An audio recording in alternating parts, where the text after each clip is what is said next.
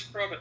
Whatever your excuse is, you have no business believing Moses. You have no business saying, we believe the prophets. No, you don't. You're a liar. You have no business believing any prophet, including Muhammad, peace be upon him. You have no business believing any prophet if you don't take the prophet's words. So just stop. Repent, believe the gospel. Jesus can save your soul right now. And then you'll be like, oh, I didn't need him to say he is God, he is God, he is God. Because then I would have been like, oh, he said it 13 times, not 14 times. So no one's beating around the bush. There is not the exact word in perfect Arabic where Jesus runs up and down the street screaming, I am God, in whatever language you prefer. He says it in so many ways that unless your heart is like what's the thing? I think the black rock lava stone. Unless your heart is like diamond glass stone, there's no way you cannot understand this.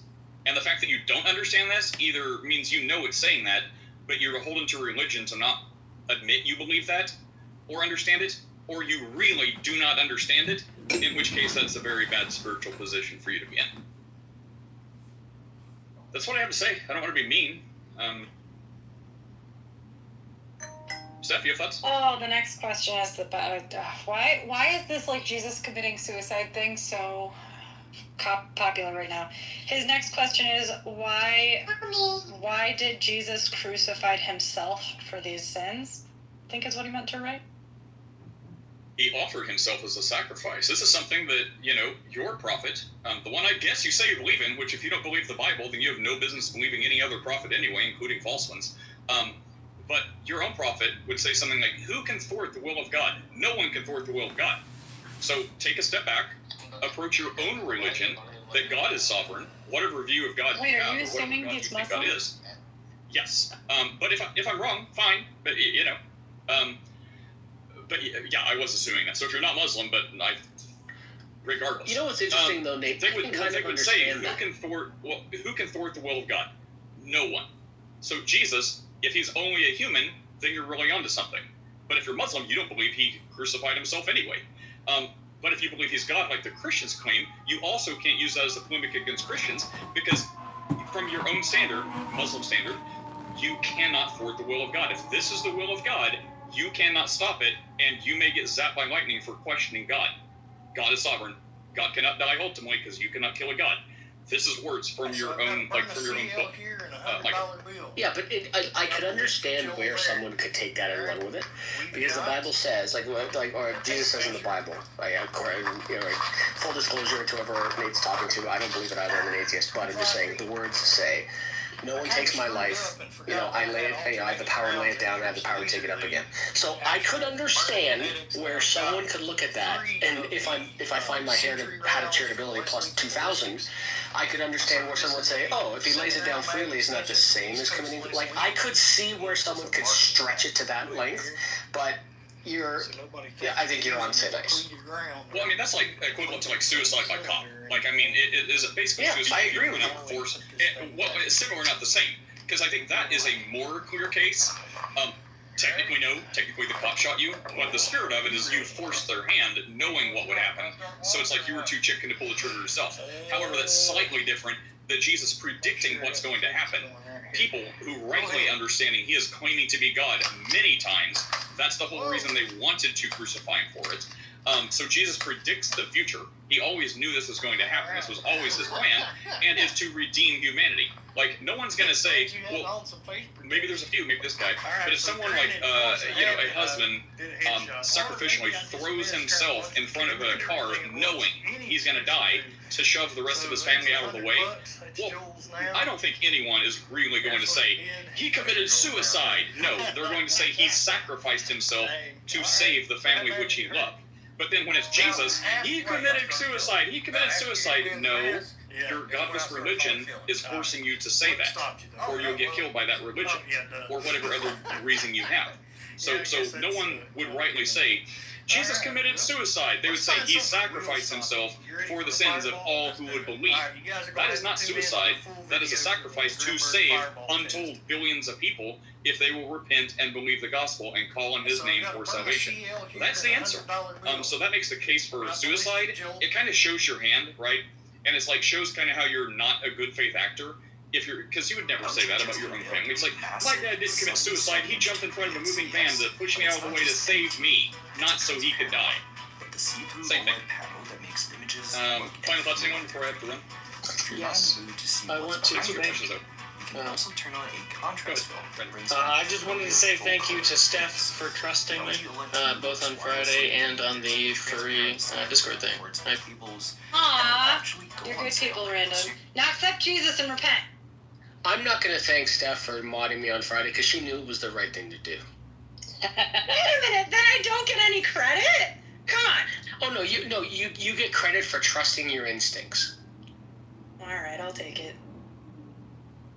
Hey, Nate, you had really good arguments today. Good job. Oh, thanks. For the furries, or, No, across the board. You were really sharp today. See you. Is it the mentally blue? My tongue is still bright blue. Wait, could we close on that topic real quick? CEO, do you know anything about this and what it is? Because I'm puzzled. I am more puzzled by the blue dye brain thing than I am by the furries right now. Apparently it's in blue. No, what is blue dye? What is the blue dye? It's methylene blue. It's like a supplement that's been marketed as something to help with like the mitochondria or something in your brain or body, and like Oh, really? improve connectivity between because I guess it's supposed to be like this. Oh, you're using that? Yeah, Nate's doping up. I've heard enough people talk about it that my curiosity was piqued. Usually I ignore all things supplement because I just don't care. But this one, I'm like, you know what? It's not that expensive. Let's see what happens. You know, Steph, if I see this for a week straight, I'm going to say the supplement worked. Apparently it's been all the rage, like Chad knew exactly what it was when Nate said it. I've never heard of this, but I guess... And keep in mind, Chad seems to have the same level of condemnation for this methylene blue that he does for your newfound furry group. So consider that Chad is wrong. Chad's never wrong. Right, Dan? I understand you have to say that, but if he needs some Christian brother correction, we will send him a bottle of this and some cat ears, and we'll set him right. Nate, if you suddenly seem a lot more like quick on your feet and even more intelligent than you already are, and you have become some kind of genius, Or become an atheist. Take it. No, not an atheist. I couldn't resist. We'll play my... Well, my family is in Toronto. They have landed, so did you feel a chill in the air, or like... What are you talking about? I'm on Dixon Road across from the Toronto airport, ready to intercept them. Nate, what's your family doing in Toronto? I woke up this morning, I woke up 5 o'clock this morning, I saw something trending. Some black guy, I think in Ohio, was in a car. Police stopped him and told him he had come with the car because he had no lights on. He said, well, it's daylight and it's not raining. And they were saying, doesn't matter, you're supposed to... and he was like, call the supervisor. And the side, I broke the window, punched him in the face, dragged him out. You guys see that? No. Okay. Wait. I'm taking my break walking. Yeah, I saw that. Let me see if I can find the video on Instagram. Yeah, maybe you can find it. I might have shared it with people, but I saw it this morning. Are you talking about the You guy? saw this one, thing? He just kind of remained like very calm. The guy was like very calm, and he just had his hand. They told him to put his hands up. He put his hand, like he followed all the directions, and they still snatched him out the car, broke his window. And he was like something about, my window isn't working. I guess he must have locked the doors, but he was very calm. Yeah, Okay, they busted the window, reached in there, punched him, grabbed him out, punched him again. I think they slapped him when they reached Wait, in. this is the same Grabbed one. him out. Let me find The it. guy in dreads, it's a young guy in dreads. Yeah, that's Yeah, that one. Yeah. I'm like, what in the spam hill beans? That's because they feel protected under this administration. But the sad thing about it, there was a brother in there too. There was a brother cop. He stood right by and saw that shit. Oh, but I had something. All right, I'm gonna look for that video. I don't know. I can't find it. But there was a guy. That guy? I think he's on CNN. Hassan. Have you seen that? 20 people versus Hassan. And it's like 20 Trumpers This is, there's some good clips out of there. Oh my God, so that was really good too. Let me see if I can find that, I can't find that at the video. I'm sure it'll pop up. But this stuff is good too. The Hassan, hold on, let me see if I can find it. Hold on, if I go in music mode, hold on. I can probably play this. You should just comply. Just do what they told you. Yeah, I let me switch to this, and I will look for that. But no problem. This is what I have now, and I'm like, I completely forgot about it, and I thought it was good. So let me see. Crap. Liberal said, liberals always capping for criminals. Huh? Whatever. F out of here. He's fucking on fire today. Okay, here it is. So in regards to your claim, I just want to start by asking this: do you care more about helping Americans or immigrants in this claim? Sorry, can you hear that? It's not raining. Okay. This is Hassan versus so in regards to conservative. Your claim, I just want to start by asking this: do you care more about helping Americans or immigrants in this claim? Immigrants are Americans. I'm an immigrant and American. Well, immigrants are not Americans. Americans are the people that were born here. That's not true. What's the basis of your claim? Are you talking about people that get naturalized in the process of becoming American? 14th Amendment. Have you read it? Okay, yes, I have. Citizenship clause. It says any persons born or naturalized in the United States are citizens of the United States. I'm aware of that. There's about 40 to 50 million naturalized. That sounds like many. But you don't seem aware of it because you said Americans versus immigrants. So, but are you understanding that the process of getting all these immigrants that come in here for, we've been also, the millions of immigrants, it's up to the millions, it's the last 20 years now, and it has dramatically affected Americans here in the country, which positively, I would argue. People like me and everyone around here, we cannot find homes or even get jobs within our own fields that we go to college for, that we get into debt for. And because more blue-collar work, especially in construction, agriculture, and so forth, and the hospitality industry, we cannot get jobs in those fields, so it requires us... Are you looking for a job in construction? I am not, no. I went to college. Okay. Many people here are in college or went to college, but we can't even find jobs in our fields, also because of the H-1B visa program as well. But in regards to just your claim about immigrants specifically, we cannot even get jobs to pay for housing. Unemployment is at a record low right now, even under Donald Trump. And I'm not a Donald Trump fan, but I would say unemployment under both Biden and Trump has been at record low levels. Okay, is this in regards for American citizens? Yes. Okay. Well, I'm not aware of that statistic, but from what I see, from where I can I'm an see immigrant here, and an American, and I employ many American citizens, both naturalized and the ones born here. I employ my parents came Americans as defined by you. My parents came as immigrants who became naturalized, so I'm not necessarily opposed to immigrants. So you're the child of immigrants. Correct. I'm a child of immigrants. I was. But you don't accept that immigrants are Americans. Not at this moment. So your parents are not Americans. Not at this moment. Tell No, them your parents they're are Americans. citizens. They became naturalized. You just said you can't be citizens by being naturalized. No, I was born here, and I'm not opposed to naturalization. I never said I'm against naturalization. Are you against naturalization? No, I never said I was against naturalization. Yeah, and everyone was here. They can play it back on YouTube. You said Americans or immigrants. Are your parents Americans or immigrants? No, my parents are United States citizens. But they're immigrants, you said. No, they came here as immigrants. However, but so I want to make the claim that we can't. I came here as an immigrant. I'm an immigrant. At this point, when they came, the United States economy, the United States economy was not at. It's better now. The American economy is better than it's been.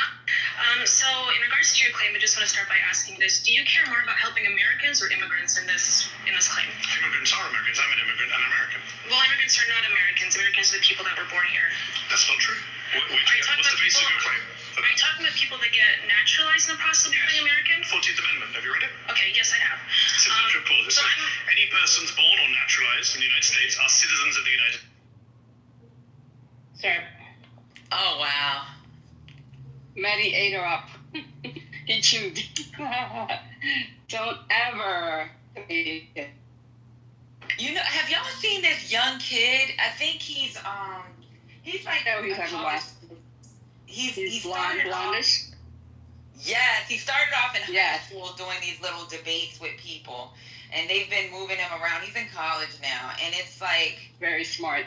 Eats the shit out of these motherfuckers. I know, he makes them look so stupid. I was like, damn, like he be schooling me. Like I'd be like, damn. I was watching him on TikTok during the election cycle. He's very good. Very good. He needs to get into politics. Yeah. It's you know who's also good too? Remember the guy who went viral at the Kamala she had a rally in Atlanta and he was like doing Kendrick Lamar, Not Like Us. Yes. He's also good too. Yeah, they do TikTok together. Doesn't he work with her or something like that? I think he's Young Democrats in Georgia or something. Yeah, with the Young Democrats. Part of the Young Democrats. Yeah. But you guys remember Maddie got fired from, they won't admit it, but from MSC because he challenged their Israeli spokesperson about what they were doing, the lying and genocide in Gaza. And then like the next couple of days he was taken off and then told him that he stepped down. They basically fired him for that. But Maddie is awesome. Don't debate him. He's a very good debater. But he has the facts. Yeah. Do you have the whole clip for that, Sin? I don't. It's probably on his channel, Ceteo, CETEO. It's probably on YouTube because this is Jubilee. Yeah. I played a couple of clips from the Candace Owen one. You know what I'm talking about? Yeah. So it's just on Jubilee YouTube. He has his own platform. You know who started all this shit with these me debating 20? It was a high school teacher. This white liberal high school teacher. He started doing that. Like he would debate Republicans, young Republicans, right? And you know, Mateo.com, Z as in zebra, ETEO is probably on his platforms, Mateo.com. So it's definitely on YouTube Jubilee. Like if you go to YouTube and you put Jubilee, because this is Jubilee. As soon as I put Jubilee in YouTube, it comes out. So it's an hour and 40 minutes. Yeah. But Mehdi has his own platform, though, Zateo.com. That's another point. They keep firing these legacy media folks when they don't comply or come forth. And then they go and start their own podcast, YouTube, their own platform. And over time, they're matching, they're unfettered. They can say whatever they want to say, have whatever guests they want to say. And over time, they're doing really well. Mehdi has his own platform, Zateo.com. You see Joy start her own podcast. I think she's starting to do decent numbers. Don Lemon has Lemonation. Over time, he's starting to do decent numbers. So legacy media can, be both sides or, lean one side or whatever. Don't give the facts or what have you or try to obfuscate. And they're a dying breed. Yeah. I found it, Thin. I think I'm going to play it. It's an hour and a half. Hour and 49 minutes.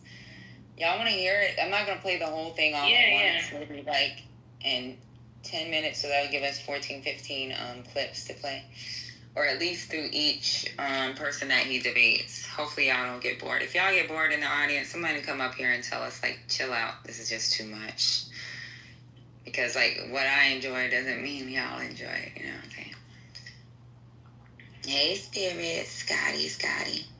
Ghetto ass Scotty. Scotty Plus.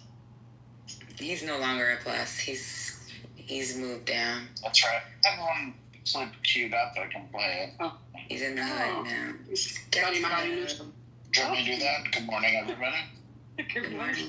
Good morning, everybody. Okay. Let me see if this plays. Okay, let me know. Okay, play it. All right. 1 second. Did that work? 1 second.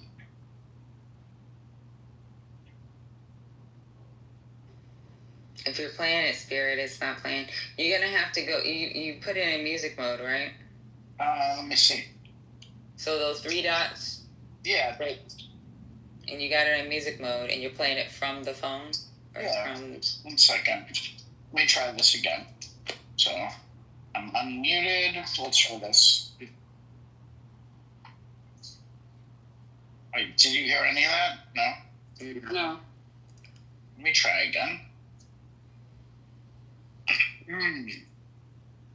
Pardon me.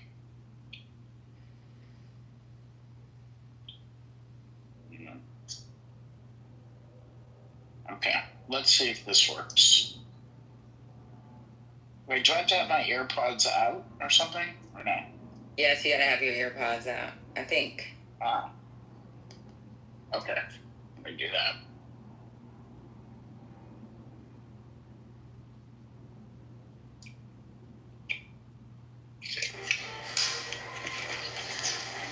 Okay, now let me know if this works.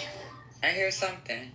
A state that I was running, I wouldn't want to hurt you or anything like that, but quite frankly, I don't debate fascists. Okay?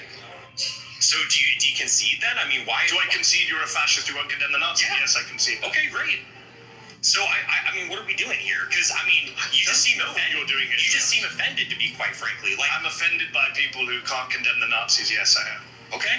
Well, I condemn the evils that they did, but I don't really Against care the about Jews? being. Yeah, sure. I don't care about being called a Nazi is the whole thing. I never called you a I Nazi. care You about called doing yourself the a right Nazi, thing. a fascist, and a General Franco. Well, yeah, I am a General Franco supporter. He was awesome. He was so super cool, quite frankly. Because the whole And you thing. don't believe in democracy. I don't believe in What are you democracy. doing here at a televised debate? This is democracy. Don't put a debate into Because debate. it is the means to support an end. The reason we have free speech now is because we want to be openly talking about our opinions so we can get the state that we want. But it doesn't mean upholding free speech after we win.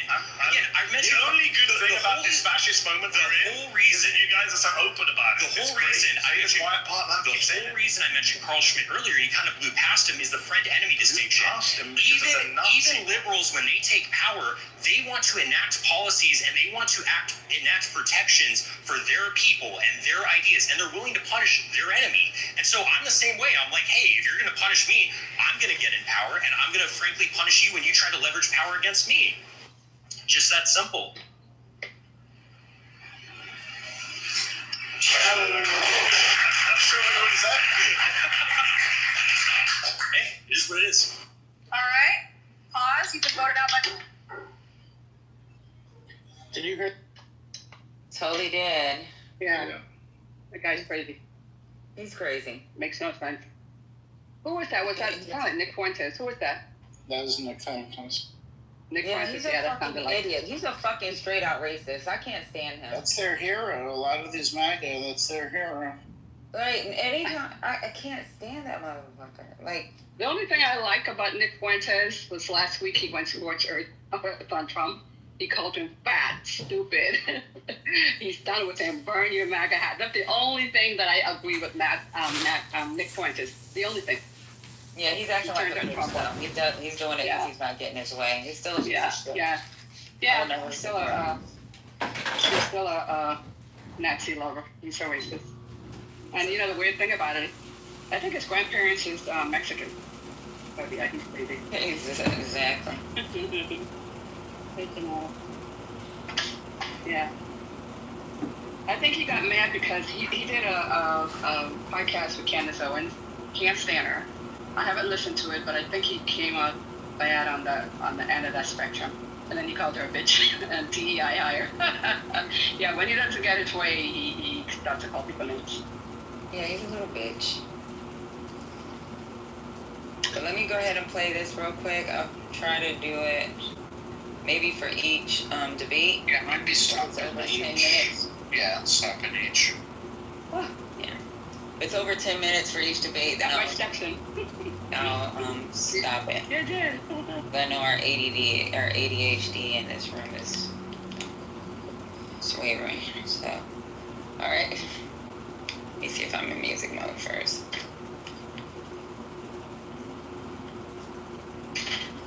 $1,500. It's gonna do this. Yeah, you're a Native American to me. I am Native American. Whites are Native Americans. What are you talking about? I know. You were a little bit more than a far-right Republican.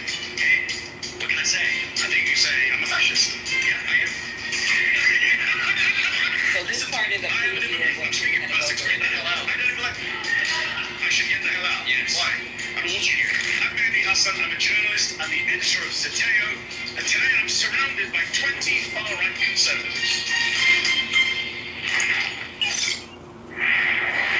My first claim is Donald Trump is pro-crime and pro-criminal.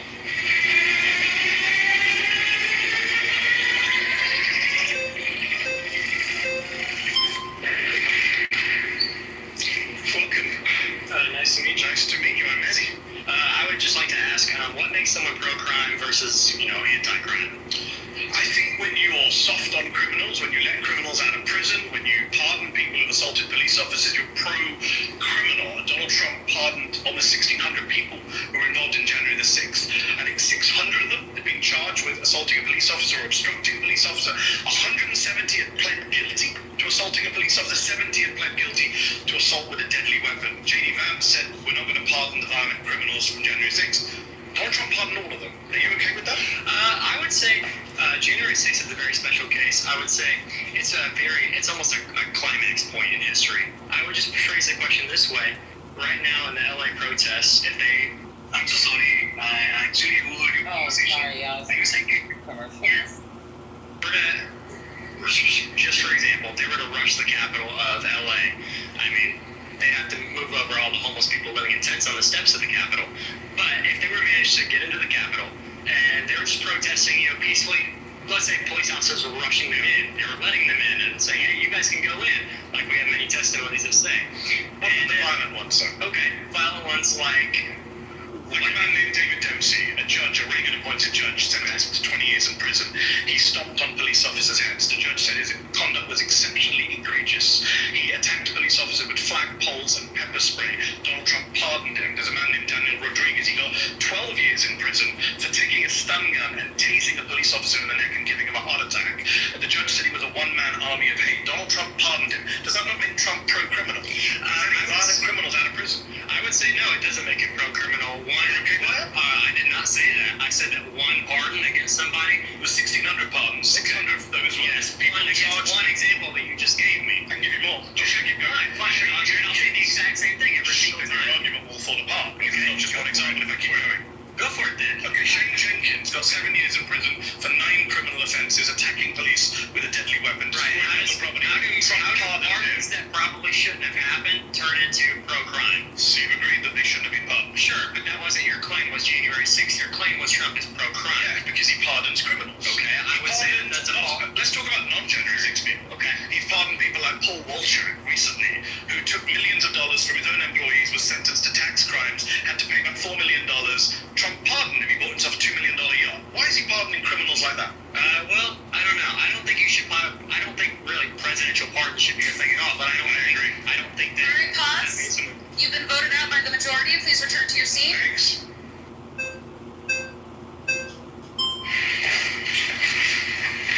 How's it going? Hey, how's it going, Mandy? What is it? Mandy.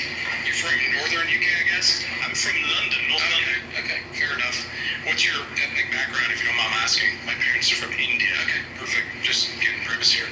First of all, I want to say this of Donald Trump being pro-crime. No. I want to concern myself with why you care about what's happening in the U.S., first and foremost. Secondly, I want to say this. With the U.S., people who live in the U.S. don't care. Let's not interrupt each other. Like, I have this thing, like people know I have this thing. I have to stay calm, okay? So, here's the thing. I am happy that he released J6. In fact, so much so that I was prepared to protest if he didn't. Okay. So when you say, are you okay that he's pro-crime? Sure, because you know what? We're changing the definition of what crime is. First and foremost, stomping on police officers' heads is a crime. I don't think it's no longer a relevant conversation anymore. No, it's not, because you know what? Okay, have you seen the U.S. in the last 4 or 5 years? Yes, I've been in protests. Have you seen? Okay, I myself have been involved in these protests. I've seen egregious things that you couldn't even imagine. So you conservatives, it's not about that. It's about tribal warfare. That's where we're at in the U.S. I don't know where you're at in the UK. You're from India, so I don't really. I'm not from India. Oh, sorry, your parents are from India, so you have your own states. I'm an American, you know. You're an American citizen? Okay, fair enough. I don't know how you got that, but fair enough. Here's the thing. Are you an American citizen? Absolutely. Okay. But here's the thing. How you got that? Okay. Born here. Okay. Born here, and my family lineage is settlers from the 1500s, so I have some stake in claim here, okay? Sure. A little different. You're a descendant of immigrants. I didn't know. Colonialists. Yeah, colonials. You're very Native American to me. I am Native American. Whites are Native Americans. What are you talking about? What are you talking about? Whites are Native Americans. I think you're getting confused with it. I don't mind going over the time. I think you're getting. What was happening before the 1500s? There was indigenous people here that came here from Asia. Indigenous means? Listen, before indigenous people come from somewhere else. Why do you ask a question if you're going to interrupt? I'm not sure if you know what the meaning of indigenous means. I do know what it means. It means they came here first, right? They came here from Asia by way of land bridge. Have an argument with Neil deGrasse deGrasse Tyson or anybody else about that. I don't care. Is he in America? I genuinely don't care. Yes, he is. Okay. So my point is, okay, nothing to do with crime. So far, you've agreed with me that these people are railing, dude. I'm trying to stay on track. I ask me where I'm from. I think you do. I think you're not offended by that, but I'm because I'm offended. I'm just wondering what it has to do with crime. Always curious. We're going to talk about immigration. Don't worry, later on you can come back. I hope so. Right now, you're doing a very bad job of making the case that he's not pro-crime. I just got a round of applause. I could probably get another one actually if I asked for it. Wow. So I don't think I'm just having a round of applause. You sit in a room with 20 people who agree with you. Wow, amazing. Amazing. That was what you feel good. You know what? I'm 20 people who agree with you. This all is really outraged right now. This is great. I love it. Do I have to say anything at this point, or you just keep going? Please. I can. Well, my claim is that I don't care if it's pro-crime. You want to go back to this conversation? We agree that. So it's pro-crime. I have a question for you, though. Do you care on the opposite side of the spectrum? Yes. Do you care about law being administered to the opposite side of the spectrum? I think anyone who assaults a police officer shouldn't be pardoned. I think that Donald Trump shouldn't have pardoned 9 Republican members of Congress who were convicted of crimes, and I don't think Joe Biden should commit. I don't think Democrats should pardon Democrats. Fair, but I don't think you understand where we are on the U.S. side. I think I do. No, because you're arguing for the position of like a U.S. that doesn't exist anymore. We're headed towards a nihilism. No laws, nothing matters. It's not about nihilism. It's not about that. It's that conservatives for too long have been playing it safe. They've been playing by the law. They've been playing it by the law. Yes, they have. Maybe you missed the Bush presidency. Conservatives are playing by the law. George W. Bush and Ronald Reagan. Let's be respectful, Jude. Let me finish. I'm not sure you've been that respectful, but okay. I'm trying to bring it back, so let's both bring it back. Okay. I'm conservative, okay? Really? Let me tell you this. We do play it too safe. We've been playing by the book for too long. At this point, gloves are off, right? The left has made their point. They're willing to do... The police force in Washington, the left. Never sue the other driver after a car accident. There's a better way to get paid a way bigger check without having to... What are you kidding me? The left? Are you police officers? Look at LA right here. You think those stand down the LAPD are a bunch of liberal Marxists? No, but I really they listen to liberal Marxists who tell them what to do. I mean, I think they listen to who signs their paychecks. There's lots of little diversions. We both agree Donald Trump's pro-crime. You're just fine with it. No, that's what you said so far. I don't agree with your definition. What's your definition of crime? It doesn't mean on a police officer's head is not a crime. That's your definition of crime. That's the Native American. I am Native American, if you say so. So, going back to the topic at hand, we have different definitions of crime because you're talking about it. The criminal code in this country is the U.S. criminal code. You know what? Let's focus on what we agree on. I'm sure you and I actually agree on. Do we agree that people shouldn't stomp on police officers' heads? Can we agree on that? If we don't agree on that, then I really think this conversation is kind of... No, because first of all, you're saying what? That the police have the authority, that they're given the authority? I don't accept the authority that's been given by liberal position. I'm a conservative pro-police. And you don't need to find... Hey, listen, you're redefining the crime. You're nuts right now. I'm telling you right now, you are going to be blown. I mean, if you think if we're going to struggle with the English language for the next couple of hours, then you're up against right now. Okay? Yeah.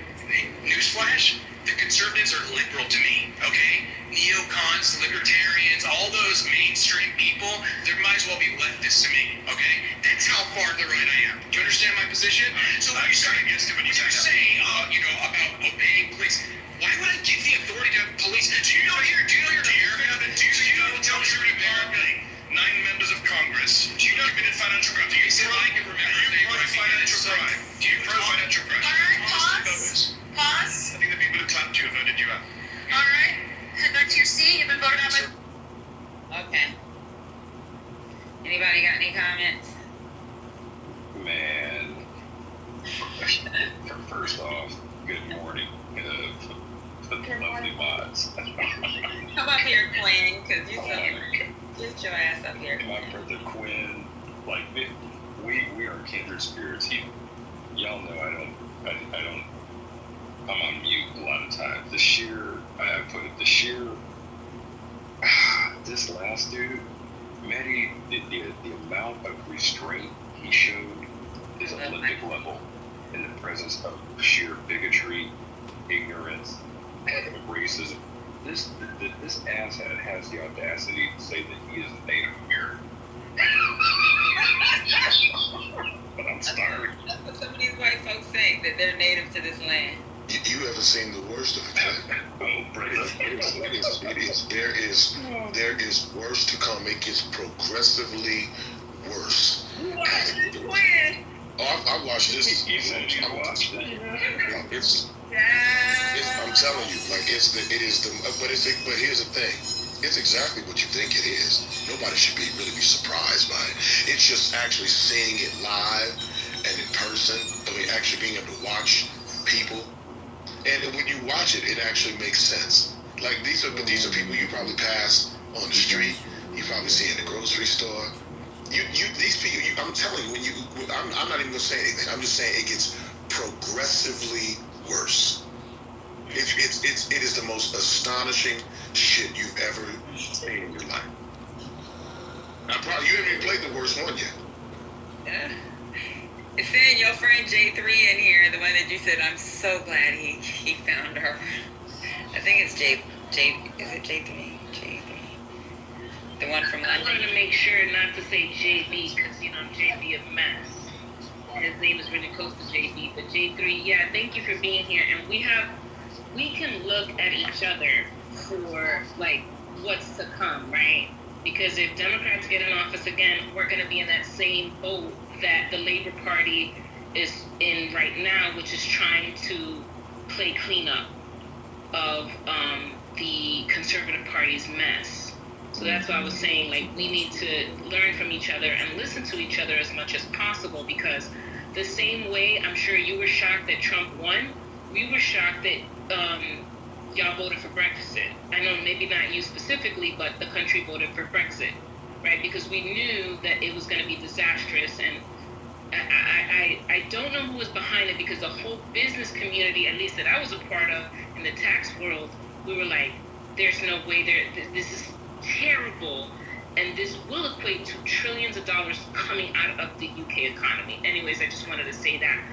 But I don't know when this clip came out, but this stuff just started popping on my timeline, Quinn. So I didn't even know that this gem of an interview was out there. Yeah, this is. Well, it's not an interview. What happens is, I'm sorry, baby, go ahead. Oh, go ahead. No, it's not an interview. So it's a show. It's a show that they do. With actually the last one, the first one was done was with Candace Owens. Yeah, we played that in here, but I didn't know that another one dropped. Yeah. So Mendy did his. I think it was yesterday. So maybe we can do this on our Mondays. We can play these on our Mondays. I don't know if they do them every week though. Okay. Well, we'll figure it out. It's I don't know to this degree, but I watched this one because Joy posted it and I saw what Joy posted, so it took me there and watched it. I watched the whole thing early this morning. It's I'm telling you, it's the craziest. I'm not even gonna say that. You just it's crazy. Yo, the second guy just makes me think this is a bunch of racists. Oh, wait until you hear. Listen, just keep on playing it. I just found it, brother. I don't know, Patty, if you guys plan on doing the whole thing. I got the whole thing. We're just trying to go through. We said we would go through each person, but I think maybe two, because two got us to 9 minutes. We'll just see how it goes. But I'm going to try to keep it so that we don't cut off the entire debate. All right. I'm about to play it again. Majority? Nice to meet you.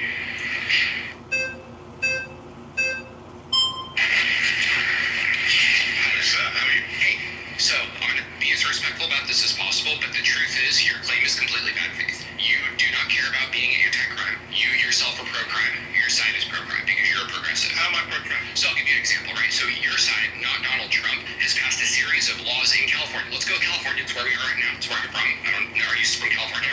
Okay. So in California, for example, the state legislature, completely progressive, just passed a law that limits sex offender registration to 10 years. It was life before. That's pro-crime. The legislature in California...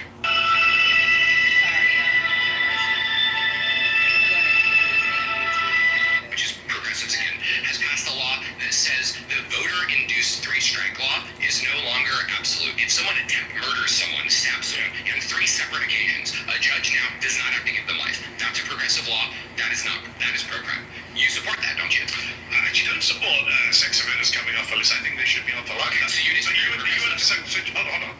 You and I both agree that that sex offending is a bad thing, especially child sex offending, right? It seems like you and I agree on that. I agree on that. Legislature of California does. So I'm not here to debate the legislature of California. I'm here to debate Donald Trump being pro-crime. I'm saying that Donald Trump was friends with Ghislaine Maxwell. When Ghislaine Maxwell, who's the worst child sex trafficker of our lifetime, she's serving over 20 years. Do you know Ghislaine Maxwell? Yeah, she's actually not. Jeffrey Epstein's the worst sex trafficker. He's dead. I'm talking about people alive right now. It's interesting that you didn't use his name, right? Wouldn't he be the one who did this? Oh, great. I'm glad you brought that up. Jeffrey Epstein, before he died, did an interview with Michael Wolff. He's on tape. I don't know if you heard the tape. He says, my closest friend was Donald Trump. Yeah, I was his closest friend. Elon Musk, I'm not sure if you've heard of him, he tweeted recently that Donald Trump's name is in the Epstein files. And Ghislaine Maxwell, who was the right-hand woman of Jeffrey Epstein, when she was on trial for child sex offending, which you and I are opposed to, Donald Trump stood up and said, good luck to her, I wish her well. So yeah, that makes him pro-crime and pro-criminal if he's being soft on child sex trafficking. Well, you just said they were Epstein. He's clearly saying he was friends with Epstein. You haven't seen the videos? They danced together, partied together. He's not supported the pedophilia part. The only people supporting pedophilia are Trump gave a speech about 20 years ago where he said, Epstein's a great guy, he loves young women, a lot of them are very young, nudge, nudge, wink, wink, laugh, laugh. So yeah, I think he's pro-crime and pro-criminal. Do you have any friends who are criminals? Not that I know of. Certainly not child sex offenders, no, do you? If it came, no, of course not. Okay, so we're both in agreement again. If it came out tomorrow that one of your friends was a child sex trafficker, you'd stop being friends with him. Yes. And I wouldn't say... And then I'd go on TV and I would say, oh, look, Mr. Hassan was friends with this guy 10 years ago, therefore he's pro-child sex trafficking. Said, I wish them well when they're on trial. Wouldn't you ever go up for that? Wish your friend well on trial? Yeah, child sex trafficking. I wouldn't wish someone well, but that's your gotcha. That's your gotcha. It's a pretty gotcha. You wish a friend a trial. Gotcha. Okay, what you're really trying to do right now is you're trying to get back to Donald Trump. Elon Musk says his name.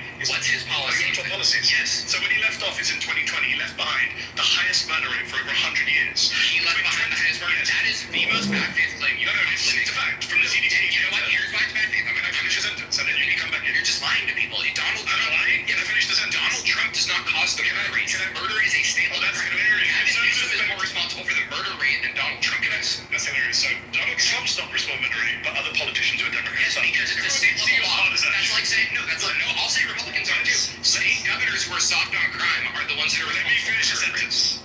When Donald Trump left office in 2020, between 2019 and 2020, according to data from the CDC, from the FBI, from Pew Research, there's a 30% increase in the murder rate. Between 2019 and 2020 was the single biggest jump in the murder rate since 1905. So he's pro-crime.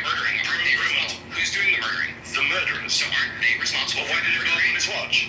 What? Why did it go up on his watch? That's a real hard one to figure out, right? We shut down the whole economy during COVID. We told everyone they couldn't go out unless it was to violently protest. We told people that if a cop tries to arrest you, that cop's probably going to get charged with murder. I think the pandemic had a lot to do with it. The pandemic didn't finish in 2020. What? The pandemic didn't finish in 2020. That's why the murder rate went up. You guys blamed Joe Biden for crime for years. But Joe Biden actively induces policies that are pro-crime. I'm asking you for Donald Trump. Name the policy that is pro-crime. I asked you for like 10 minutes. I'll do that. No, you haven't actually talked about California legislatures. He pardoned violent criminals and went on to commit other crimes. You don't think releasing violent crimes into criminals? What's his policy he has pushed? Name a law he has signed. Pardon is a one-time thing. Is it a policy? Is not one-time thing. It's like Jimmy Carter pardoned the draft guys. Does he want to dodge January 6th, the pardon? I'm not judging that. Then Jimmy Carter, do you agree? I'm going to write down Jimmy Carter pardoned draft dodgers. Does that mean his policy? I don't support Jimmy Carter. Do you support the pardoning of people who went on to be prosecuted for sexually abusing a 7-year-old child, illegal gun possession, reckless homicide? There's more mandates for prison. Pardon someone for sexually abusing a child. He pardoned someone for rebelling against the government that they believe rigged elections. That's what he pardoned for. He didn't pardon them for sexual child abuse. But they were criminals who committed those crimes. He let them out. So that means the crime rate goes up. You say they're criminals because they did the crime, right? Yeah. Would you extend that to illegal immigrants, that they're all criminals because they committed a crime? I have a feeling your position is Supreme Court, we're going to talk about immigration. Someone who's illegally entered the United States, not a criminal, but someone who illegally entered the Capitol is. Not according to the Supreme Court of the United States. The Supreme Court has said that anyone who enters the United States is not a criminal. And we can jump to the case. Can I get the case site? Jump to 20. You want to get the case? The case site, please. You said the Supreme Court. The citation of the case. Yes, that entering the United States illegally is not a crime. It's called Arizona versus United States 2012. Go look it up. Pause. You've been voted out by the majority. Please return to your seat.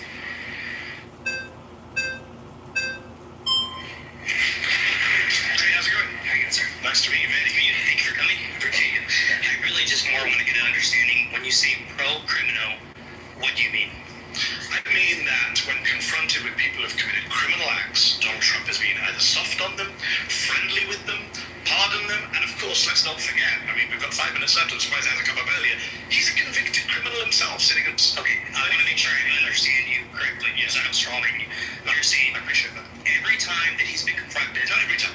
Most times. Every time. Most times. A lot of the time. A lot of times, yes. He's leaned towards criminal activity. I didn't say criminal activity. He has committed crimes. He's been indicted for 88 different criminal offences in 4 different jurisdictions by 5 different grand juries. He was convicted himself on 34 different criminal offences by a jury of his peers. But let's part that from a moment. Separate to his own crimes, when confronted with the crimes of others, or the alleged crimes of others, for example, a Chinese crypto billionaire, Justin Sun, who was being investigated for market manipulation, Trump dropped the case, invited him to the golf course, invited him to the White House. The guy had $70 million in Trump. Okay, so what I want to ask you is, so is it possible, because remember the burden of proof's on you, or you have to prove, is it possible that all these things that he's done that supposedly make him pro-crime, is there's another reason for the doing it, if there's other justification? For example, let me give you an example, and then you can go through about it. J6, is it possible that he could have done this to unite the country, to move past, to go to a new chapter?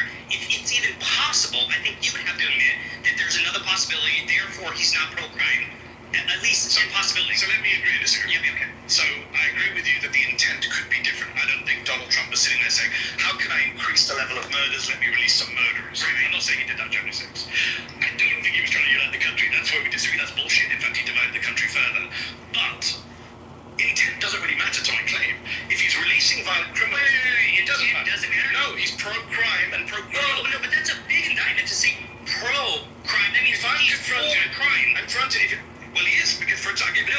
It could be possible. Sorry, forgive me. Your friend earlier, your ally, said, where has he done stuff that's increased crime? I'm telling you, people have been pardoned who've been convicted on multiple other crimes. These people who we pardoned had previous criminal records. They were not just some folks chilling around and go, we're against the takeover of our country, we're opposed to rebellion. They were, a lot of these people were already hardened criminals, militia members. He looked at those people and said, you know what? They've been convicted, in many cases by Republican judges, but I'm going to let them out. Yeah, that can I answer your question? Is it possible? If Joe Biden had done it, you'd be attacking him. Sure. Is it possible that their conviction was part of a plea? It's like, oh shit, I can't get out of this, so I got to take a plea deal. Some of them, maybe. Others we saw with our own blind eyes on tape. Okay, so I want to mention, did you watch live on January 6th? What happened? To be completely honest, I'm pretty novice on this. Okay. I'm more trying to target. You're saying he's pro-crime. In my head, I'm just thinking this live. Let me finish. If I can finish, wait a second. If you think of this line, there's a possibility that he might have had other reasons. For example, unifying the country. Next chapter, right? That could be the reason. Therefore, it's not pro-crime. There was other reasons. I'm saying that's a possibility. And if that's I'm saying it's a possibility, but I'm saying it's irrelevant because if you're knowingly releasing violent criminals out into the community, pardoning, not just releasing, then yes, you are being pro-criminal. I've interviewed police officers. I don't know about that. I've interviewed police officers who have been assaulted, beaten, had to retire from the police office, broken bones. Can I finish I'll finish very quickly. I've interviewed these police officers. They've been beaten by people who they've then seen walk off the streets and then carry on threatening them. Yes, when Donald Trump is responsible for that, you're definitely pro-crime. Okay, I doubt... All right, pause. You got police officers? Okay. Any comments? I mean, how do you comment on lunacy? Like, it's just amazing to listen to. Some of these people are allowed around electrical outlets, and which is scary. I didn't even know which students. They're in there. I don't know what's going on. You know, and the thing of it is, they are only the same as the worst of the morons, I guess, that come in here. Yeah. At least they can form a sentence. However, the net result is that it's the same absolute drivelance and nonsense that the people who come in here to defend MAGA say. Well, you know, the second guy, I swear, he's a character from Healthy Debates. The one that says he's indigenous. Stop. I'm Native American. Like, word. I love my Healthy Debate family. And I guarantee you that the MAGA that come in here, they are studying this. Well, studying too intense a word for them. They don't study. They don't want to learn anything. But I would imagine that they will pick up some key phrases from these debates, and they will start using them in here. You watch. Oh, there's no We're question listening about to that. this. I wouldn't be surprised if some of these people actually come on this app, Scotty. Oh, it would be his friends and all. Yeah, they sound like they're on this app. They sound like the ones that are articulate, and come up with some bullshit, and these fucking MAGAs be like, preach! You know what he's talking about. No, motherfucker. He learned a couple words, that's it. Well, because they're all of a hive mind. So, I mean, they all say the same things because they get all of their garbage from the same can. That's a good one, man. Yeah, I like that. Yeah. Good morning. These uses of MAGA, they need to be deprogrammed before you can argue with them. Baroque, I let you up, babe. You raised your hand. Where's my Maddie? My Maddie. Matt had his hand raised. Oh, he's gone now. On that, if I could say something really quick, just that. Good morning. A political correct moderators at stage. I just wanted to add to that something I don't hear in these conversations often is that with Donald Trump's first term and this term, I read something several times. I can't find an article where he's literally brought the most criminals and felons into his actual cabinet. If you guys do a deep dive, numerically, I think it's the most in presidential history of literally bringing felons in to serve in government capacities, from his campaign manager to one of his generals. His whole cabinet is full of felons or ex-criminals, and nobody ever brings that point up. Yeah, General Flynn. The other generals that he had, though, amazing. But Flynn was a retired general. They're already, like, I'm going to be honest with y'all. His brother, Charles, is just as bad. He's just as fucking bad. And I'm not talking about, like, criminal activity. I think something's going on in their brain. So, like, if y'all remember, General Flynn's son used to do all these crazy-ass conspiracy theories on Twitter, when it was Twitter. And then you have Charles Flynn, who is still active duty. He's still active duty to this day. Like, if you've ever listened to him give speeches, like, I know this guy, right? Because he was in Indo-PACOM. He was in USAPAC in Hawaii.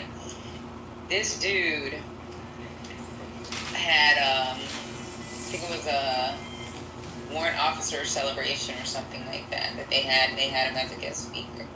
So, he was speaking, and it was like the weirdest shit ever. We was like, what the fuck is going on? Like, you have senior leaders like, why is he talking about conspiracy theories? Like, and this is a 4-star. I don't know why Biden didn't fucking, like, it's kind of hard to fire an officer, right? You can give them, you can't really fire an officer.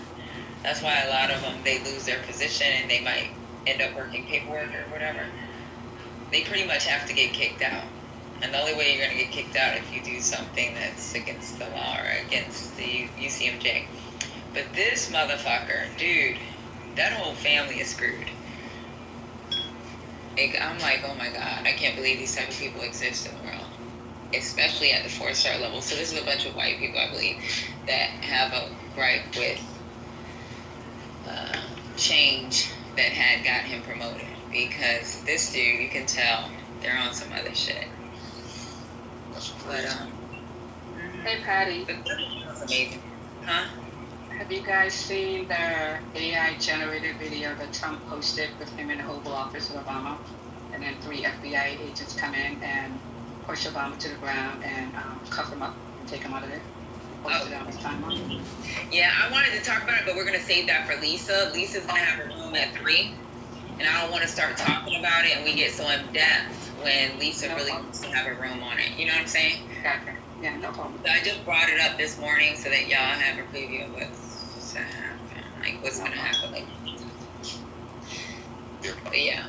At that, yeah, I think it's like 20 plus, but the 11 that either felony or have criminal conviction while they're working with Trump: Steve Bannon, Tom Barrack, Elliot Broidy, Michael Cohen, Michael Flynn, Rick Gates, Paul Manafort, George Nader, George Papadopoulos, Roger Stone, Alan Eiselberg, and there's like at least a dozen other names or whatever. Jeff Sessions. who was co-conspirator number 1. The Mueller report. This shit is fucking crazy. Jeff Sessions, fucking Barr. The reason why fucking Lev got arrested was it was campaign finance violations, something like that. He went to prison for fucking campaign finance violations. The reality is he got locked up because he was on his way to Russia to do some fucking bidding for Trump and Jeff.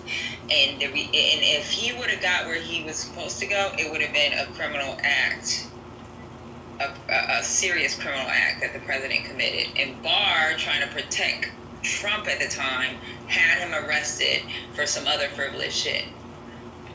Wait, you mean the same Bill Barr, whose dad was the headmaster at the school, Dalton, that hired Jeffrey Epstein in his first job?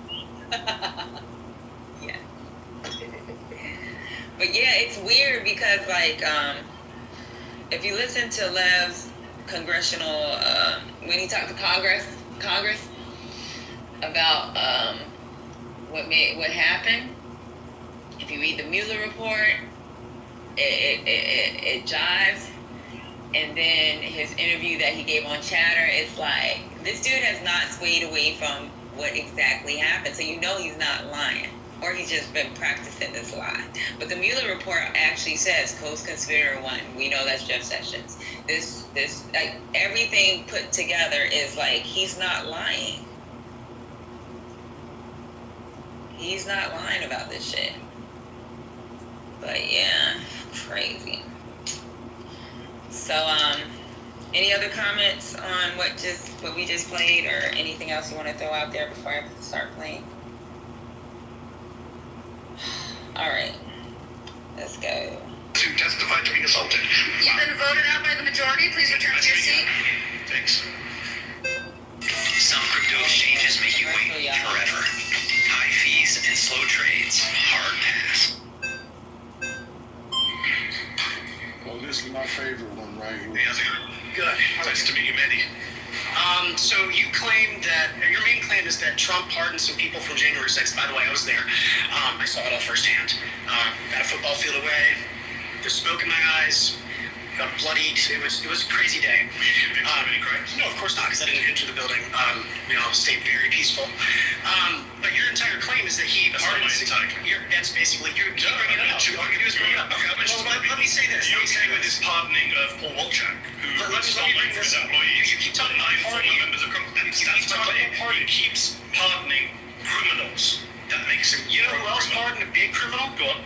Hunter Biden was pardoned by his father. He should have crack cocaine. He should have done that. He had hookers there. I'm with you all. But then why don't you claim this? Why don't you claim that? I think Joe Biden in that instant pause program, he should have done it. Well, he should have done it. Overall, he should have done it. He did that. No, but Joe Biden didn't just. So if it was just a pardon, then you'd be fine. But I already mentioned, there's also the fact that Joe Biden wasn't actually convicted criminal in office. Trump has committed crimes. Trump hangs around with criminals. He spent much of the 80s hanging around with the New York mob. He hung around with Jeffrey Epstein and Ghislaine Maxwell. Well, I can keep going. Jeffrey Epstein lived in West Palm Beach, the area, and that's the closest golf course he can go to. Do you think he's very good with Trump in the Epstein phone? As soon as Trump found out, do you think Donald Trump is in the Epstein phone? No, I do not. Let me explain this. He lived in the area in Mar-a-Lago, near Mar-a-Lago, so he bought, obviously, a ticket to go in there. Yeah. As soon as Trump found out that Epstein had done all those bad things, immediate ban from Mar-a-Lago. Immediate ban from Mar-a-Lago. Yes, it is. Yes, it is 100%. So some of the girls who abused from Mar-a-Lago. So listen to this. From Mar-a-Lago. That's pretty outrageous. Elon Musk tweeted that out in a fit of rage, okay? Do you really think the truth comes up when people are angry sometimes? So Cash Patel literally said that Elon Musk had no access to the Epstein files. So Cash Patel said that Epstein killed himself. Do you agree with that? Whatever he says goes then. Yeah, I don't care. He knows more information than I do. A lot of MAGA people upstairs. He knows more information than I do. But here's the actual claim. Some people are trying to vote you out because you said you agree with Cash Patel on Epstein. He knows more information than I do. Pause. That's time. Please return to your seat. Good to meet you. Surrounded is now a podcast. Available wherever you listen. Search Surrounded, plug in, and stay part of the conversation. Anywhere, anytime.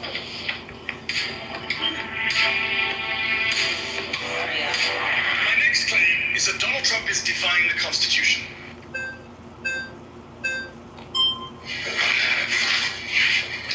Nice to meet you, sir. Andy, lovely to meet you. So I would say that with Trump being anti-Constitution, I don't really care, to be quite frank. Okay. Because in regards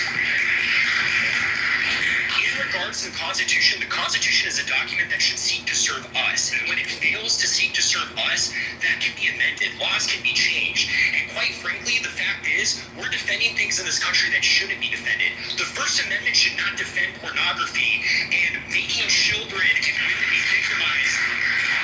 Making women and children be victimized as a result of that. But I think things like blasphemy shouldn't be allowed per the First Amendment.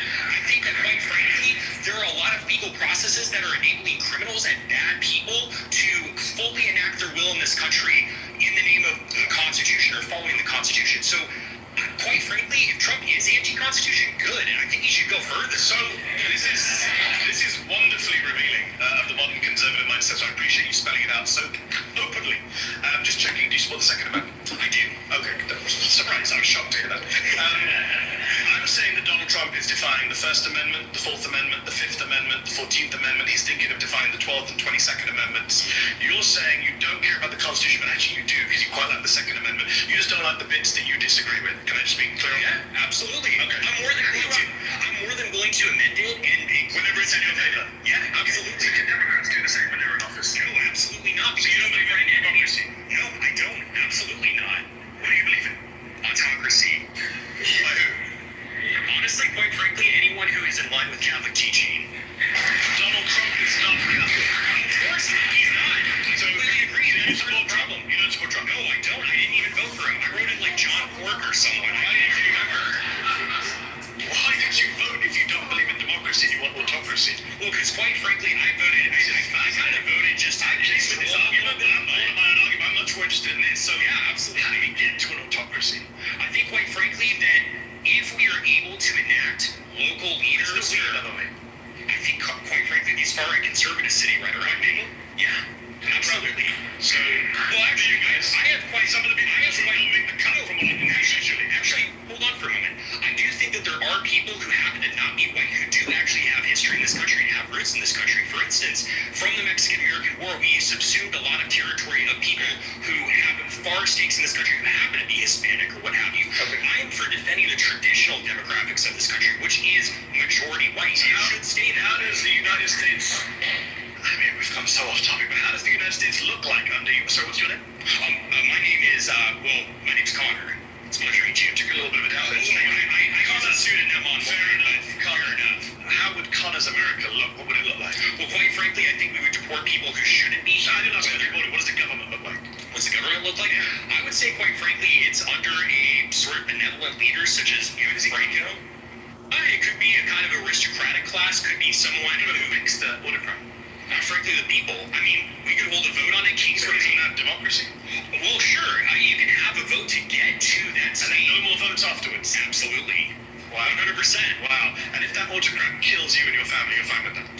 Well, I'm not going to be a part of the group that he kills because that's the whole thing. How do you know? Autocrats tend to kill everyone. Carl Schmitt makes this point very well in his work. It's the friend-enemy distinction, right? Carl Schmitt, the Nazi theoretician. Absolutely. I don't care. Do you friend the Nazis?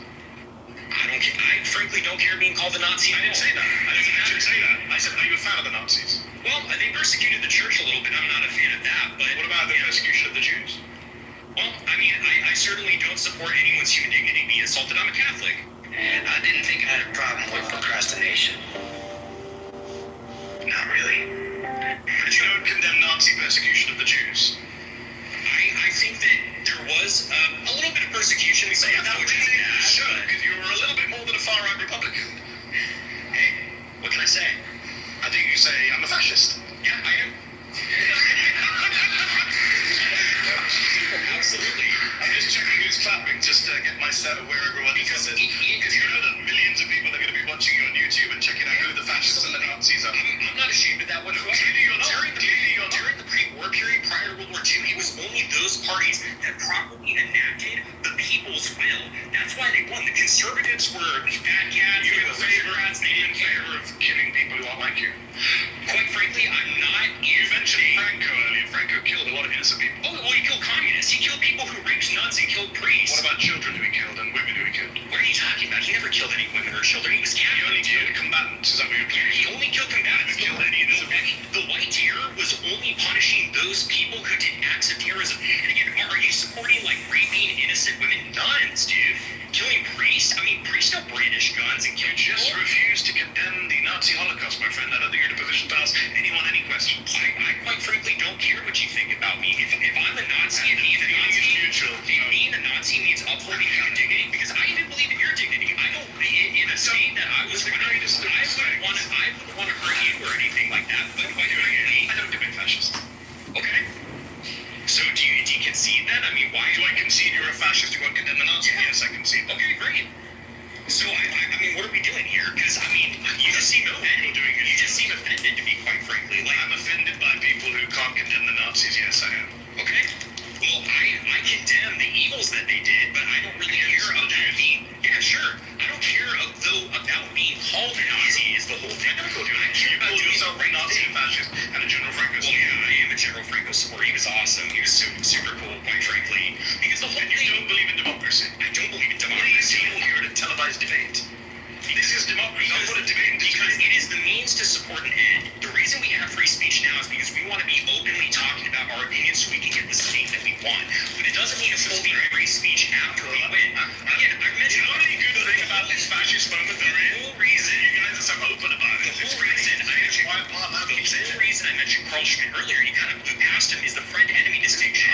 Even liberals, when they take power, they want to enact policies and they want to enact protections for their people and their ideas, and they're willing to punish their enemy. And so I'm the same way. I'm like, hey, if you're going to punish me, I'm going to get in power, and I'm going to frankly punish you when you try to leverage power against me. Just that simple.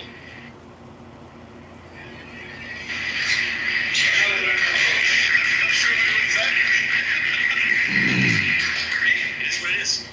All right. Pause. You've been voted out by the majority. Please return to your seats. Anybody got any comments on this idiot?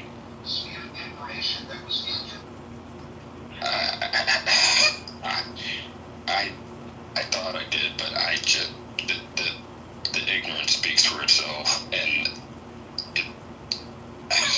I'm gonna go back on mute.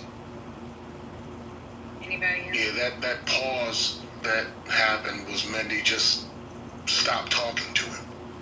Like there was no point in going, and that's really profound in a discussion like that, where a person just, I mean, there's no debating fascism. Like the whole discussion is about, I mean, the whole topic is about Trump's circumventing the Constitution. So if you believe in autocracy, you don't believe in the Constitution. So why are you here debating? What's the point of you being on the stage and talking? Yeah, he should have waited for another question. There was absolutely no question he could answer. They're all based in, I mean, all the questions are based on, Trump's circumvention of democracy, being pro-crime, all those things being tied to the same thing. So and just like he said during the debate, so why are you here? You don't believe in any of this. Why are you here? Why are you talking to anyone? So it's absolute lunacy. Like if this is not performative, it's lunacy. It's even lunacy if it's performative. Did correct me if I'm wrong, because my brain kind of paused for a bit in there. But is this the cat? Did he just say that he would vote for the dictator? Yeah, like what? Man. And then proceeded to say, he said, well, if you vote for the dictator, would you be okay if he killed Exactly. Well, he's not going to kill me. Well, how the fuck do you know that? The cognitive disconnect. What form of reality are they? I truly am at a loss for words. I'm trying to gather my thoughts. You simply have to understand privilege, Brian. When you understand innate privilege, anything is possible. Even unrealistic things are possible. Because you don't believe that there's anything that's off limits. There are points where white supremacy, where it's debilitating for black folks because it limits our access, but for them it's debilitating because it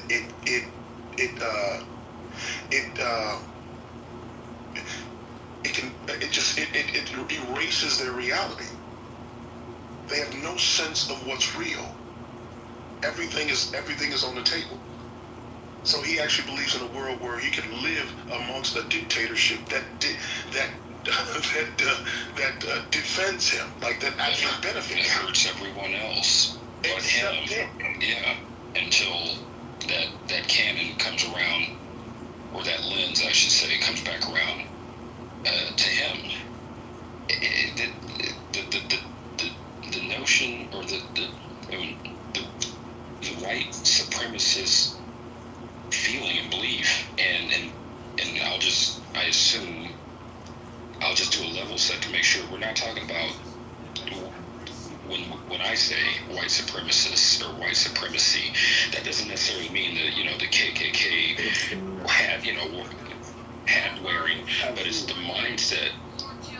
Because I understand that, people come in and out of the space who may not, we may say stuff that they may not get, and forgive me if I'm being too simple in that, but the mentality that you're superior, the feeling that you're the entitlement, the feeling that like the previous dude who thought he was a Native American, that mentality that if others who do not look like you gain equality with you, then you're losing. It's the same delusion. It just manifests itself differently. If you're talking about people from, we can add people in there from the KKK because they're absolutely. Poor people.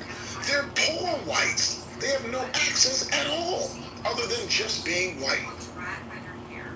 And yet they still feel superior to those who are in the same financial situation as them. And so it's absolutely applicable. What is this, only like the third one?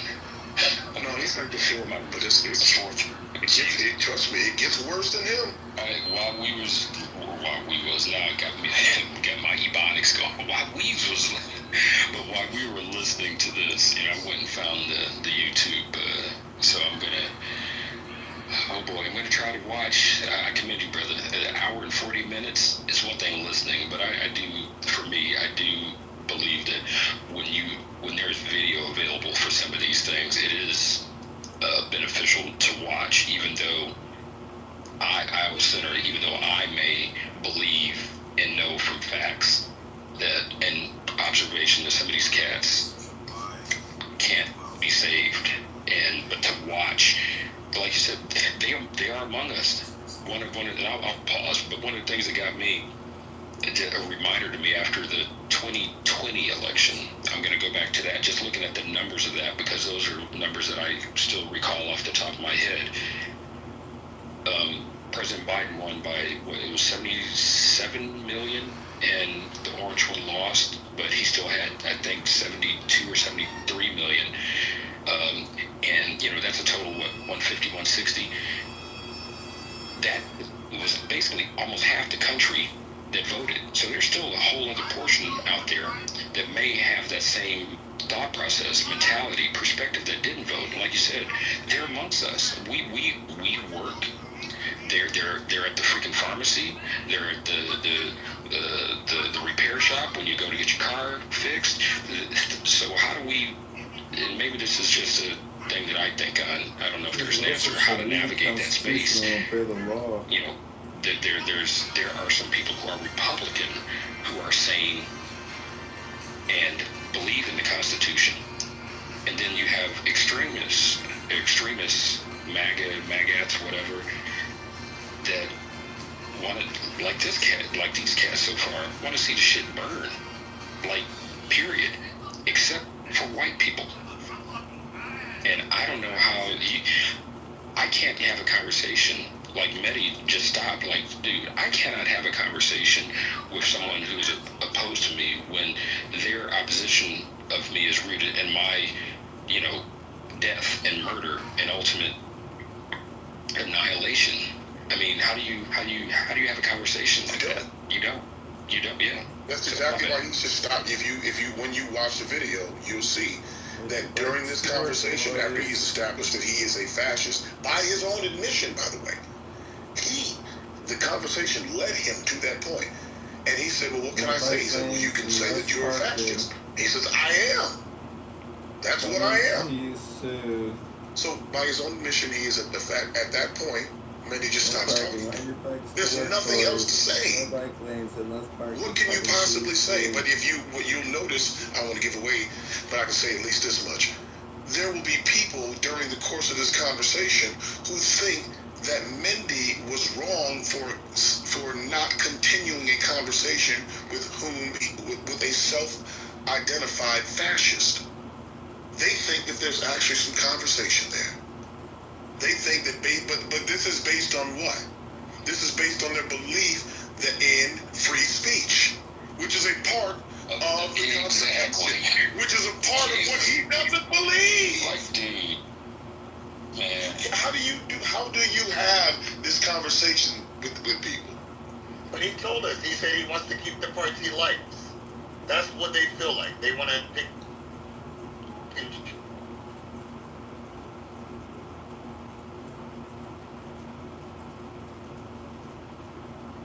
I think your phone. Yeah, Brian, your phone's going out. When the guy said that he was a self-proclaimed fascist, did the rest of them start clapping? Yes, they did. Yeah, they did. Yeah, that was the chilling part. At which point, Mindy looked around like, listen, I'm looking around because I want to see who these people are, because you're going to be the people that get attacked by these millions of people that identify you as fascist when they watch this. And he's exactly right. That was some weird shit. Man. I say that all the time on here. If we could actually see the people that we were talking to on here, you probably wouldn't even talk to them. I'm dead serious. Like, you only see caricatures. You see pictures of whatever they want to present to you.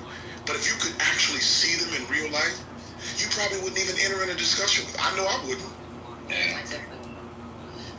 People don't realize it, but a lot of these people on here, I wouldn't even freaking give a conversation to.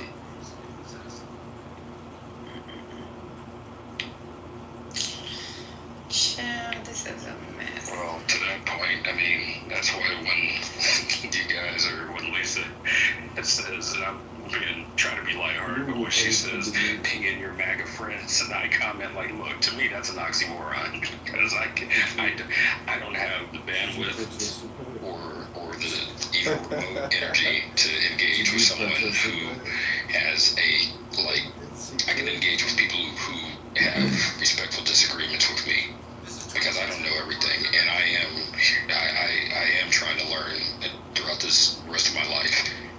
But when some of these cats, like this dude, on a fundamental level, like, no, it is not worth my energy. It is not worth my currency of time to engage and to be connected with people like that. And another thing, yeah, this reminds me, on another thing, I think, if not with all the cats Medi has engaged in so far, and this is a minor point, I guess, but the fact that I see it here on the app, or see it, I hear it, like, when he actually agrees with them on something, they keep arguing. I'm like, mofo, he agrees with you. He agrees with you. It's like it's short circuit. It's like a syntax error. Like, oh wait, he actually agreed. Well, I'm gonna keep arguing because, oh shit, that's what I've been programmed to do. But he agreed. Like, bruh, or sis, or whoever did. Like, man, you know what that's about, though. That is about, because obviously it's about many things, but most of all, it's built into their identity. They have attached themselves to this identity, and it just says and it simply says, I don't agree with you. Even when you agree with me, I don't agree with you. I just don't agree with you, no matter what you say. even if we can find a place where we agree on certain things. But they all because they perceive that as the same device that they use it for. They use it, they think that you're trying to build a bridge with them to find commonality, and they don't want to find any place, they don't want to find any commonality with you. They think that you're using it for that reason. And then they'd have to acknowledge that you're human. That's exactly it.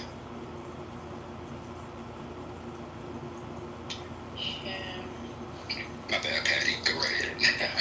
I got a half day today, so I'm sitting here like, all right, this is going to be my entertainment. Oh, shit. Hold on real quick.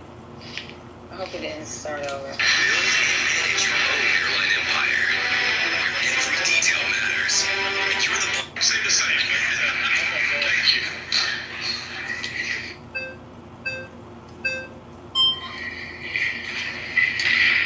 Good to meet you, man. Good to meet you, sir. All right. So I kind of want to start at the basics or the foundation. I want to see. Can I just check? Yes. Are you a fascist? No. Okay. I don't. I describe myself as, I think, just a Christian. I'm a devout Christian. So I want to start, like, what is your connection to the Constitution, and why do you love it so much? Like, what makes it so important that Trump would defy something like the Constitution? Great questions. My first connection is I'm an American citizen. I naturalized American citizen, took a pledge to this country, to the Constitution. As a previous speaker said, the Constitution's not perfect. A lot of things I don't like about it. I don't like the Second Amendment. There's various amendments. I don't like the way the Senate is set up. I'm sure there's the things you don't like about the Constitution. The difference is, I don't think you can just illegally define the Constitution. I think each and every one of us can just make up whatever we want. Certainly presidents who are elected with an oath, right? Donald Trump took an oath to preserve, protect, defend the Constitution. And now when he's asked on television, isn't it your job to uphold the Constitution? He said on NBC, I don't know, which goes against his oath. And I'm identifying specific amendments where he is violating. He's only 6 months into his presidency. Define the First Amendment, the Fourth Amendment, the Fifth Amendment, the 14th Amendment. He wants to define the 22nd Amendment and be president for a third term. This is the problem we have right now. Free speech is under assault. The free press is under assault. Due process is under assault. The right to be in your home and not be invaded by federal agents, the Fourth Amendment, is under assault. So that, for me, is a problem. Okay. Well, I'd like to start to say I really don't find the Constitution that important. I find it to be like a 300-year-old document. And it was created to defy the country that subjugated your ancestors in India. And then your parents probably moved from India to Britain. And then you move here to tell us that we should listen to a piece of paper that you were never even connected to begin with. So I want to say, like, if I don't care about it, why do you care about it so much? How do you run a country without any kind of laws or due process? And by the way, you do care about it, because without the First Amendment, you wouldn't be sitting here. Well, I agree with the First Amendment. I think. So do you agree with Donald Trump's crackdown on the First Amendment? He's imprisoning people for their speech. He's threatening free speech media organizations. He's threatening peaceable assembly. These are all rights under the First Amendment. Why aren't you bothered by that as a conservative who claims to love the First Amendment? So I don't like the First Amendment. I like free speech. Okay, so the First Amendment is what guarantees free speech. I'm from the UK, and you guys are the democracy. We don't have the First Amendment. No, so that's one of the things I do like about the Constitution. I wish the UK did have the First Amendment. So people, they're journalists, arrested for praying outside abortion clinics and stuff like that. So you're opposed to people being arrested for speech crimes? It depends what it is. If it's like see what happened to the previous speakers, you don't know. As long as it's someone who agrees with you, you don't mind. No. I very consistently support free speech 100%. Okay. I don't think. So do you think Donald Trump is defying the Constitution by cracking down on the First Amendment? So I think he's cracking down on free speech, like the deportation of Mahmoud Khalil, who's just released from prison by the judge, saying his First Amendment right. Yeah, and I agree with the judge, and I disagree with Trump deporting him, but I think that's more a matter of free speech and not the Constitution. I think that's pedantry at this point. I think you've conceded that he's cracking down on free speech, which is the First Amendment, so he is defying the Constitution, so it's a pleasure to be. I agree with you, sir. All right, pause. You've been voted out by the majority. Please return to your seat.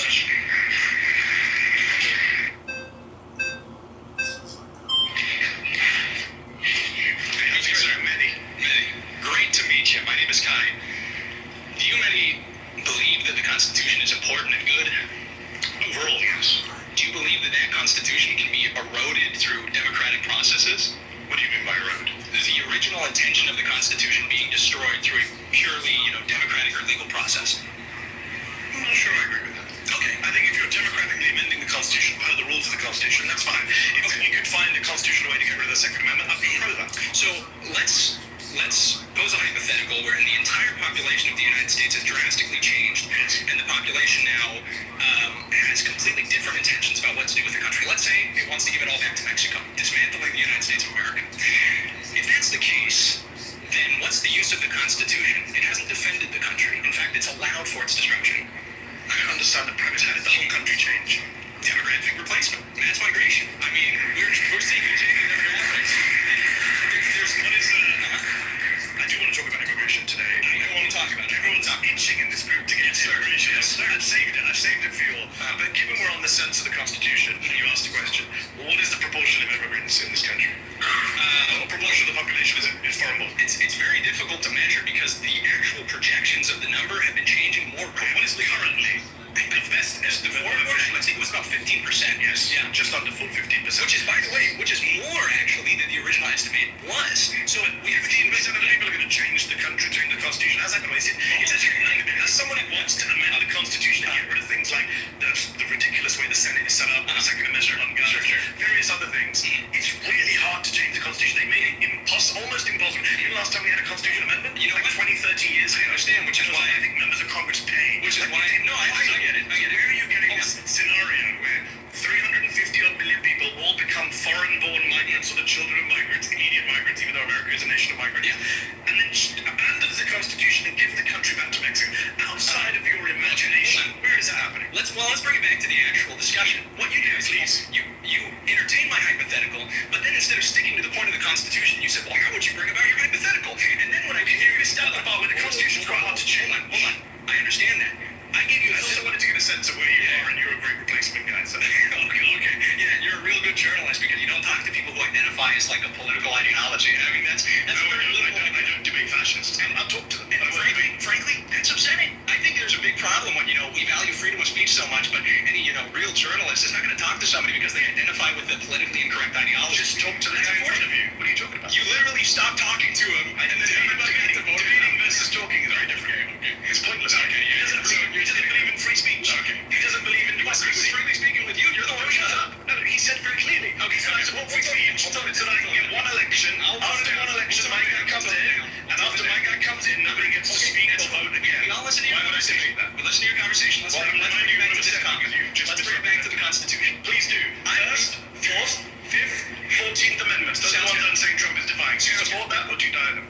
I believe that the Constitution is valuable because it represents particular interests of the founding stock of Americans who made this country great. Do you think due process is wrong? Some would say that's at the very core of America's Constitution. And what I think makes the Constitution function, what allows it to save this country and to actually make it work, are the people who are... I'm not sure where you're going with this argument. Hold on. If Trump defying the Constitution, that's what I claim. You can have these weird hypotheticals. We're taking it into a different manner, which is what's the function of the Constitution? I'd rather not have your... You already did. Look now, just 5 minutes ago when you took the immigration out. Okay. Let's bring it back. I want to bring it back to the First, the Fourth, the Fifth, and the 14th Amendment and the 22nd Amendment. Either you say you got two very good positions. One is to say I don't think he's defying them, and I'll say why you're wrong. Or you say I don't care that he's defying them, as one of your colleagues said. In which case, I don't know where this conversation goes because you don't believe in democracy. That's fair. Do you think it's wrong to dismantle the Constitution?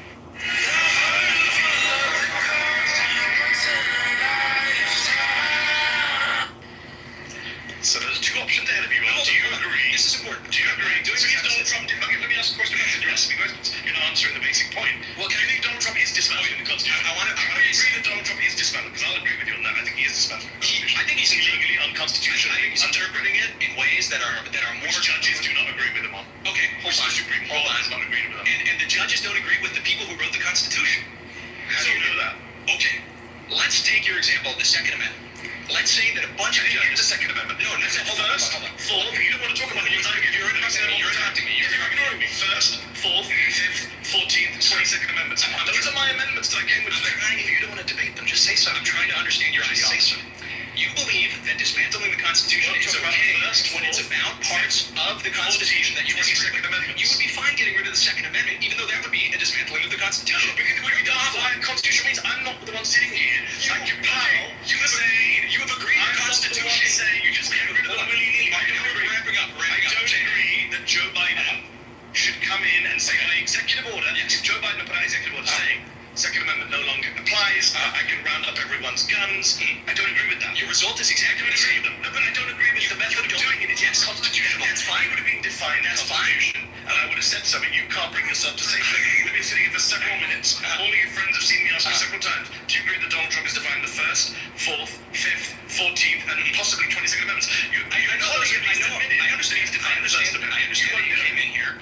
What you are attempting to do is simply frame this conversation like you did with the first claim about Donald Trump.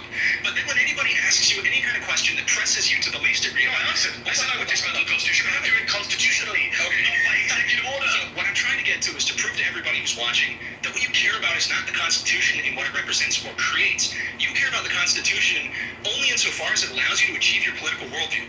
We agree on that. I care about the Constitution. I don't think presidents should be fascist dictators and violate the Constitution. That's what I'm saying. You care, and he is I don't think the president should have the power to lock you and me up if we write an op-ed that he doesn't like. I don't think the president should be able to crack down on us if you and I could decide to go protest outside his parade. I don't think the president should be able to deprive you and I of due process or come into our homes without a warrant. Well, let's have an agreement then. All right, pause. You've been voted out. It's good to meet you. It's good to meet you guys.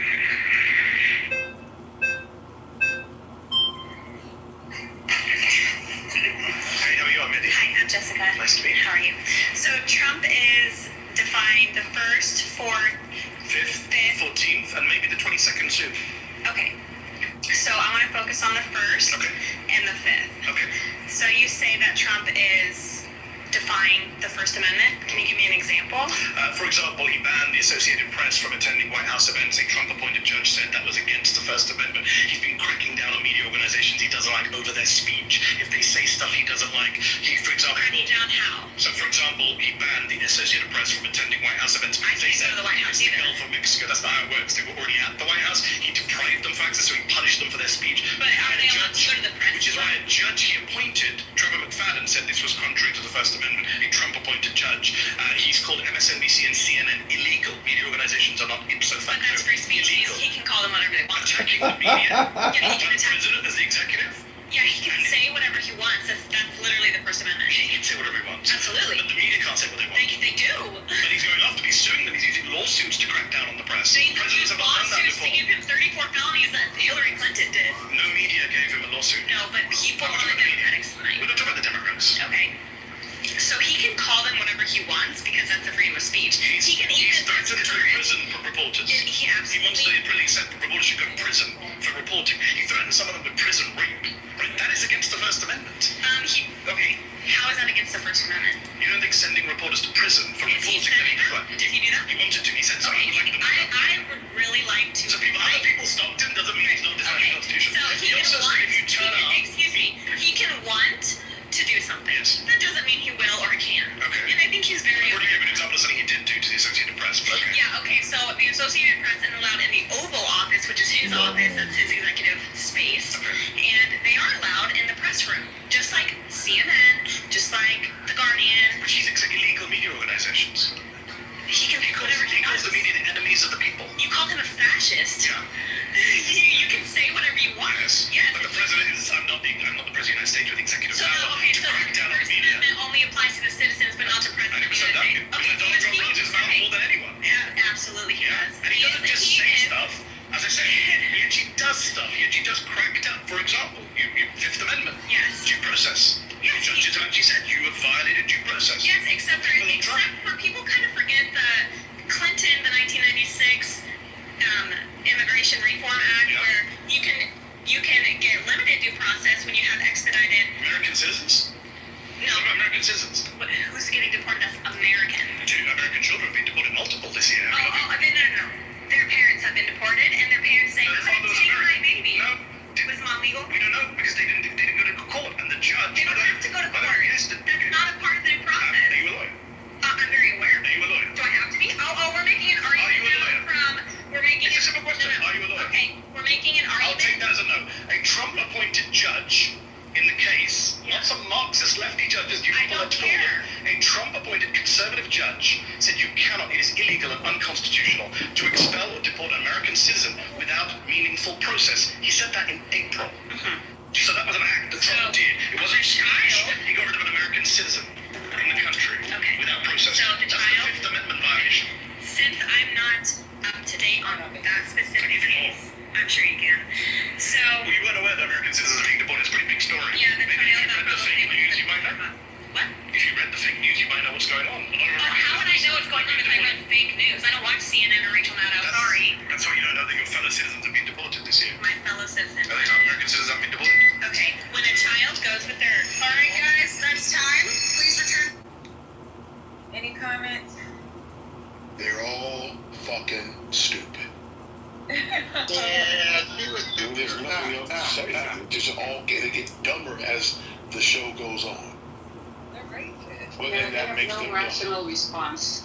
Yeah, there's no rational response. It's like it's like you're talking to somebody. They can't even. It would be a difference if their argument had some basis in rationality or made sense. You can't even say that. It's like it's almost futile to even like debate them. Yeah, they have a problem answering questions. They can't ever stick to the topic. It's always a what about it? It's always something to like they can never address the issues that they're at hand. It's because they don't It's hard to listen to. You know, it's crazy. They actually agree with him. It's just it doesn't jive with what they're supporting, right? Yeah, because if they can never admit. Go ahead. Because like if you listen to them speak, right? Like when she said she doesn't support them deporting U.S. citizens. Well, I didn't see that on TV. Like it's happened. So you actually agree the citizens deported. You do believe in due process, but you're not. I don't know. It's just weird. They believe it's selective. They believe in due process as long as it doesn't hurt them, or as long as it only selectively benefits them. They honestly believe this. Like for us, we look at this and we say, listen, this should be applicable to all. When you are innately privileged, and I mean it to the extent that it makes you like these people, it deludes your thinking into believing that literally this should work disproportionately to benefit you and no one else. For us, that is complete lunacy to listen to that. But for them, it makes all the sense in the world because that is a reality that they believe that they have lived with, and also that they believe that they are losing.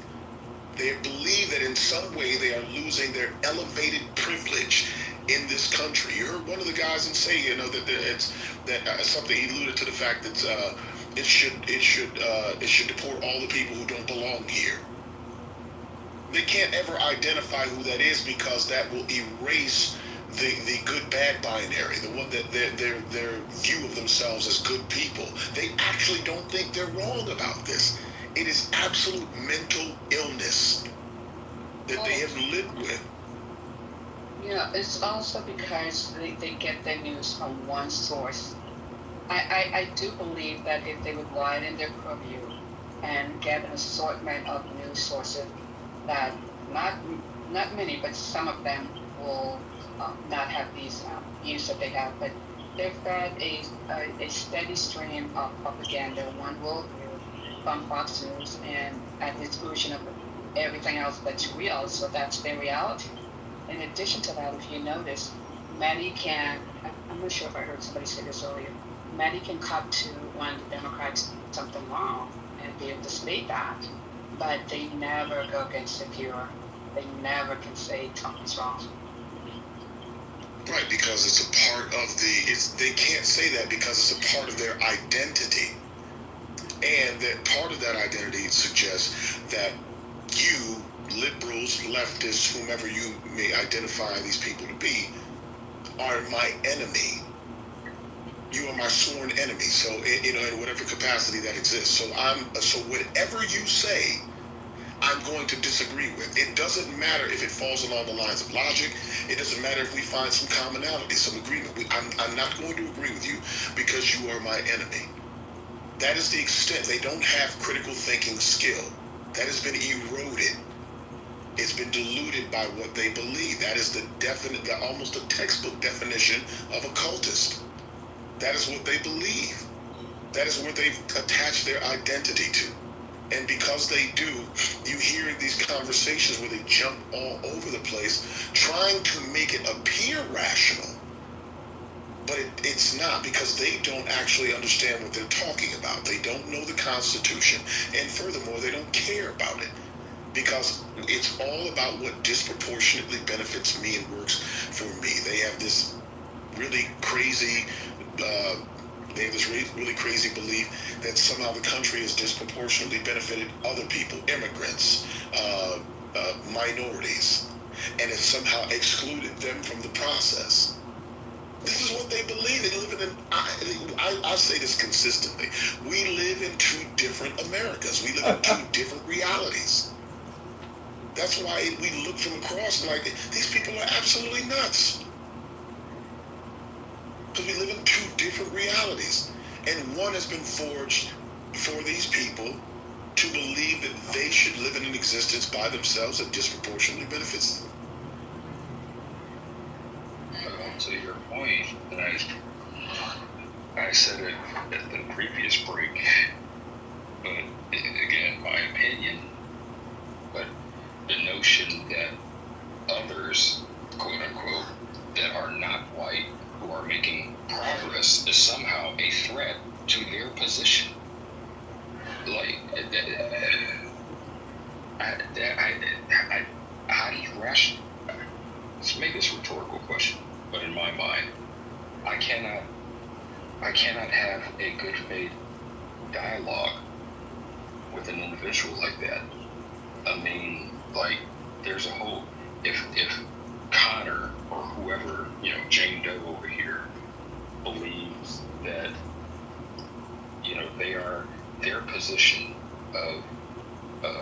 their position of whiteness, or their standing in the country of America is threatened by, say, one of my sons who goes throughout this life, gets a degree, or whatever, whether it's a degree or not, but, lives an honest living, that somehow that is a threat to them personally. That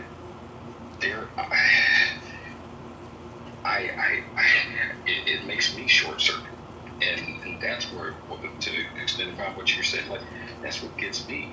Is that, dude? So you feel that all, quote unquote, all these people need to be sent back to their countries. Not to mention that this ain't the only group of people that this country belongs to are the Native Americans. And the white folks who, like, again, the do-dibs, like, well, I'm a Native American, my people can't, bruh, no. So the fact that these cats see, quote unquote, others as a threat to their standing, I don't know where you can have a conversation with that. I'll leave it. I feel like I'm talking in circles and feeling deja vu from previous. Thank you, Patty, because this is listening to these cats it's a reminder for me. If y'all see these kids' faces too, these don't look like how we'll talk about the Republican Party and what it looks like, rural America, they're voting for their own. These kids look like kids that these kids are like the kids that's wearing the hat to the back. The little preppy outfit, like the jeans and the button-up shirt. They don't look like their parents are super rich, but they look like just suburbanites. I mean, many of them are. They're just middle-class Americans but they live in. Let's be clear. Some of them aren't even that. I mean, if you're just talking about general income, but I mean, obviously we can't speculate. We don't know that. But I mean, to Patty's point, they look like normal, regular Americans, like normal, regular people. They look like my daughter's friends. Right. Like my daughter would hang out with. Whew. One of them looked like a little Abercrombie & Fitch kid. One of them looks like she might be really liberal with her colorful hair. Like, this is, like, weird. I'm like, damn. And my dad probably listened to the same music. probably listen to there's no question hip hop, R&B, and want to get those people out of the country. Well, in addition, Brian, it's funny you say that because he gets into that later in the discussion. You can see that. Did you see that little 9-year-old rapping? They love them some TV, they love them some King Von, they love some rap. Hey Patty, did you guys, side note, did you guys see that little 9-year-old in Memphis rapping to Project Pat Chicken Head? I did. That went viral. Did you guys see that little white little girl? I see it. They starting off young. To your point, they probably do listen to that. But listen, there's no probably about it. They have listened. We used to perform in, and I'm just using this example. We used to perform in places, in some small areas, and the people that would come would be white, and they know all the lyrics to the songs. Don't believe. Listen, this is not a new condition. That is how they divorce the reality. I mean, this is how they divorce their perception from the reality. They live in different realities themselves. And it's obviously, it doesn't make any sense because all the stuff that they do contradicts the things, and you'll see again, you'll see it in this discussion. Mehdi gets into it in this discussion. I saw a white doctor rap into King Von. What's that song called about Take It to the O? And make this stuff up. Yeah, this is not new. They've been listening to our music. They've been ingrained in our music, in our culture. That's not new. They can just divorce that from what they believe socially. Or at least they try. It doesn't make any sense, but they try. Can I just jump in for a minute? I don't have much time. I'm going to have to leave soon. But thank you, Patty, for bringing me up. I have a very basic idea. When I boil it all down, what's going on? And, black plus black equals black. Black plus white equals black. White plus white equals white. So 2 out of 3 you lose. Which means, genetically speaking, over time you will be removed. You won't be. So the preservation of the white gene was imperative. This is why there's a problem with abortion. Because no, you should, if you want to keep it real, just say you cannot abort white babies. You might be in a better position. But you just want to stop abortion to prevent white children from being aborted. You don't really care about all these other children who, generally speaking, create more children. It's like birds. Robin only creates 4, but maybe a pigeon creates 8. Jeanette, I don't know. But I'm just saying, this is all about preserving a white gene.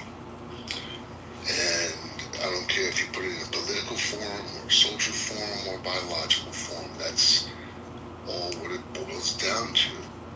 And you do it with violence. You save it with violence. You save it with war. You save it with power. Dominating. Create an ideal that that gene that is getting exterminated is the dominant, is the superior gene. And it really isn't. It's a recessive gene. And so that's what that's why we are and where we are with Trump fighting, and white people fighting for power, and you can't really expose yourself, be that transparent, so you gotta put it in the hood. It's just, that's my idea. I don't know how, but it's the preservation of whiteness. We exactly. We talk. That's the bottom line. I'm curious why you think this, by the way. I just said, naturally speaking, if people just got together, had children, procreated normally, there was no problem. there would eventually be an amalgam, a combination of the humanoid. I mean, so there won't be any black, white, yellow, red. There will just be this combination of all people, this oneness, the singularity, whatever you want to call it. So you want to keep your superiority or your separate. Who says that people do that? No, I'm not saying anyone in particular. I'm saying, naturally speaking, if all the races were to combine, there would be no white race, there would be no black race, there would only be one race. I think there isn't any race right now. I don't know what you're talking about, y'all. I'm talking about race. It's an unscientific concept. Genetically, scientifically, biologically, medically, it is a false concept. It doesn't really exist. As many people will tell you, it is merely a social concept. Maybe you want to call it and give it another name. It's not race, it's something else. But do you not understand the concept I just tried to explain? I completely disagree. I don't see any evidence for it. You don't see the evidence that black people plus black people equal black people plus white people equals something else? Simplistic equations, like saying 1 + 1 = 2. What's the big deal about it? I don't know what the big deal is. So what the big deal about it is whether you identify, I agree with you, race is a construct, it's a social construct, but it is one that is used in this country to identify people, and it is used to build hierarchies in this country. So, I mean, it's not, so while you may be right about that, there's nothing profound about identifying race as a social construct when it's being used. It's being used. Breakable. So what if I reject it? Well, but at this time it has some real life realities for people. So in the way that it's being used has been interwoven into the fabric of this nation, and it's been, you know, for all intent and purposes, it has made it so that one group of people gets disproportionate access and resource, and others do not. So you can identify it as just that and say we can just. I don't know if you're just attempting to say we can just choose not to acknowledge it. Well, it's still woven into the fabric of our. I think this country. I don't understand what you mean by saying that. Unlike any country in the history of humanity, I think this country has bent itself into a pretzel to overcome the injustices of the past around the subject of around the false concept of race. I think it's kind of remarkable. I think the rest of the world has followed our example, frankly. And I think there's more work that needs to be done. Has it actually overcome? I say that I think more work needs to be done, but it has been done to a remarkable extent, unprecedented in human history. And I believe, by the way, that the hierarchies are around values, achievement, class, and economics, more than they are about race. A funny example of that. Hang on. A funny example of that is Indian folks, or Nigerian folks, or Asian folks who seem to be able to come here, embrace these American values and embrace the American system, and emerge on top, even on top of so-called white folks. Well, there's a reason. Who face racism? You don't understand that. Say that again. Who face extreme racism as well? I don't say that they don't, but it doesn't seem to hold them back. That's also a racist argument, because you have to consider who's coming from these places. They're also coming from places where they are of the affluent of the people of their nations. Not the Asians. Yes, they are. They come with something in their pocket. That's not true. That's a false. That's a false people. I know them. Either you're just lying. Well, that's anecdotal, Norm. No, it's not. But the reality is, that we look at numbers and it's not journalistic. It's not journalistic. It's not journalistic at all. Journalism is my profession. Well, I wouldn't care what your profession is. Actually, the poorest people in New York are Asians. They're not anybody else. That's a fact. But Asians runs the gamut, though. It's that Asians encompass more than just Asians encompass a large ethnic group. But that doesn't refute my claim.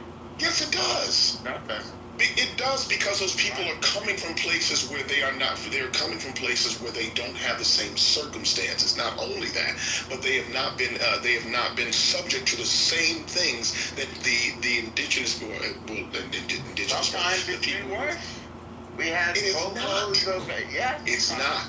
And you're and the notion that you're just willing to die on that hill to make this up is the reason why we don't make progress on this front. Is because people like yourself aren't willing to be honest about what actually is. Though you claim that you are, but it's actually in bad faith. I think you're being dishonest. I'm not being dishonest at all. I have no reason to be bad. No reason. There would be no incentive for me to be. Sure, it's making it self-serving. No, it's not. Mine can be. I can actually provide empirical evidence. You can't.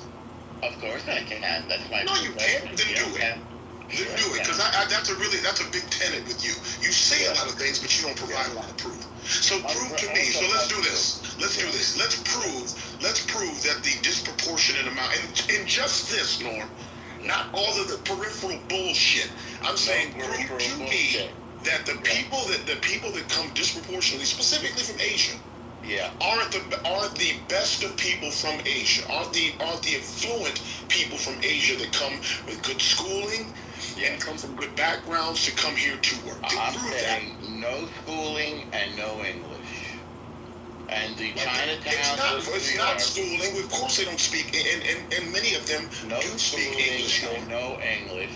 And the Chinatowns of New York are the great. I'm not talking about New York, Norm. I'm talking about Asia, the country over. We need a laboratory, so let's look at where the country is the laboratory, Norm. The country is the laboratory. So prove to us that Asians in general, not just those that choose to go to New York, Norm. I'm talking about Asians in general, because we're not just talking about black people in Georgia either. This is the problem with arguments with you. Is that it's not even fake. You're just trying to be an asshole. That's what you're really trying. We're gonna have a discussion. Hold on. We're gonna have a back and wait. 1 second. 1 second. If Quinn, you're gonna go back and forth with Norm. You're gonna speak. You're gonna be allowed to speak without interruptions, and then Norm is going to be allowed to speak. And I see you. They're gonna have a back and forth, and then people are gonna be able to. Other people are gonna chime in. Maybe put like a hand emoji or something. But go ahead, Quinn. Go, and then Norm. Norm, if I see you get off your mic, you're going to the goo. All right, I have a meeting in 2 minutes, so please just stop acting a fool. All right, go. Norm thinks because his demeanor is not elevated that he's not saying foolish things, but he does. So so this is what I'd like you to do. Very simple.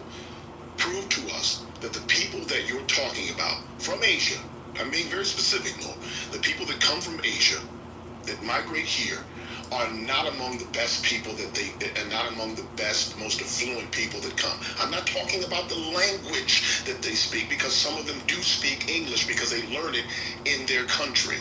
So I don't care about that. And it's not relevant to this conversation. I'm saying that the people that come here are not of the affluent people that come from Asia. They're not their most educated. They're not their most affluent. Go.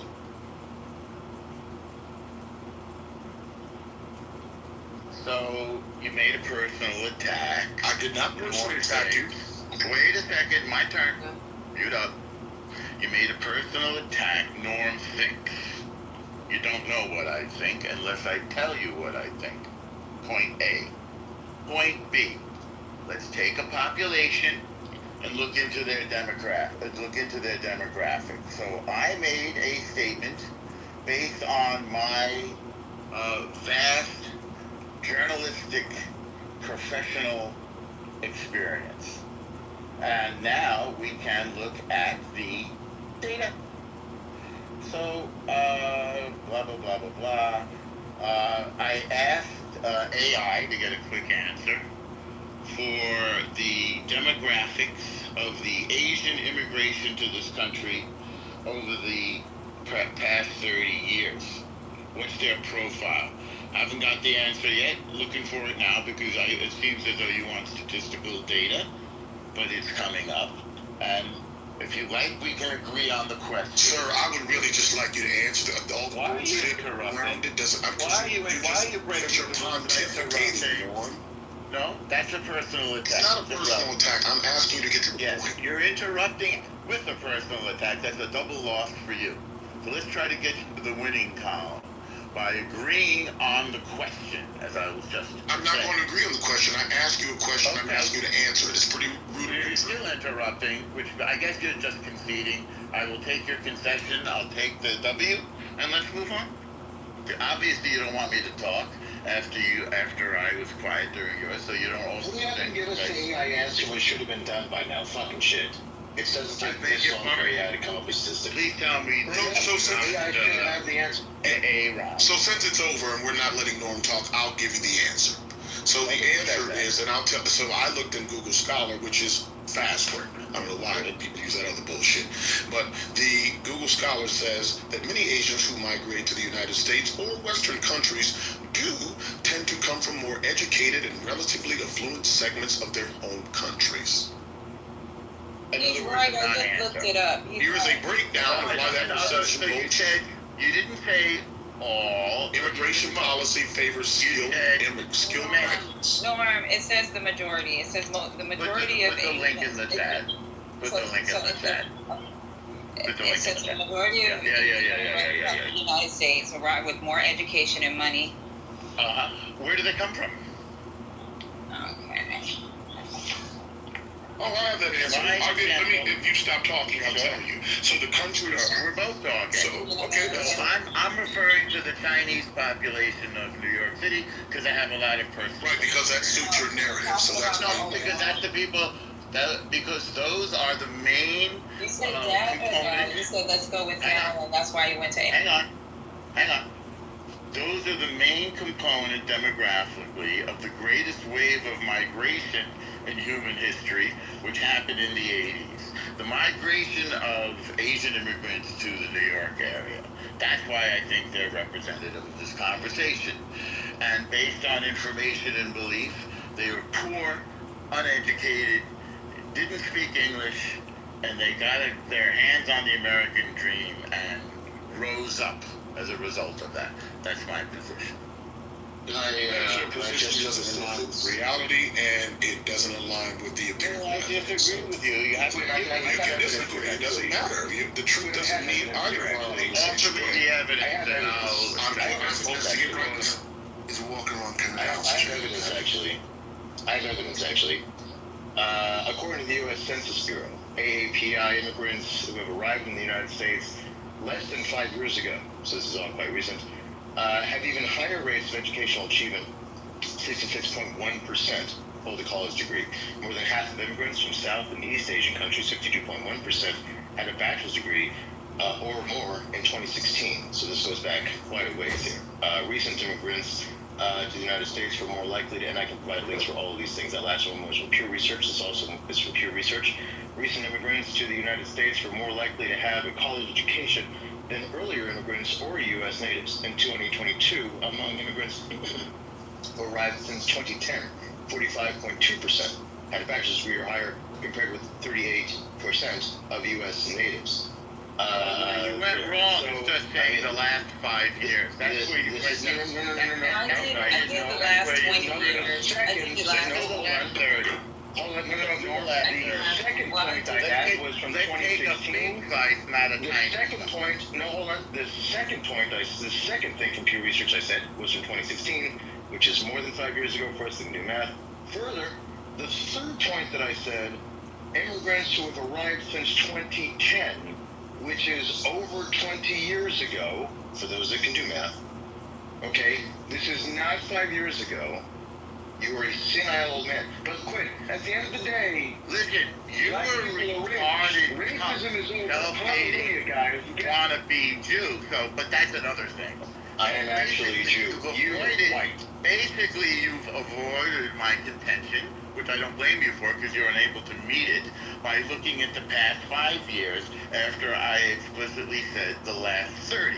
So let's look at the demographics, education, and hang on. Let's look at the demographics You He's a have senile old fucking man who can't do anything with his life. Therefore, he uneducated goes out wannabe. and fucking I will advertises. say it again. Let's look together at the economics and education of the greatest wave of migration. We can actually get back to history, which is from Asia in the last 30 years. Let's look at it together. It's Make it the last uninteresting. 40 years. We can go back to the video. We can go back to the video. I'm so sick of it. Hey, if you want to concede, I'll take the W. Well, that's fine. You won. You got it. Thank you. So let's play Hold this. on. I'll mute up.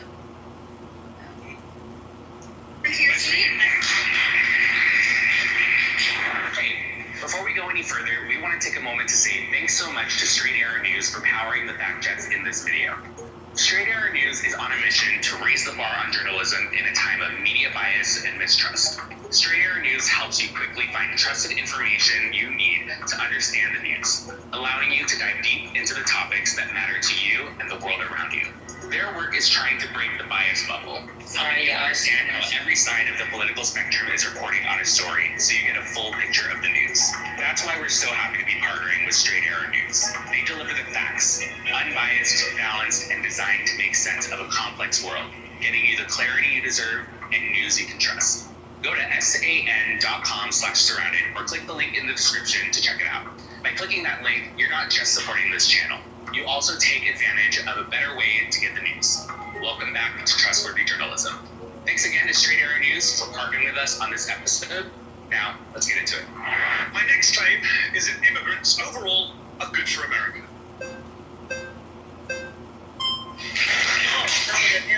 Hi, how are you? Hello, nice to meet you, Daniel. Oh Lord. One second. Is this Norm that's going to end this next segment? Is what? So in regards to Norm in this next segment? hear more about helping Americans It's a or white immigrants in female. this claim. Immigrants are Americans. I'm an immigrant, not American. Well, immigrants are not Americans. Americans are the people that were born here. That's not true. What's the basis of your claim? Are you talking about people that get naturalized in the process of becoming American? 14th Amendment. Have you read it? Okay, yes, I have. Citizenship clause. So Any persons born or naturalized in the United States are citizens of the United States. I'm aware of that. There's about 40 to 50 million naturalized Americans I'm aware in of this that. country. Yes, but You didn't seem aware of it because you said Americans versus immigrants. so, but are you understanding that the process of getting all these immigrants that come in here we've been also, the millions of immigrants, it's up to the millions, it's the last 20 years now, and it has dramatically affected Americans here in the country, which Positively, I would argue. people like me and everyone around here, we cannot find homes or even get jobs within our own fields that we go to college for, that we get into debt for. And because more blue-collar work, especially in construction, agriculture, and so forth, and the hospitality industry, we cannot get jobs in those fields, so it Are you requires looking for a us... job in I construction? am not, no. I went to college. Many people here are in college or went to college, but we can't even find jobs in our fields, also because of the H-1B visa program as well. But in regards to just your claim about immigrants specifically, we cannot even get jobs to pay for housing. Unemployment is at a record low right now, even under Donald Trump. And I'm not a Donald Trump fan, but I would say unemployment under both Biden and Trump has been at record low levels. Okay, is this in regards for American citizens? Yes. Okay. Well, I'm unaware of that statistic, but from what I see, from what I can I'm an see immigrant and an American, and I employ many American citizens, and both naturalized and the ones born here. And my parents came Americans as defined by you. My parents came as immigrants and became naturalized, so I'm not necessarily opposed to immigrants. So you're the child of immigrants. Correct. I'm a child of immigrants. I was But you don't accept that immigrants are Americans. not at this moment. So your parents are not American. Not at this moment. Hold No, on, your parents they're are American. citizens. They became naturalized. You just said you can't be citizens by being naturalized. No, I was born here, and I'm not Yeah, you're opposed to born here, right? naturalization. I But never are your said that I'm against naturalization. Are you against naturalization? No, I never said I was against You did. naturalization. Yeah, and you're very. Everyone is here. They can play it back on YouTube. You said Americans or immigrants. Are your parents Americans or immigrants? No, my parents are United States citizens. But they're immigrants. You said. No, they came here as immigrants. However, but So I they want to are make the immigrants. claim You that said, we I can't came even. here as an immigrant. I'm But an at immigrant. this point, when they came, the United People States aren't happy with the way economy, this is going for you. the United States economy was not at. It's better now. The American economy is better than it's been Not for many years. not from the And I can say that as somebody who statistics like Donald Trump. We're Which giving statistics are you millions and seeing? billions of dollars Which to statistics people are you seeing?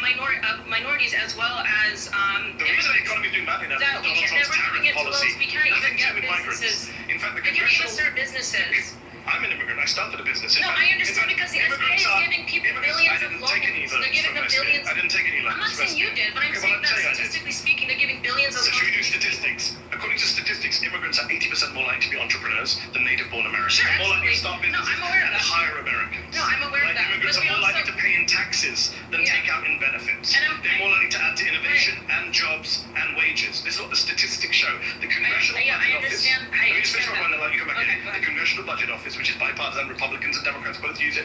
They have said that the immigration surge that you mentioned will lead to an extra $9 trillion of GDP over the next 10 years. That amounts to $65,000 per American household. That's $65,000 for each and every one of you holding up a red flag. Okay, I understand. All right, pause. You've been voted out by the majority. Please return to your seat. Nice to meet you. Thank you.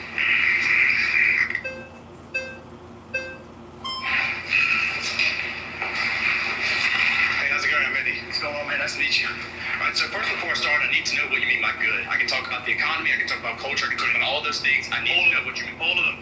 I'm saying immigrants are good for the economy.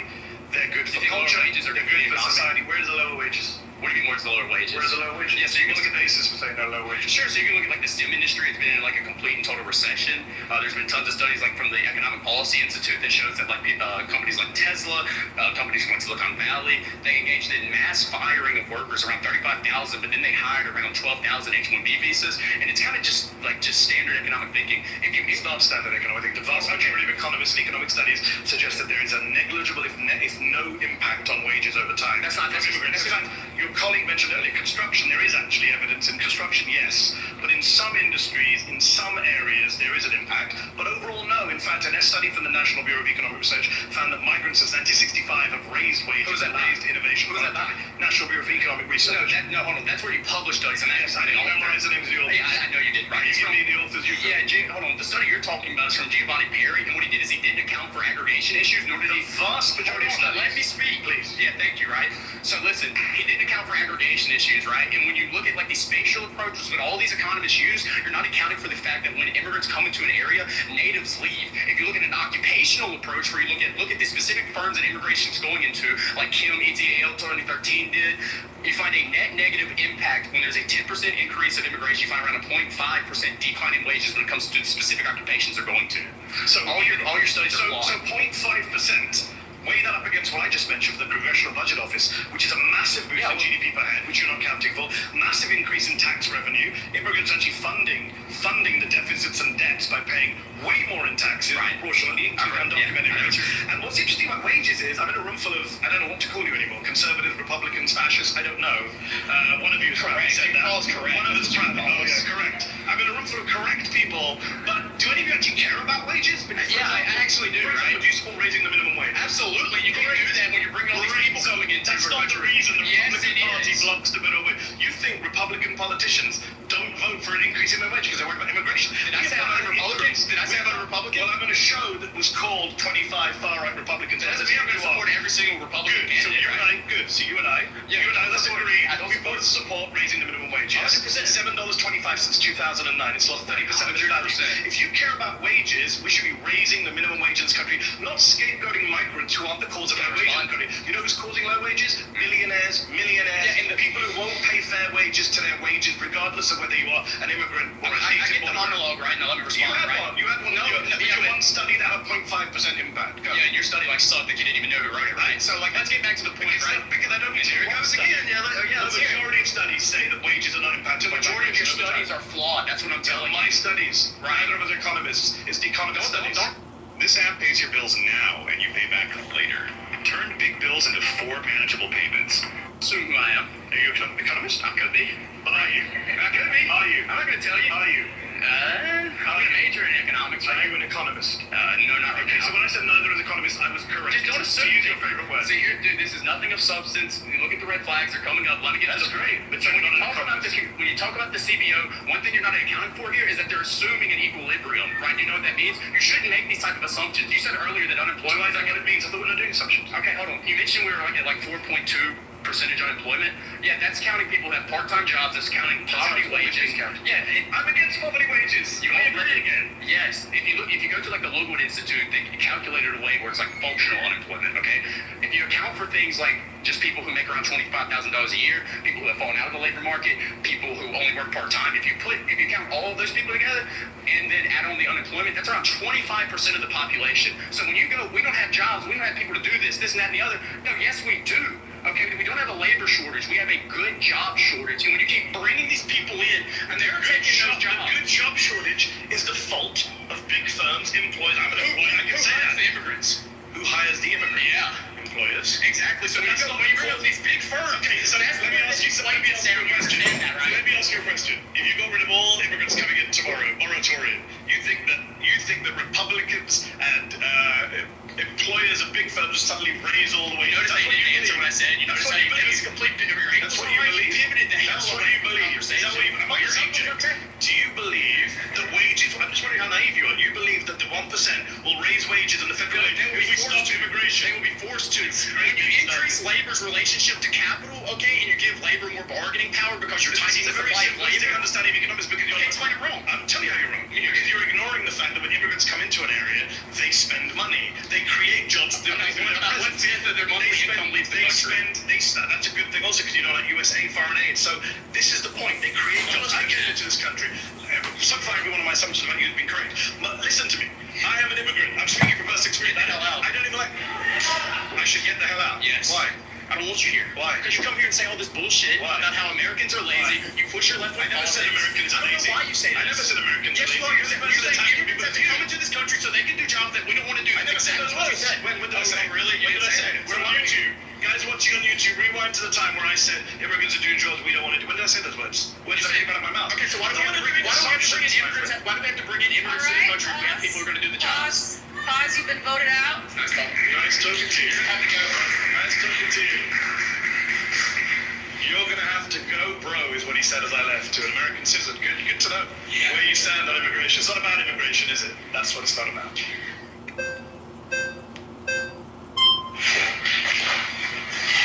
Hey, how you doing? Nice to meet you. Good to see you. How are you? Not bad. So, what type of immigrants are we talking about? What do you mean? Like any immigrants or immigrants? That's what I said. Are illegal immigrants? Yep, undocumented immigrants also contribute greatly to the US. I say undocumented, other people are illegal. So, let's put it this way. I mean, I'm an immigrant too, from Iran. Okay. There isn't even How a do you US. feel about the fact that people here want you out? Are you okay with that? I'm here to debate you, not debate them.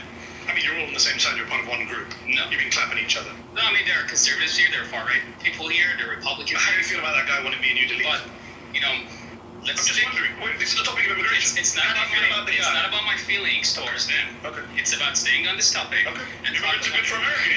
You and me, we're good for America. And the guy over there wants us to leave. So I'm just wondering how you feel about that. So I believe that there has to be strict immigration laws. Okay. We have to make sure that the people who are coming here have the good intent of the United States in mind.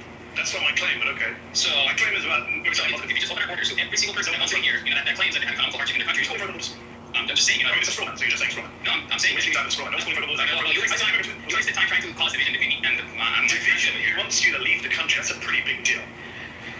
I mean, you can ignore it, but that's your side, my friend. Like I said, you were the one that tried to derail this argument.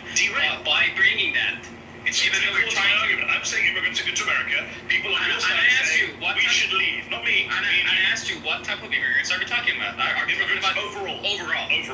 So, I mean, so you want me to get into like particular communities? I'm not. So you believe that people that come here without any respect to our laws and our border, you know, are going to be good for this country? No, of course not. So you can't say that all immigrants overall. I never said all immigrants. I said immigrants overall.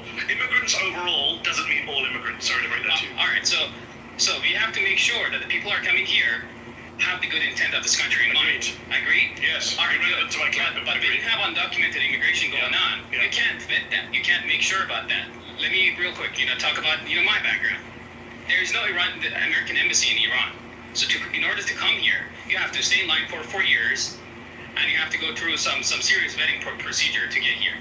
But I made it, and that process has to be in place because you don't want terrorists to feel this. I made it too. I'm an American citizen. I went through lots of vetting. I took my test. And that's how it should be. He wants us to leave. But he wants us to leave. When people don't really care about vetting, do they? But it's not really about vetting, is it, my friend? People should not have the right to ignore our borders and our laws. What about those of us who don't ignore the borders? Should we get to stay?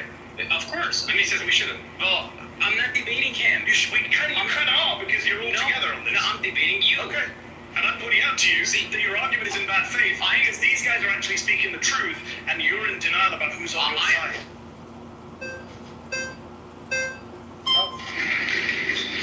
Hey, how you doing, Mandy? Nice to meet you. The question is, immigration is good for America, right? Overall, if you look at the net positives to things like our society, our culture, our food, our economy, our general diversity, I know the D word is a bad word in places like this. I think immigrants have been a net positive. I think if you look at your everyday lives, we all benefit from immigration. And what kind of conservatives disagree with that? Some of the guys who told me to leave this place and go back to, not a citizen. Do you think all conservatives? No. Oh, no, in fact, Ronald Reagan, who's a president I wasn't a big fan of until Donald Trump came along. Now people like Reagan look good in comparison. Reagan said in 1986, our country is a nation of immigrants. Our immigrant heritage is our strength. He gave an amnesty to 3 million undocumented migrants. He understood the value of immigration. So I'm with Reagan. And this guy's putting his thumb down there. So Reagan's not popular in right-wing crowds these days. Yeah. Well, he's popular with me. Good too. I'm a deferred action of childhood arrivals. I was an illegal immigrant myself. I came here when I was 10. I'm what you would call a legal alien now. I didn't have any say on my parents' choices. Yes. Do I think that they were well-meaning by wanting to bring me over for a better future? Absolutely. I believe that. Yeah. Did they break the law? Yes. Do I agree with people breaking the law? Not necessarily. Do I think that there's ever a situation where you can break the law? Learn languages by watching movies and TV shows. While watching, you can translate words straight away. For the better or the greater good. Immigration is it's an interesting issue because I do agree with you that everyone is an immigrant in a sense. Can you tell me a little bit more about your journey? I've been here 10 years. I'm a proud American citizen. I'm a dual national. I'm British. I'm American. And I am an immigrant who's contributing to this country. So, yes, I'm very much proud of America's immigrant heritage. I'm part of it. And despite what one of the other people said on this show earlier, everyone here, unless you're Native American, All right, pause. Sorry, you've been voted out. Please return to your seat. Thank you. Nice to meet you.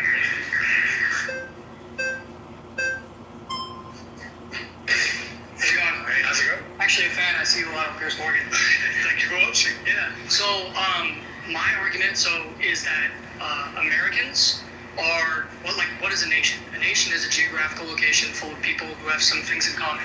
So, I think some of the things, typically in history, are going to be like race, religion, ethnicity, language. These are some of the things that we have to have in common in order to actually have a functioning civilization, especially in self-government. I'm not necessarily a giant fan of self-government. I'm a Catholic nationalist. I'm not a fascist. You have to have at least some things in common in order to actually have a civilization. And the immigrants, especially illegal immigrants that come into this country now, disrespect us. They hate everything that we believe. They don't even speak our language. I watched after Trump got elected, I watched an interview of an illegal alien woman crying about getting deported, and the entire interview was in Spanish. That is a spit in the face. It's disrespect. They don't care about us. They abuse our system. So you've gone from a teleological argument into just a bunch of series of wild, unsubstantiated I'm asking you, what is I don't accept any of those claims. I hate everything we stand for, and I don't accept. Well, I'm not going to deal with the teleology. I'm going to deal with the false claims that you made. There's no. What's your basis for saying that all immigrants or all undocumented immigrants hate everything we stand for? It's funny that you said you're a Catholic nationalist, and most Catholics get to America. Irish Catholics, Italian Catholics, immigration. Much of the people coming across the southern border are Catholics. Yeah, I know. So it's really funny that you say you're a Catholic nationalist, but Catholics came to America via immigration. Yeah, so immigration is good for America. You and I can agree. Otherwise, people of your faith wouldn't be here. No, but we were here on this side of the world, in this continent, from conquest. We came over here, and the big surges of numbers, as you well know, because you're a smart guy. Italian, Irish immigration waves, Catholic immigration waves. Okay, yeah, and I'm not even claiming. Were you against those? If you were alive, I'm not even claiming that immigration is bad. Those. I'm not claiming immigration is bad in all cases at all times. What is your claim? My claim is that immigration, especially now, and especially for foreign people that have nothing in common with us, it's funny you say it's especially now. For My apologies.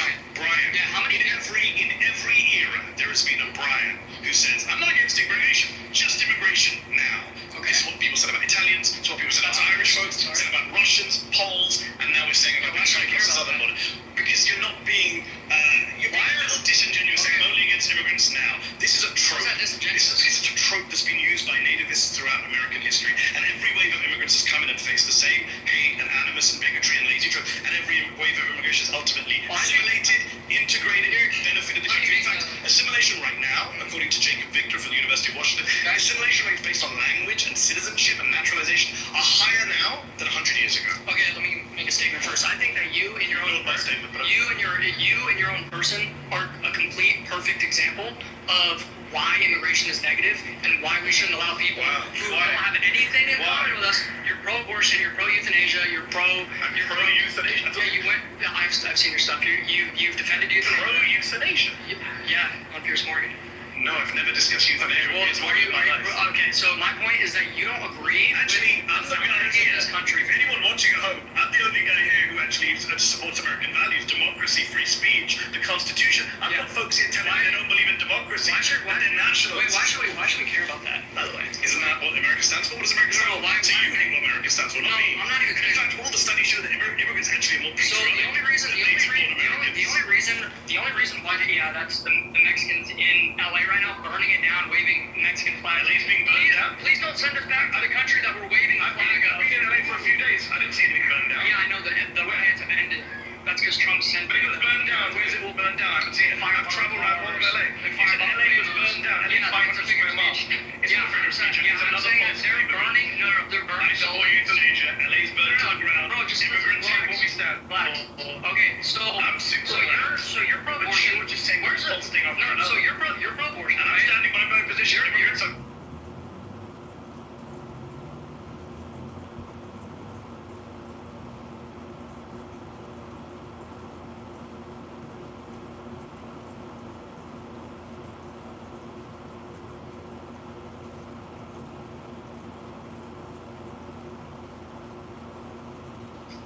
Stop, or was it just me? Wait, cut off? Yeah. I think she got a phone call. Hey, Mel. Wow. That debate sounded like that was interesting. That was interesting. That was definitely a clubhouse story. I thought we was abnormal, but I guess we're normal looking. Well, it's the same group of people. Like, I mean, it's not like that. Clubhouse is not an isolated group of people, and it feels like that. But it's not. I mean, this is a broad mindset. Obviously, there's people on the stage who believe the same delusion. They just express it differently. Yeah, I just mean the dynamic of when people can't see you. I think we can agree. There is a slight degree of like people just be saying stuff. In person, it's much more interesting to see, recognize all this going on. No, I'm not saying it's not. People aren't the same wherever we go. I think we get the point. Yeah, I mean, in my estimation, it's no different. I mean, these people are the same here. I mean, I think the difference is that you can see them. People may not be as demonstrative, may not be as bold with some of the things that they do say, obviously in person, because it has a different consequence. But I mean, it may rather have a different consequence. But I mean, it's the same level of delusion. It's the same uneducated, unlearned people who say things that aren't based in reality. I mean, that's not new. No, I get it. I get your point, but I'm sure you get my point. Yes, sir. Perhaps the moderators can allow a different perspective. Let's assume that it's been proven that migrants help America and immigration is great for America. It raises the question of which immigrants should we accept right now, right? So I posted in the room chat a link to a book called 1 Billion Americans. 1 Billion Americans. I urge everyone to read it. And I would put forth that immigrants are great for America, but our biggest threat is AI from China. So why not prioritize letting in all the Chinese scientists smart enough to work on AI? Put them at the front of the line, steal every single smart person from China immediately, and then we don't have to fight a war with China. Now, after we've stolen, and I'm about to land my plane, after we've stolen every single smart person from China and they've settled in, then we can start accepting immigrants from other places. But the urgency to steal smart people from China trumps everything else. Read the book. I'm done. Okay, I know you don't think that's the exact game plan, like follow exactly what you said, like steal the Chinese, but I'm sure there's some nuance in what you really... Nope, it's not nuanced. Actually, I've traveled to China many times.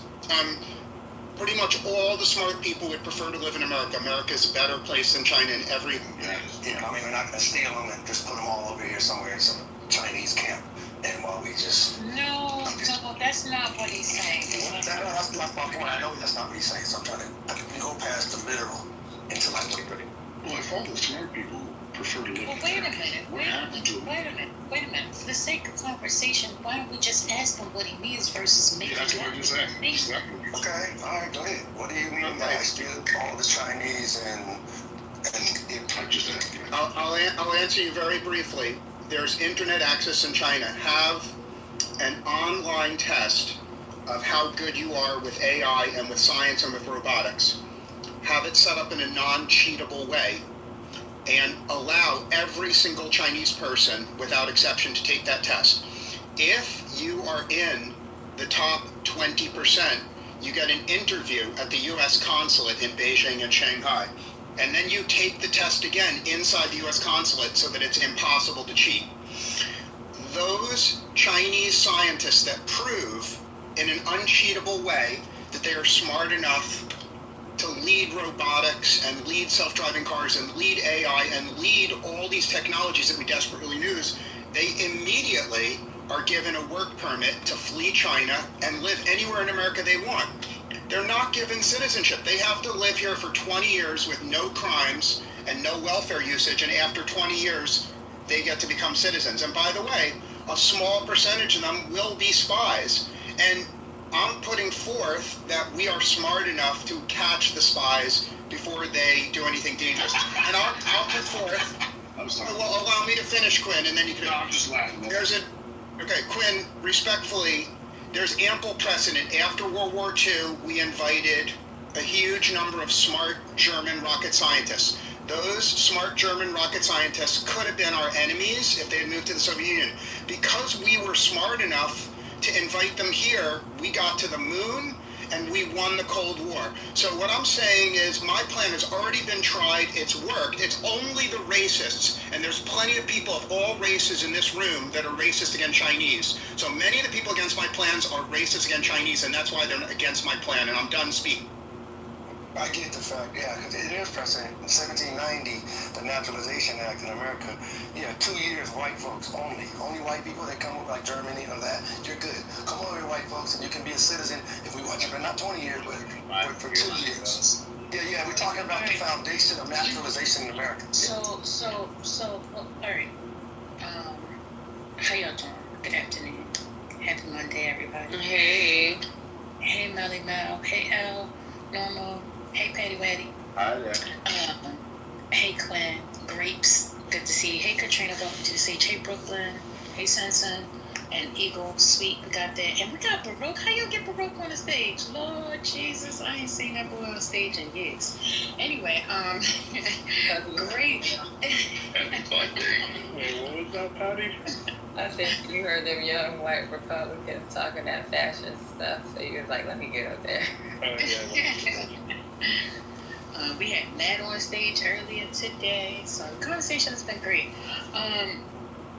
So I'm just trying to figure out where you guys, or what about what Grape is saying that you have a problem with. If in fact the idea, and we see the weakness, over the weekend, I'm not sure if you guys saw it, or leading into the weekend, there was great talks about how China is so advanced in this whole robotic AI technology and how America is behind. He's giving a possible solution. Doesn't mean that it has to be correct, but his thought process is like, hey, listen, why don't we hire the most intelligent from there, pick their brains, gather their intel, create what we need to create so that we can catch back up. Is there something wrong with that? Nothing wrong with that. That's what we do. I'm telling you what the news said. First of all, it already exists. Programs like that already exist. Even from Russia, quote unquote, right? They really strict on Russian immigration now. They don't give out visas and tourist visas, but even during the Biden administration, they actually have an expedited process for anybody who is a professional in STEM, especially in, if you are working with nuclear power plants, anything, right? There's an expedited immigration process for people from that area. If that program already exists, and we have that for a lot of countries, they take priority. So that's nothing new, and we have been doing that since World War II. He was correct.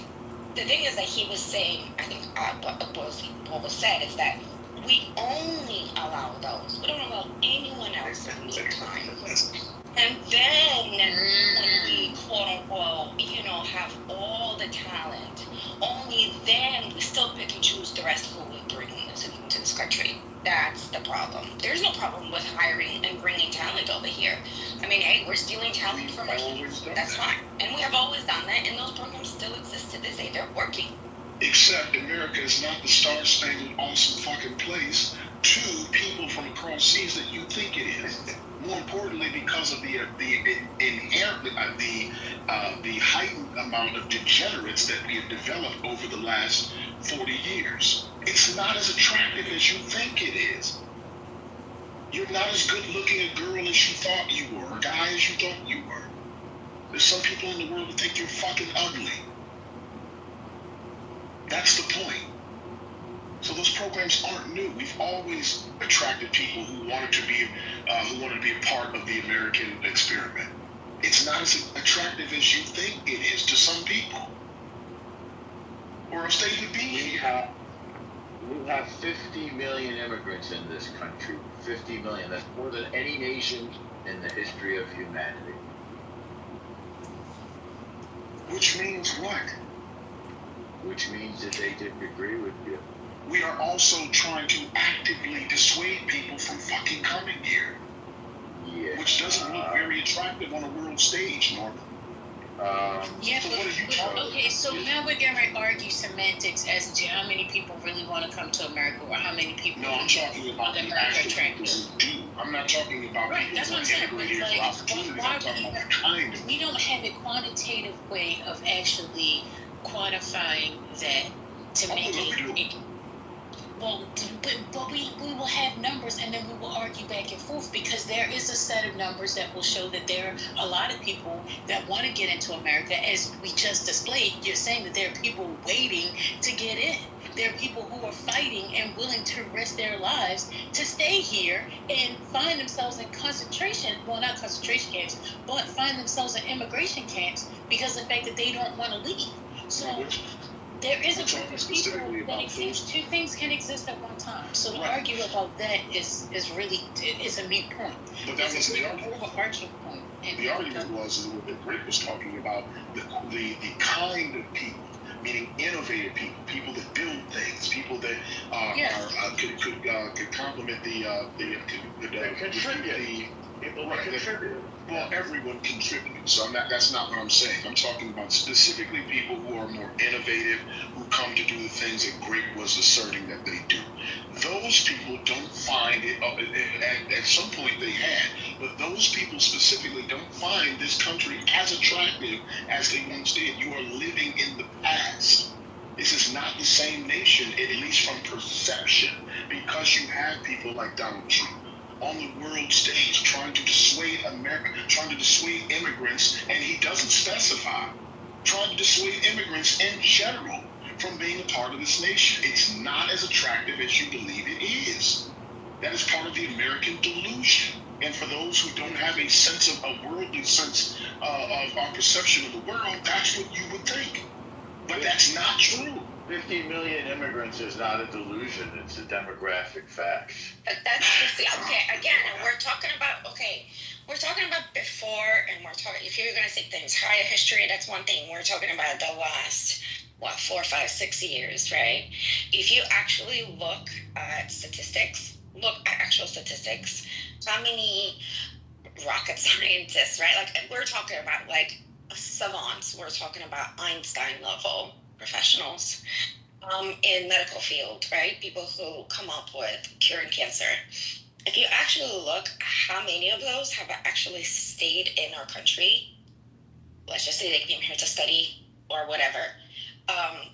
There is in recent statistics a lot more of those savants and Einsteins that are leaving the United States than before. Not saying all, but it is an increase of them leaving, and there is a decrease of them coming. Yeah, it's called the Trump effect.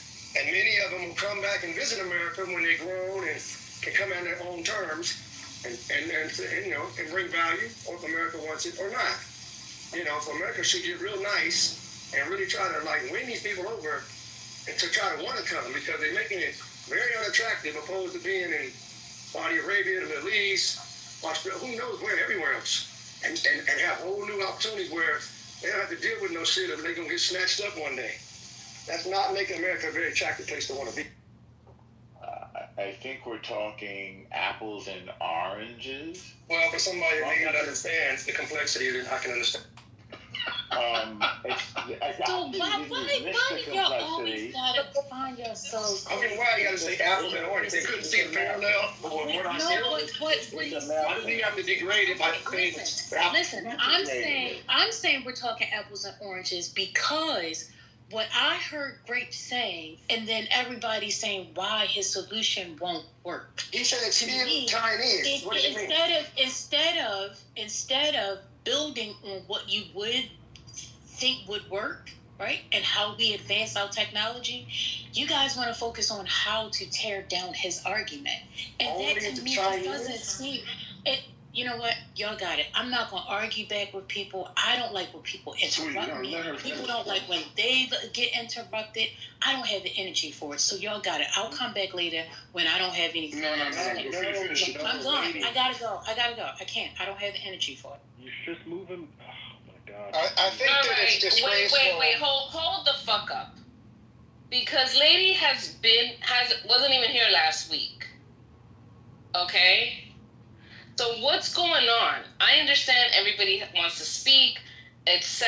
I get it. But the only reason that you're here and the only reason why we're here is people like Lady, right? That time and time again try to moderate y'all. So I don't like it. Like when you see Lady, think of a red carpet rolling on out. That's how we should treat Lady, because time and time, like she's in here sometimes for hours, day in, day out, and it's like y'all just be talking over Lady. I just be like, believe me, Lady pays attention. She's looking on the phone. She tries to let everyone speak. I don't. I'm more of a fascist, if you will, when it comes to Clubhouse, right? I be blocking y'all. I go on and on. That's right. Okay? You don't want me and Mel to be in charge. Believe me. You want a Lady to be in charge because she's fair and she's nice. Okay? Me, I'm not nice. Thank you, Grape. All right. So let's keep on going. Lady decides to grace us with her presence again. I don't want the malarkey, okay? All right.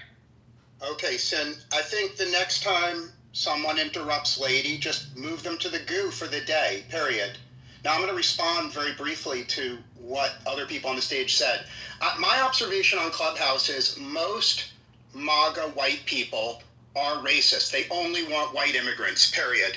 And I'm not here to argue with them. That's my opinion, the MAGA white people. They only want white immigrants. However, my impression of many of the leftists here is they only want immigrants who are going to be leftist and vote for leftist policies. And my impression of the leftists in this room, and I'm about to land my plane, Sin, my impression of the leftists in this room is they only want immigrants who hate America, who will burn shit down and vote for their leftist policies. And I'm asking for a compromise where we let in immigrants who of all races and all religions who love America, who are going to produce and pay very high taxes. And that's the reason why the MAGA racists hate what I have to say, and every leftist hates what I have to say. Because what I have to say is good for America. It's bad for racists and it's bad for leftism. I'm done speaking. I don't disagree with what you're saying. I think what Katrina and I were saying in some capacity is that those things already happen. What you're implying is that we should, in order to offset whatever deficiency we have in technology or whatever you were referencing, that we should invite those people, via, as you specified, Chinese, to come here and do the same work. Well, we didn't have to make invites to those people. At one point, they were just here in some capacity, maybe not in large. Not in large capacity, but maybe sometimes in large capacity, whatever you perceive that to be. But those people were here. The problem is that there are places that look more attractive on a world stage now. This is what we're saying. So we're not arguing against what you're saying fundamentally, because we agree. Those things that we just don't agree with the way that you're framing it. We didn't have to invite or coerce these people to come. They would do that on their own because of what their perception of America was, which has now changed on the world stage because we have a degenerate and his cohorts running the highest offices in the land. Does that make sense? So Trump is a villain, but he's addressing a problem that is undeniable. And that problem is the percentage of people in this country who are undocumented immigrants. He's doing it in a heavy-handed and apparently often illegal way, but he is addressing it. The previous administration did. And he was elected to address precisely that problem. Namely, 10 to 20 million people who are here. We don't know who they are or where they are. What does that have to do with what we're talking about? It has to do with the way we are addressing immigration. Trump is addressing immigration in a heavy-handed and intermittent and simultaneously making it look unattractive to the rest of the world, more specifically the people that Great is referring to. That's the point. So your point is moot. We don't even care about that point. The point is I don't know about we. He's solving a problem. The topic is what Great was talking about. Senile man, get it out. Solving a problem. Listen, you're a retarded halfwit. He's solving a problem that everybody agrees exists. That's undeniable. What does that have to do with what we're talking about? Let him get it out. Let the senile old man get it. I think we attract talent to this country.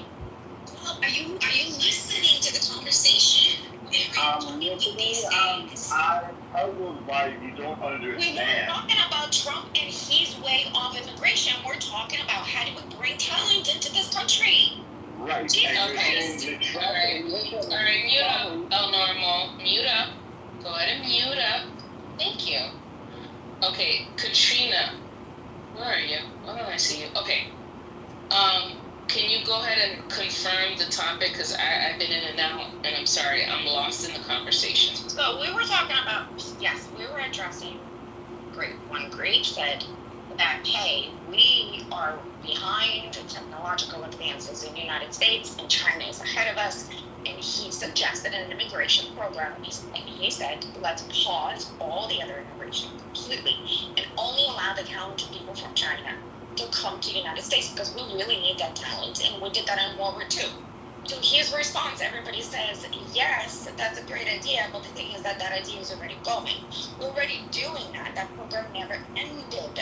And I already posted a link that we have been attracting, particularly in computer science, a lot more, 75% more than in any other STEM field area. So, we were saying that your solution already exists. Wait, you got us on. Sorry, muted a bit. Go ahead. I'm saying first, we're all agreed that we do need to bring talented people to the United States. That program already has happened and it's going. It has never stopped since World War II, right? Einstein and geniuses are definitely brought into the United States much faster, and I take priority the talent visa. And then number 3 is the fact that he's saying we're not going to allow anybody else to come to this country until we bring all the talent in. Well, that kind of sounds ridiculous. You can't just not allow any other immigration just based on our laws that we have right now, because we have not changed the law about asylum seeking cases, which we did because we fucked up in World War II when we didn't allow Jews to come to the United States. According to AI, the 2 most technologically advanced countries are the U.S. and South Korea. Needless to say, we're allies. Yeah, because you're just not looking at this thing in time. We're taking North Korea to task on a trade regime unilaterally. I wouldn't throw around the word ally so easily right now. South Korea. Also, without the United States, senile. You retarded fuck wannabe. Hey, Elmore, don't use retarded. I'm sorry, Mons, but Elmore, don't fucking use retarded. Yeah, you could just make the That's just of a human being. I will. I'll find another. No, I'll find another way. No, I agree. I'll find another way. Alright, bye, Nose. Alright, let him leave. Alright, bye. There would be no South Korea. There would be no South Korea. If he said he's leaving the room, let him leave. Like, I don't understand. There shouldn't be anything else, right? Didn't you say you were leaving? South Korea would not exist without the United States. They are our allies. There's no question of it. Thank you. And so, back to addressing the immigrant problem and then moving it all of a sudden 10 seconds later to he solved America's immigrant problem. No, he didn't.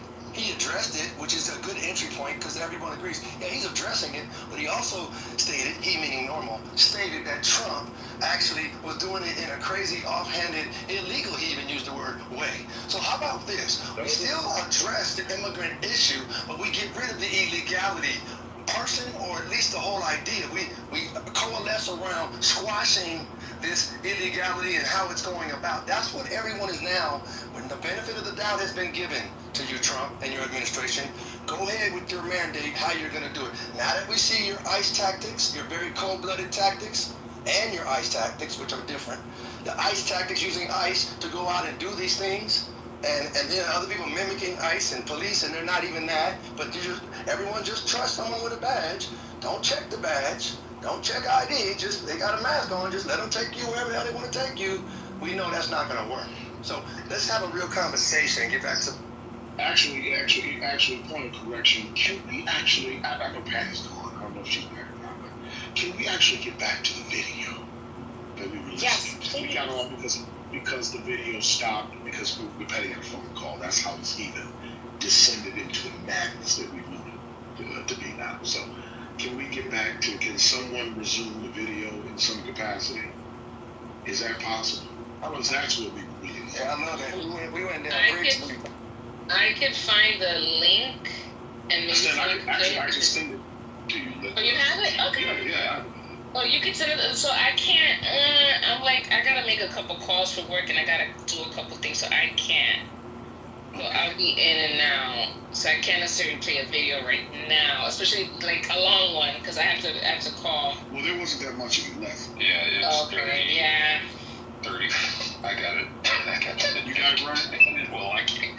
Thanks to you, man. I started because of watching these faces. That's it's amazing. It's 35 minutes because Quinn, like when she started it, Quinn's he watched it this morning, and there is something about watching these people sit at the table. So I just had it on mute, watching as Patty was playing. But this is that she stopped at the 105 mark. It's 140. An hour and 40 minutes. So there's about 35 minutes left. I don't know how many other people he's going to be. Does he debate all 20, or just those within the time frame? Yeah. So I don't know how to. Patty and the mods, they're better at knowing how to. Yeah, I don't know how they do that either. I don't know. Me, I'm old school. I just turn up the speaker and put my phone next to it. That's exactly what I'm. Oh, you go up to music mode and you can play it to YouTube and everybody will hear it. Yeah, let's see something. So I can play, but I'm gonna have to press play and walk away and play them in a different room because my son can't have certain noises around him. So, but then I'm gonna walk away and you guys, and it's just gonna keep playing. So you put this in, you said you put it in music mode? Yeah, so the top 3 dots. Yeah. Make sure you The don't top have 3 your dots. headphones on. You have to have your Yeah, go to audio quality, select music, and then it should play. And then we'll give you a thumbs up when it starts playing. Oh, so I can just play it on my normal YouTube and you'll hear it? That's correct. Just make sure you put your AirPods on. No AirPods. Oh, no earpods on. Okay. So Quinn up in here learning. Shout out to Elon. No, man, listen to me. Learning something over here. Talk about advanced technology, boy. We getting it down. From the old guy, make a note. Hey, man, old guy. Never too old. With the glass. Hold on just a second here. Let me get the music. I think that Patty, I'm trying to figure out where Patty was when she left off. It was at 10. If you move it to an hour and 5 minute mark. Hour and Shout out to the old people. $100. Can you all hear this? Answer correctly. It is 28 degrees. Okay. Is a document that should All right, let's go to the hour. You said 5 minutes? Yeah, I got it. What is this? Hour and. My name is Cyrus. I am also 2 immigrants, Kenyan legally. I'm also Persian descent. Born in LA. Fantastic. Yes. Well, I am mainly upset not at the immigrants, legal or not. I'm mainly upset at Wall Street. I'm mainly upset at the elites, the special interests. They are the main reason why we've been having this issue since 1965. And I understand most want to do well. There are a few bad apples, we can agree. But we want to go after the elites. They are the main cause of the problem. And just like healthcare, trade, everything. Did you know, Cyrus, that the top 1% pay dodge $163 billion in taxes every year, while undocumented people pay $100 billion in taxes? Well, I know where my anger is again.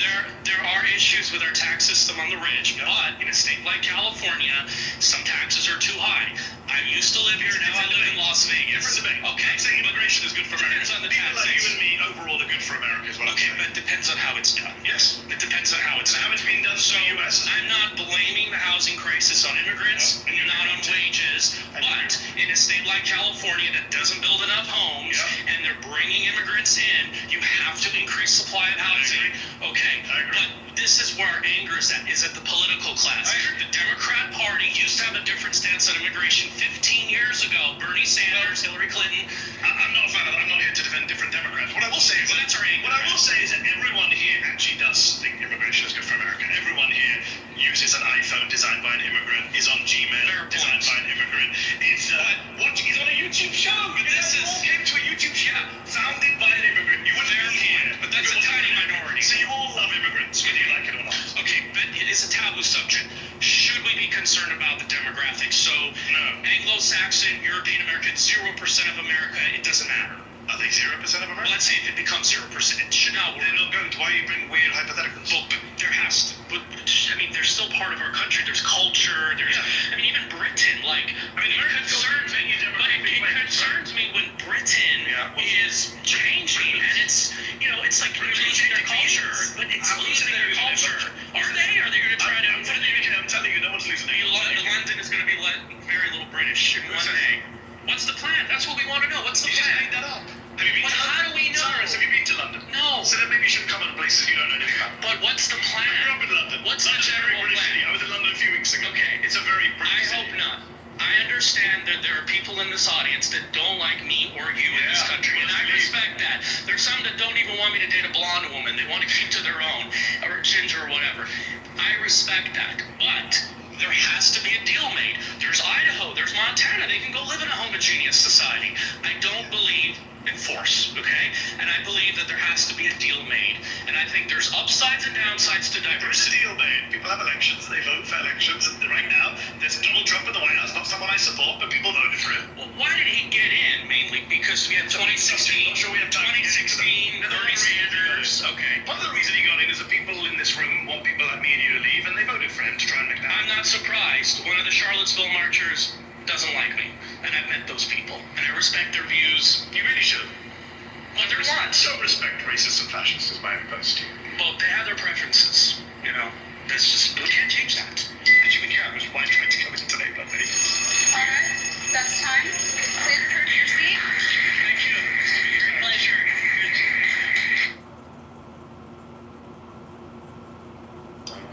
Moderators, is on you. I was just gonna make one comment. You know what I realized when they say culture, American culture, British culture, for them, culture is the white supremacy. That's their culture. So if they're saying culture is gonna be gone, American culture is gonna be gone if the white, what did he say, Anglo-Saxons are not, they're gone, then America is gone. So basically culture equals white superiority. Well, keep in and white majority. You can't see him, Katrina, just for context. The guy that Mehdi's talking to here is he is an immigrant himself. He's not white. Yeah, he's Persian. Persian, yes, I know. But that's the thing. There is a lot of I see this a lot with immigrants who, like, they actually it's not their skin color. It's their beliefs, right? Like he actually believes that majority should be white, and that culture of that white supremacist culture of the United States, right? The Midwest, the cowboy, and all this other stuff. I mean, and it all stems from repression and being quote unquote better than other races. Christina. That is actually is important to them, right? Like that, the feeling of, and as immigrants, I've personally, as an immigrant myself, I've personally spoken to immigrants. They think that they're superior and better than people that came here. If they quote unquote believe in the white supremacy, then they're kind of like, I am a true American and I'm not going to be discriminated against. And that's what I see. Yeah. And anybody who's quote unquote doesn't believe in the white America, majority white America, and don't follow quote unquote American culture, then they shouldn't be here, no matter how they look. That's the thing. And the white supremacists use them as their little tokens all the time. Katrina. Okay. Yeah, it's a fear, is what you heard. He's not going to say that, but you heard the fear. It's a fear of a browning of America, if not a blackening, but definitely a fear of it getting darker. And that explains it. And because he said Charleston. At that, if he's talking about Charleston, is he talking about Virginia when the people were marching with the tiki torches?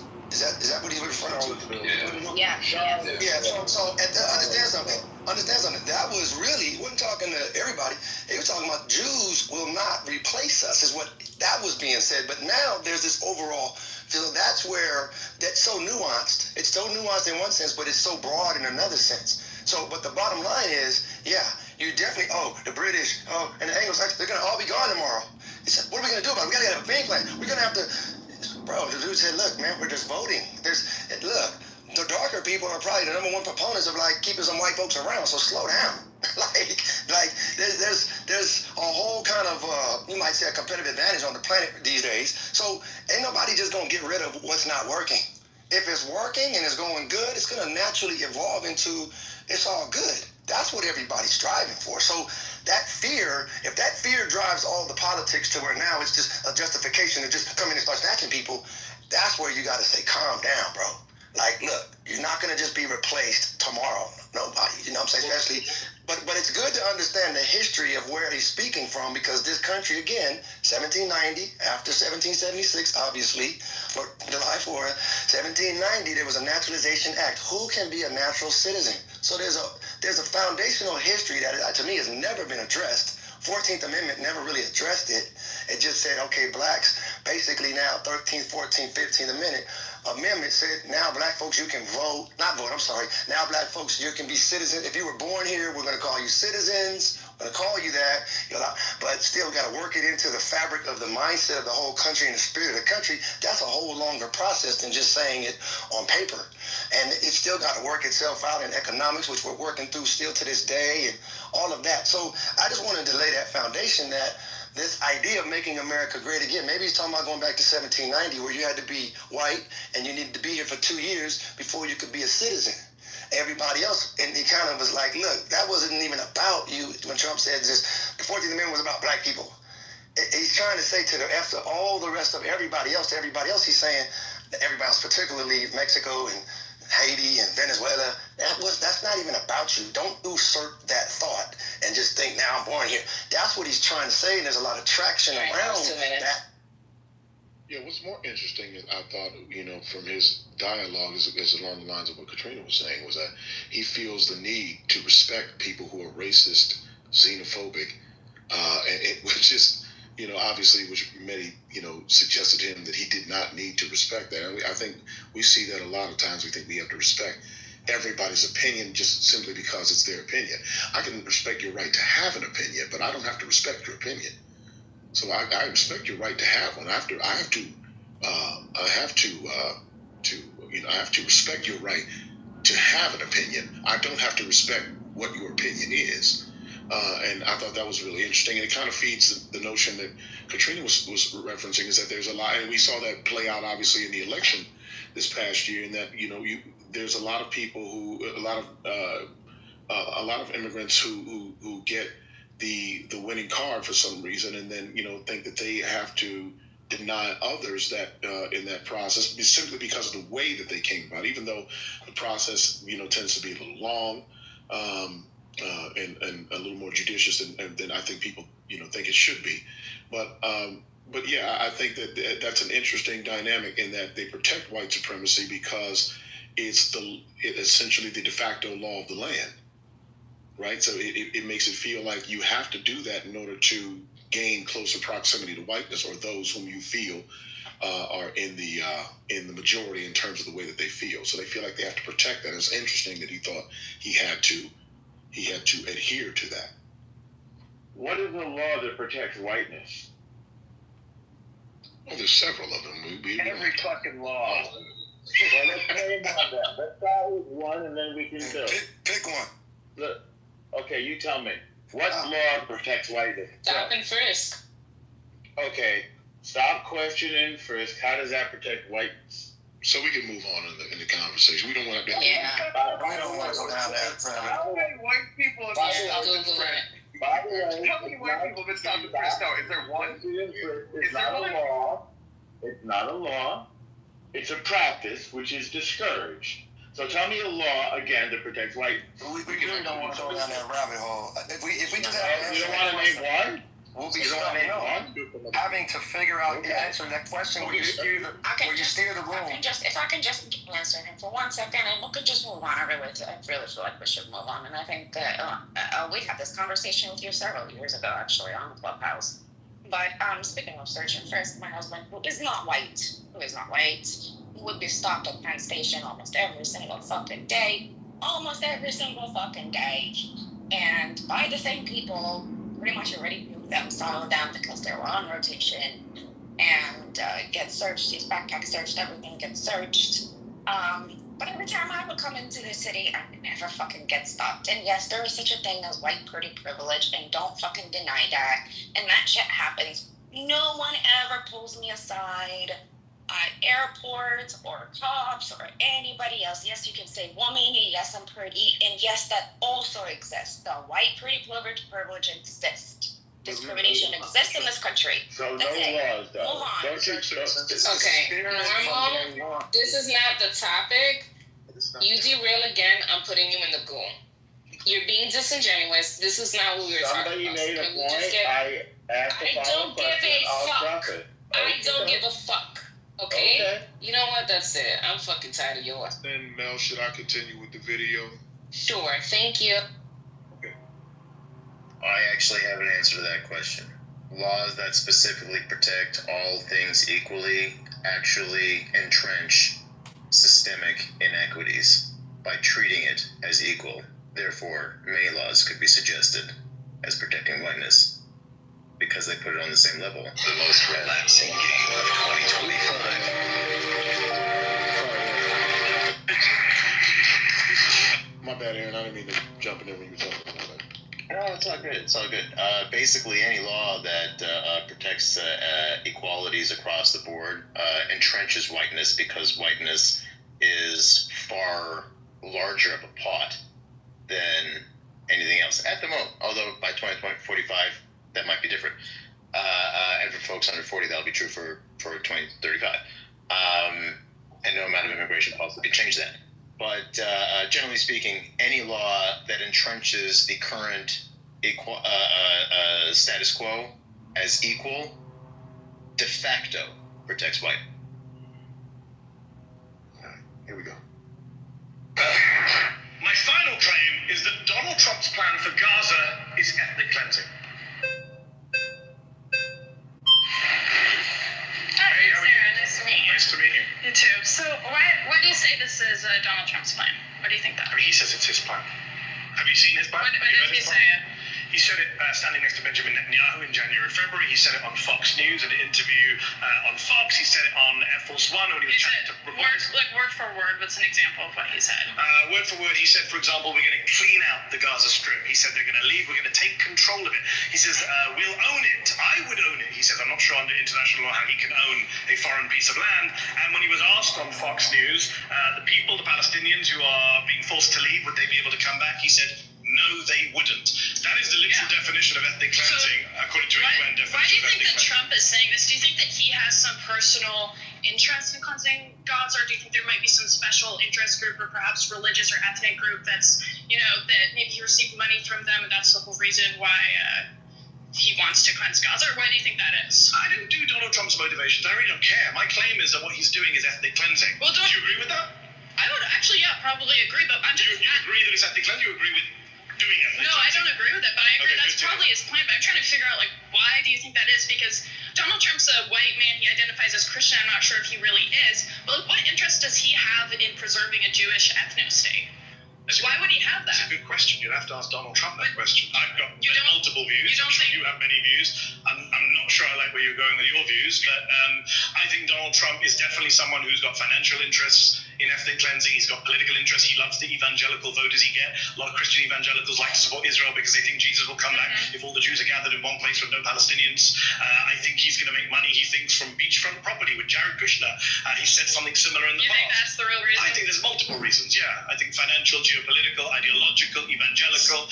I don't really care. My claim is that what he's doing is ethnic cleansing.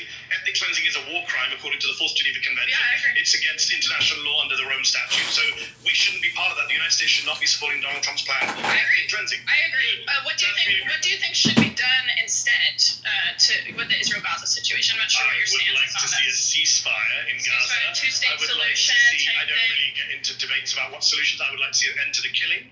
I would like to see Gazans have freedom. I would like to see the Palestinians in Gaza somehow get their land. But 80% of Gaza right now is under Israeli military control or displacement. I would like to see freedom for the Palestinian people. I'm an American. To go back to the core of this show, I support American values. One person wants it really is a religious and ethnic battle. It's not a religious Well, yes, that is what it's obviously between Jews and Muslims who want control of the Holy Land. No, it's not. Yes, it is. No, it's not. What else? What other? Actually, the founders of Israel were secular. They were not religious, actually. I think some religious Jews, like Bezalel Smotrich, the Israeli government minister. It doesn't really. Is a religious My point is. No, the core of the conflict is over land. It's colonial. It's historic. It is not about religion. Colonialism is for a reason. People who want to steal the land want everyone to believe it's religious. My point is, why are we sitting here? It's like a false dichotomy where we have to argue, do Jews get Israel? Do Muslims get Israel? I've never brought up anyone's religion. How many of us here are Christians? I didn't bring up anyone's trying to pick sides between Jews and Muslims taking over Israel? Don't you think that? Hold on. First of all, I didn't bring up religion. Second of all, you know that a lot of Palestinians are Christian, right? Some of them, yeah, it is very small. Well, it's it's majority Muslim. Yeah, it's very. But there are many. Yeah, I agree. Yeah, but there's not that many. So it's not worth. So it is. Well, it is the reason. Why do you think Iran is backing proxies that want to take over Gaza? And, back the terrorism in Gaza. It's obviously because they want to Muslim control of the land. You don't think that's why? No, I don't think it's about religion. I've been following this conflict for decades. It's not about religion. People who say it's about religion, it's a distraction. Well, it's a big part of it, I think. I think it's become a big part of it. It's been weaponized by bad faith actors, sure. But I don't think that's the core is that one group of people are dominating another group of people. What group of people is it? But what group of people is dominating another group of people? One ethnic group is dominating What another ethnic group? What ethnic group? Jewish people. Yes, dominating. Arabs. Yes. But I didn't say anything about Christian, Muslim, Jew in a religious sense. Okay, Jews defined as religion and ethnicity, you know that, right? Well, why do you think that Muslims want control of the Holy Land? Why do you think that? I don't bring up Muslims. Well, they're Muslim states. Like, what do you think? Like Iran wants to do with the Holy Land? But that's part of the conversation. What do you mean? Like, it's not. The conversation is Donald Trump is doing ethnic cleansing, and you agree. Yeah, but it's so I'm not sure why you're spelling it's part of the larger context it's a weird of the debate when you conversation. actually agree with me. What I was trying to say is we kind of have this false dichotomy here where we're trying to take the side of the Gazans, which mostly it's a Muslim majority, or the side of the Jews to try to decide who gets control over Israel. I see no control. America is a majority Christian country. Should we be deciding Christians should have control of I agree. Donald Trump should not, nothing to do with religion. Donald Trump should not be deciding what happens to Gaza. That's my claim. If you agree with me, great, let's shake hands. So are you saying, do you think that America should just cut ties with Israel altogether? What's your definition of cut ties? Like stop funding them, stop being their military arm? Yes, one very good second. That was really easy.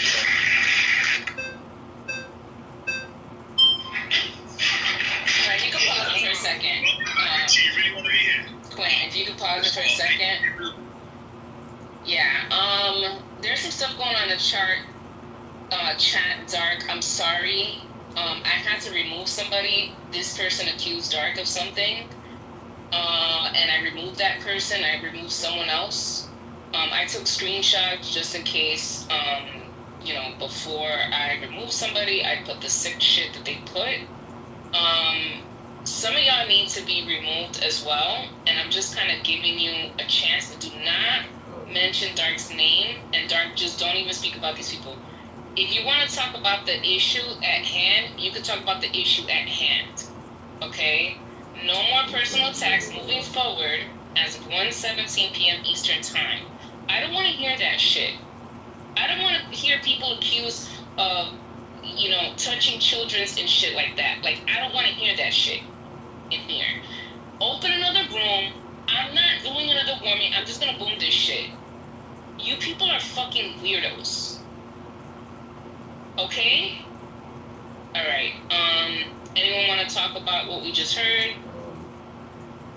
That was mostly about Trump's vision for Gaza, is what I heard. Anybody else different?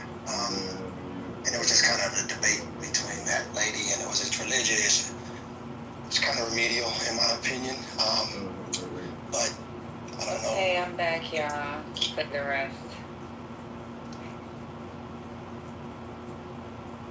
Yay! Where did she go? I'm right here. Okay, there you are. Alright, there was some shenanigans, and I took some screenshots. They're accusing Dark of liking children and along those lines. And so Matt Cool was part of that train. Someone else was part of that train. So I was like, any personal attacks, I'm not having it. Normal's been very disrespectful as well. He's begging because he knows you're back. He feels like he's padded protected, so now he's begging to come back on stage. So, but no. Does anyone want to talk before we bring El Normo back? Because, it's going to be all about him. He's going to keep interrupting y'all left and right. Does anyone want to say anything about the clip that we just heard first? Yeah. His stupid ass come. Go ahead. Just really quick, all I wanted to say is that I don't think she really had a good argument. Like, there was no debate. He kind of schooled her in 2 seconds. So, I don't see, she has no strength whatsoever, to me personally. There was nothing to debate about. And also, moderators, can we not allow people to also go down to such a level of personal attacks as Coleman demeaning people who are in special ed, please, as somebody who does have a child who's special needs. Like, that's just disgusting. Thank you. My comments on what we just heard, it sounds similar to Katrina, and so like, look, Brian put 100% up at that point. But reducing it to, I appreciate the moderator for not getting, he's obviously educated, understands, and has a nuanced understanding, and has a big enough heart. Sometimes it comes down to a heart, and it's just wanting to hear somebody like her getting down into the weeds and just trying to make it into, it's just to make it into talking points that we all know serve nobody, all leads to what the hell's going on and nobody says anything. It's just like, this is okay. And so I appreciate the moderator or the person that was, answering the questions back and forth today. I appreciate him for actually dealing with it. Great, let's move on. Like, okay, let's get back to some real. I got breaking news, y'all. Oh, let me shut up. Did y'all hear Malcolm Jamal Warner died? No. He drowned. What? No, he died. No. He drowned. Whoa. No. Yeah. Sorry to, bring bad news, but... Whoa, I'm seeing it right now. 54 years old, Theo. Damn, one of the first dyslexic characters on TV. Y'all remember when he came out and he had dyslexia? Yeah. Damn, I remember that episode. Fuck. He's from Bed-Stuy too. I believe he's from Bed. Is he from Bed-Stuy? I believe he's from Brooklyn. Isn't he from Brooklyn?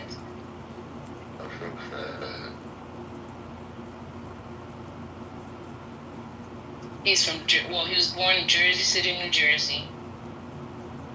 Dang it, man. And he has a baby with, not a baby, a grown woman now with, Shantae Moore, right? No, that's Kadeem Hardison. Oh, fuck. That's My bad. Damn, rest in peace. Oh.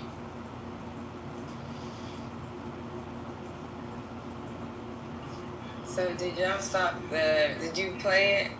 Or is this the last conversation from the last part that was played? Sin. Yeah, Quinn just finished playing the clip, and it was about the Gaza, how Trump's handling Gaza. Go ahead. Yeah, sorry, I've been following the video on mute, so Quinn stopped it at 1 hour, 14 minute, and that news threw me off. 1:14:27, give or take. Yeah, you can go to 1:14, 1 hour, 14 minute, and 20 seconds. That's where the last debater, Sarah. I still have it. Just for the record, I missed it. Who's the main guy being debated?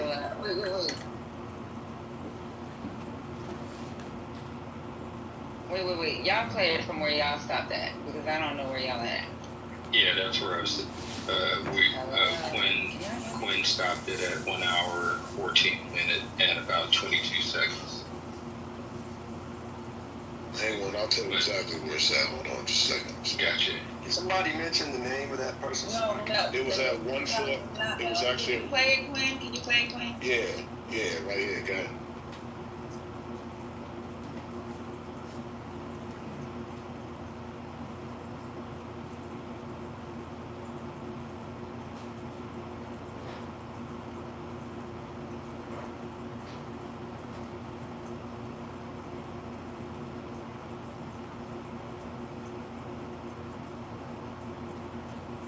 Are you playing it?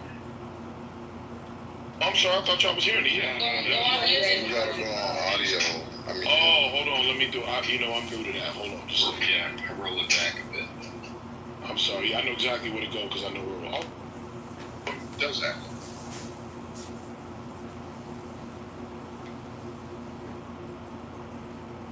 Let me go back to 114 where it was on.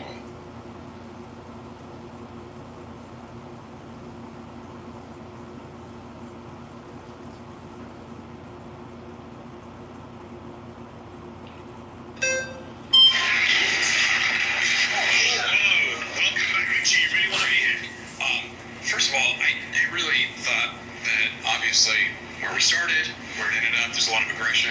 I can see in your eyes there's a level of exhaustion from being here. This is where my empathy comes in. Where it doesn't is, when you have a room full of people that do agree with you, we have this opportunity to come together, and you're kind of mocking people when they do. So you mocked Sarah a little bit when you guys clearly had a common interest and goal to reach. So I can tell you're agitated. I want to bring that all down, please. I'm guessing you're not going to, but let's see. No, I'm going to. I do want to point out some contradictions. First and foremost, I don't believe you're pro-American in the value system that you claim to uphold, especially with free speech, if you're not willing to debate people that don't share your values. That's very un-American. Plan for Gaza is ethnic cleansing. I emphasize again, it is free to join my community. The stocks I share are also free. The techniques and strategies I teach. I don't believe it's ethnic cleansing. Because it's not his plan. It is my plan. No, he's obeying someone else's plan. You cannot do nothing about an anonymous. Oh, he works for the Mossad. Mossad, come and get me. I need to be killed. Because you know why? I'm entertaining the world about Zionism. Anybody can be Zionist. Anybody can be Zionist. If you're a monkey, sure, I will see if you're a Zionist. You're proud to be a Zionist. No, but I believe everybody should be Zionist, in my opinion. The whole world should be Zionist. I agree. But the question is, how do we do that? So you have to have tactic, because now you have social media. So the girl that lives in Egypt, the girl that lives in Syria, she has TikTok. The girl, Thailand is smart. How do you come about that? How do you change that mentality? This aggressive anger is not going to work for you. You have to find a different tactic. You have a lot of well-spoken who started about Israel's history, Judaism, Israel as anti-Jewish. So you need to find solution for that. So now, what you need to do, you need to bring a more... But I gave you the best solution. I'm not killing anybody, okay? I was killing nobody. Zionists are very respectful people who doesn't kill anybody, they save lives. Zionist ideology, no, they don't kill anybody, no, with all due respect. They save lives. So whatever happened in Gaza, that was because of October the 7th. If you want to war and you knew what's going to happen, you wouldn't do that. So that blame, whatever happens in Gaza, that blame is Hamas, and Qatar, UAE, as well as Sweden. Rasul, Fuentes, all of those people. He's Australian. But that's not the point. I'm saying people that are on our side of the aisle that get shut down by people like you because you're leveraging this position of emotion. You're joking, right? No, I'm not. You're leveraging a position of emotion. My side of the aisle is trying to deport you. They only shut down. Yes, they're trying to. They're actually trying to genocide the entire race. So what are you talking about? Wow. What are you talking about? You're a white genocide guy? Are you kidding me? Wow. You know the fact that I'm amazed that Jubilee find some of you guys. How did they find you? Do you see the email you? Why are you trying to oust me? This is such a cheap tactic. Do you go to Nordstrom? No, I'm immigrants. Have you ever been on eBay? No, but you love immigrants. You love immigrants when they're helping you. You just don't like the color of my skin. We're having a different Alright, genocide. pause. Alright, you've been voted out. Please return to your seat. Okay. I really wish we could have passed. I mean, you believe in white genocide, so it's very hard. I'm sorry. If you guys could see, Man, his face. Bruh, you gotta watch that. Is that a thing? White genocide? Is that a thing? Oh my God. I gotta see it. Where we find the video? Go to Jubilee suite. It's or you just type it in YouTube, Medi. It's a Jubilee. It's Jubilee platform. The entire. His look. Okay, I'm about to use a movie reference because I paused it right where you stopped the video. He reminds me of Neo in The Matrix when he discovered he was the one fighting the robot. thoughts, whatever. He just looks like bored, and I don't know how to describe it, but man, his face, it's like really. So, as America, are we going to have a white genocide conversation from now on? Is that what we're up against here? Genociding of white Anglo-Saxon cultures. Absolutely. Yes, it's the replacement theory. And you notice all of these white guys, or all of these, they're mostly white as far as I understand, and young as far as I understand. And yes, very true. Where did you really find these people? Like, I know they exist. I've only met one personally in my life, like that, to that degree. Like, damn, the fact that they're all younger men is kind of scary. Very scary. And the fact that he is saying that Nick Fuentes is on his side, like he is like one of his bros. I guess that's all the Quakers, the all that movement, which is not only sexist, white supremacist, and everything else, but also fascist. Thomas Sowell, what I don't understand, what I don't understand is that why there has been this whole thing of like white men losing their stance in the United States, right? As a dominant, whatever. And like there have been, I don't know, like their masculinity has been threatened, and that's what is it? What is it with this white men, young white men in the United States that they feel so threatened? I don't understand. This is so mind-boggling. If I could dialogue on that, if we're talking about the systems of white supremacy and white colonialism no longer has the effectiveness that it once had. If I'm white and I view that as, oh shit, I'm being genocided, my whole world is being attacked and killed, what I know to be real. Shit, they're coming after me. I need somebody to defend me. Damn it, where's my Justice Department that's gonna come say, hold the hell up, I have value still too. You can't just get rid of how we got here. I think it's somewhere in that vein, and the other people that aren't really aren't in that category of white, whatever that, which was all a construct that was kind of crazy, but the bottom line is, then it's like everyone's watching that play out, watching like, okay, there's some people that, in that vote that have benefited from colonialism around the planet, from white supremacy ideas around the planet and systemic things, and now that's losing weight. So if you have them on down, and you've got different people that have a voice, and you've got all these bring us everybody into America from around the world, and now they actually can be contributing Americans with real citizenship, you will lose the ability as white supremacy, as white supremacists, if you're subscribing, if you just believe in that, or just trying to uphold white is going to run everything of power, and that scares the hell out of people, I'm sure. I think that needs to be addressed as a planet, because it's definitely a mindset. I won't say a sickness, but it's definitely dis-ease. It's the opposite of ease. It's not a mind that's not at ease, and it can feel being attacked. And what does any living creature do, or any system, anything do, when it feels attacked? It attacks back or attacks first. And I think that's a real study. It looks like it's not going away. Yeah, I think that Sweet's partially right. I don't think the impactfulness of white supremacy has depleted it anyway. So that's not actually true. What's happened is exactly what he is saying, is that these are people who feel like they are losing their elevated position within that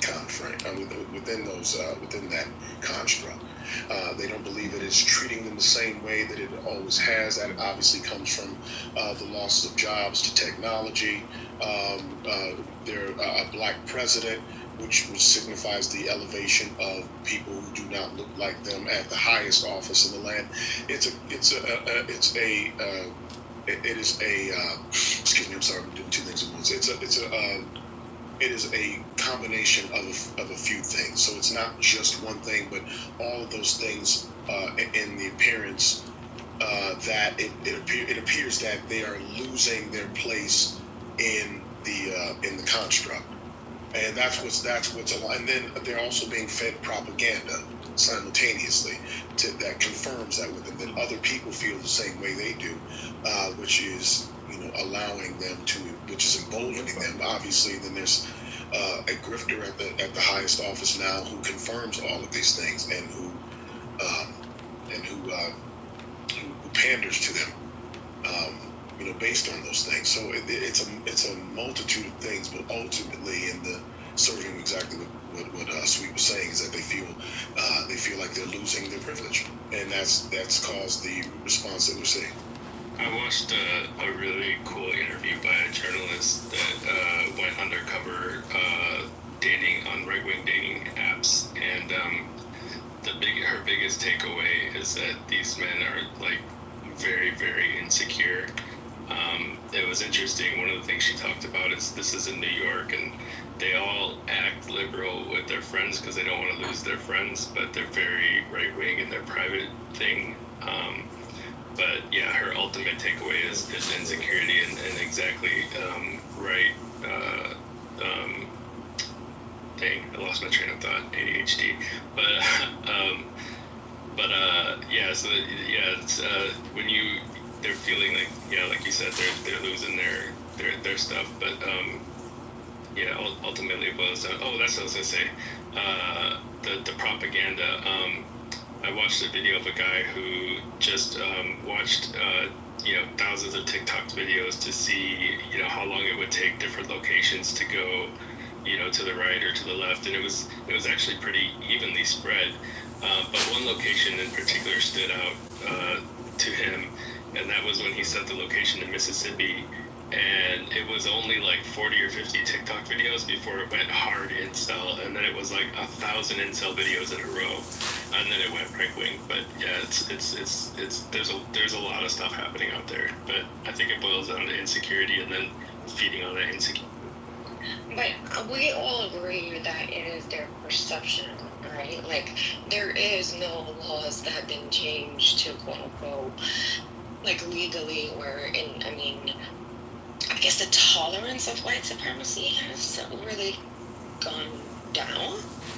And is that why they feel uncomfortable? Because, a white man is still as much privileged as he was before. Like, he still has a majority of privilege in this country. It's because we have, and this stems a lot from capitalism, but ultimately, wherever it comes from, we have a very scarcity mindset, and so if somebody else is getting something, then I'm not getting something because there's a pie, and if a piece of the pie is missing, that's my piece of the pie. So that's that scarcity mindset, and so they're thinking that if black people get rights, well then I'm losing my right. Yeah, I agree with that. There's a twofold thing. Like, those that have a lot of wealth, they're watching a lot of that wealth being lost in this. I'm making it very general, but that wealth may be diminishing to some extent. Others are getting wealthier, but at the same time. But the bigger thing, I think, is like he said, this idea.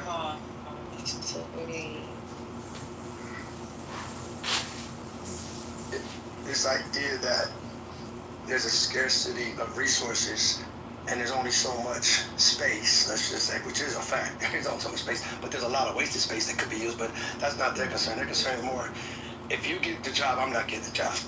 It's really, that's why I call it like a dis-ease. Just like it's an idea that's in their head, as you brought up, Katrina, but it's not a real idea. It's the idea that by doing the right thing is at the core. It's like, if I do what's right, then I'm going to come up short. I'm not going to have. Everybody else is going to come in and creep in. And there's also a sense of the wrongs of the past of ancestors are going to have to be dealt with on this generation. That's a real thing I've witnessed. That it's an idea like there's going to be a get back.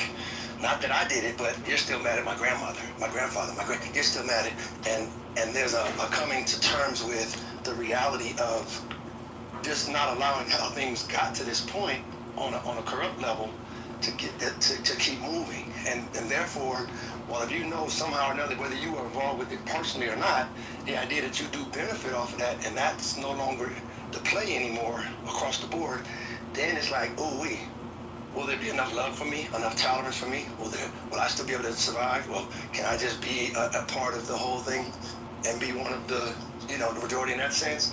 All of that is, I think, some of what will come up in a study of this phenomenon.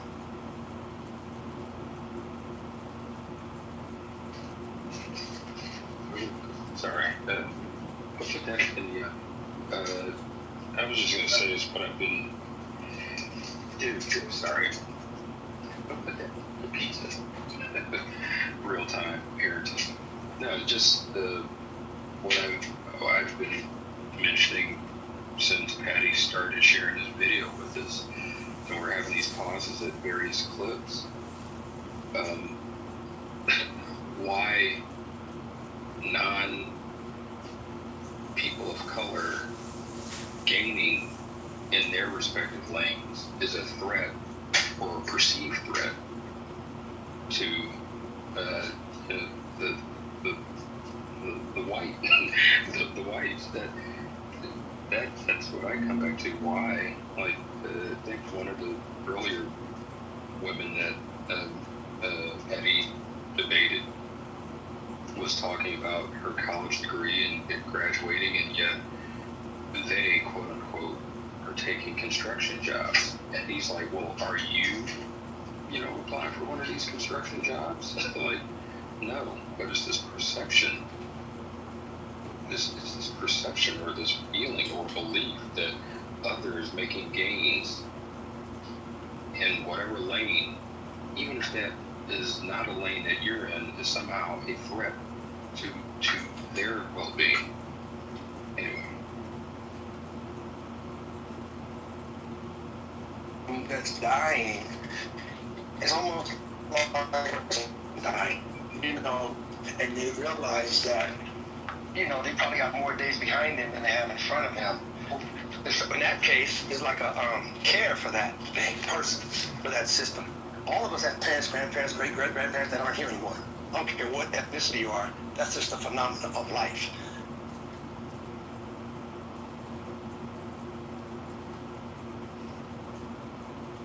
Alright, Quinn, was that the end of the video or is there?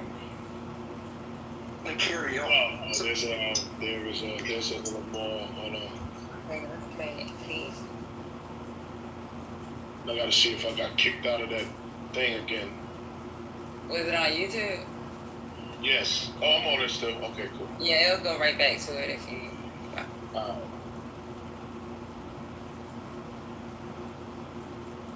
Teenagers are building businesses with AI, while the only AI you know is ChatGPT. Let's be real.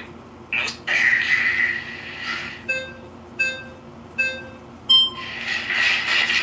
Hello. How's it going? Nice to meet you.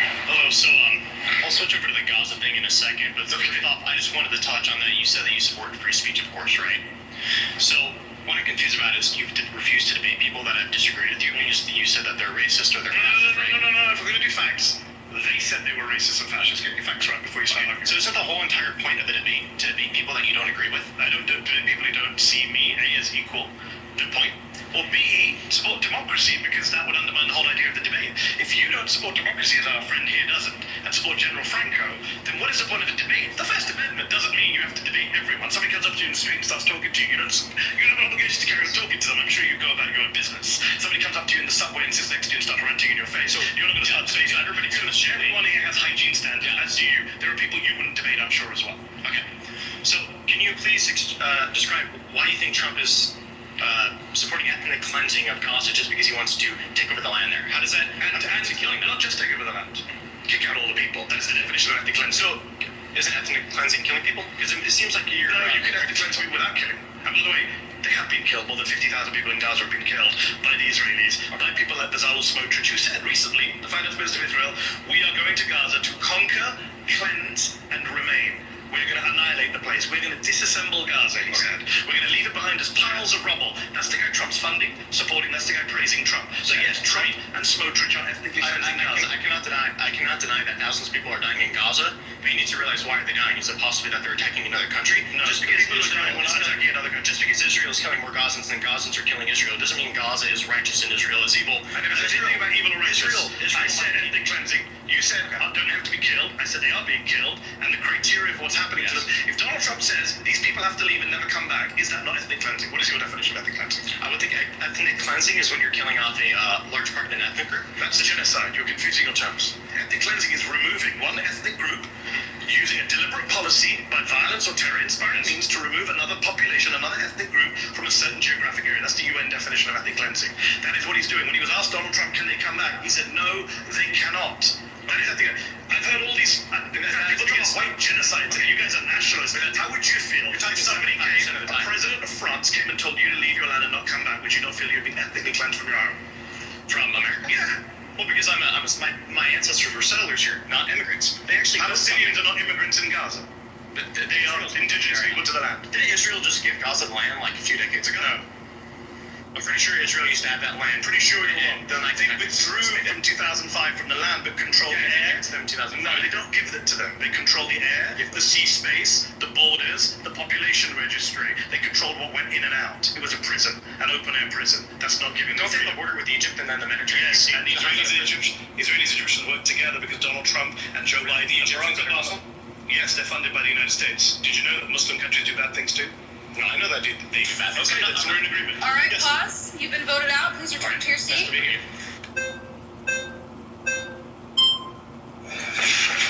Oh, great. Hello, sir. Welcome back. See you again, Mehdi. All right, so I agree that Trump wants to do a cleansing, but not an ethnic one, because that area requires a lot of cleansing. Because when you have a population that was taught from early childhood age to hate Jews, Christians, and pagans, you need some serious re-education. Number one, that's not true. Number two, that's not what he's proposing. Well, I mean, most Palestinians, by polling number, do support Hamas. They support resisting Israel. Well, I mean, the thing is, what did they do in the first place that they were in this, what you call open-air prison? Great question. What did they do to deserve being occupied? Well, here's the thing, because the Islamic Republic in Iran is using them as a tool. What is it got to do with this? As a tool for their Islamic expansion. When did the Islamic... Hold on. When did the Islamic Republic of Iran... You're Iranian American, yes. I believe. Yes, I am. When was the Islamic Republic of Iran founded? 1979.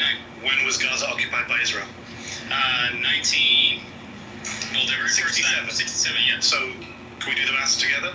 12 years before the Islamic Republic of Iran existed, Israel was oppressing, occupying, dispossessing the people of Gaza. So your argument makes sense. Were there any terrorist organizations at the time? The PLO was considered a terrorist organization by the entire Western world. All right, so was Hamas there? Hamas did not exist till the 1980s. Exactly. My point is, after the Islamic Republic came, it became chaotic because the Islamic Republic started to use the so-called innocent Palestinians for their own so-called innocent Palestinians. You don't think Palestinians are innocent? Not all of them. Because what about the 17,000 children who were killed? They're doing the 17,000 children were killed. Were they not innocent? Were they not innocent? Who's responsible for that?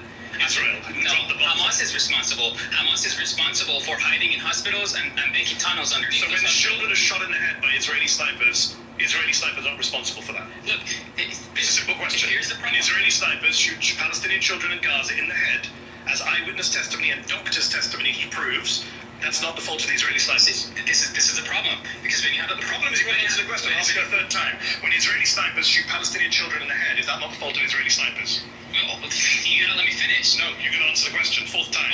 When Israeli snipers get to shoot Palestinian children in the head, get to your we're running out of time. I need to know what you think about innocent children. Because what you said was pretty outrageous. You said so-called innocent Palestinians. For the fifth time, when Palestinian children are shot in the head by Israeli snipers, is that not the fault of Israeli What did those children do? What did they tell me that the children deserve to be shot in the head? Because the problem is, millions of people are watching you say they start brainwashing children. They start brainwashing children at a very young age. So you support sniping children in Gaza? Look, do other people here support sniping children in Gaza? Is that a conservative position now? What if they're wearing a suicide vest? They weren't. Well, what if they are? They're not, though. What if they are? I have friends who went to Gaza, American doctors. They came back as we had multiple children. What if they're hell-bent? What if they're hell-bent on killing you and your family? A 10-year-old child, an 8-year-old child, a 6-year-old child? Because like you said, on they're brainwashing television. There are millions of people are going to see your neighbors and friends. Millions of people, the killing of children. Millions of people don't know what's going on. Even your fellow right-wingers are saying, don't go this far. Genocide, sure, but don't... Millions of people don't understand the brainwashing that is going on in the Islamic Republic and in Palestine to create this hatred. You're obsessed with Iran so much that you're supporting the killing of Palestinian children who never harmed you or any other Israeli. That's insane. Look, and the fact that you support Trump's ethnic cleansing now doesn't surprise me. I didn't say ethnic cleansing. I said cleansing of the land. All right, pause. Because you need to cleanse the land from all the trouble. You've been voted out. Please return to your seat. Wow, he didn't even want to shake his hand. Wow. I mean, Mehdi was disgusted. Yeah, if you see his I face. would be disgusted. If you're saying it's okay to kill children in their heads at 6, 7, 8, 10 years old, like snipering them, like I would be disgusted too. I have a 10-year-old. Are you kidding me? And for those that are new, join. I put the link in the chat so you guys can, watch on your own or like fast forward to where Quinn is at and just watch in the background. But yeah, he it's like he was being even remotely civil and halfway shaking his hand as he left the table. Oh my God, he's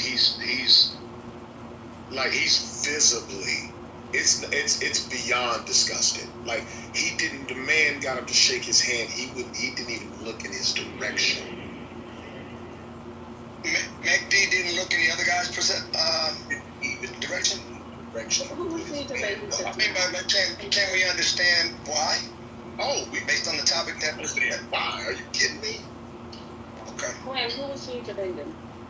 I don't know, obviously the brand. It was a young guy. I think I want to say he's Israeli. I don't know. I don't know what his actual. I don't know. He was from Iran. He's from Iran. It was just that piece of the debate, right? That's really strange. It wasn't the whole debate. Just for those that don't know, the whole debate wasn't just that last guy. That was just for the record. No, it wasn't. You're right. It was two different people. But the last guy.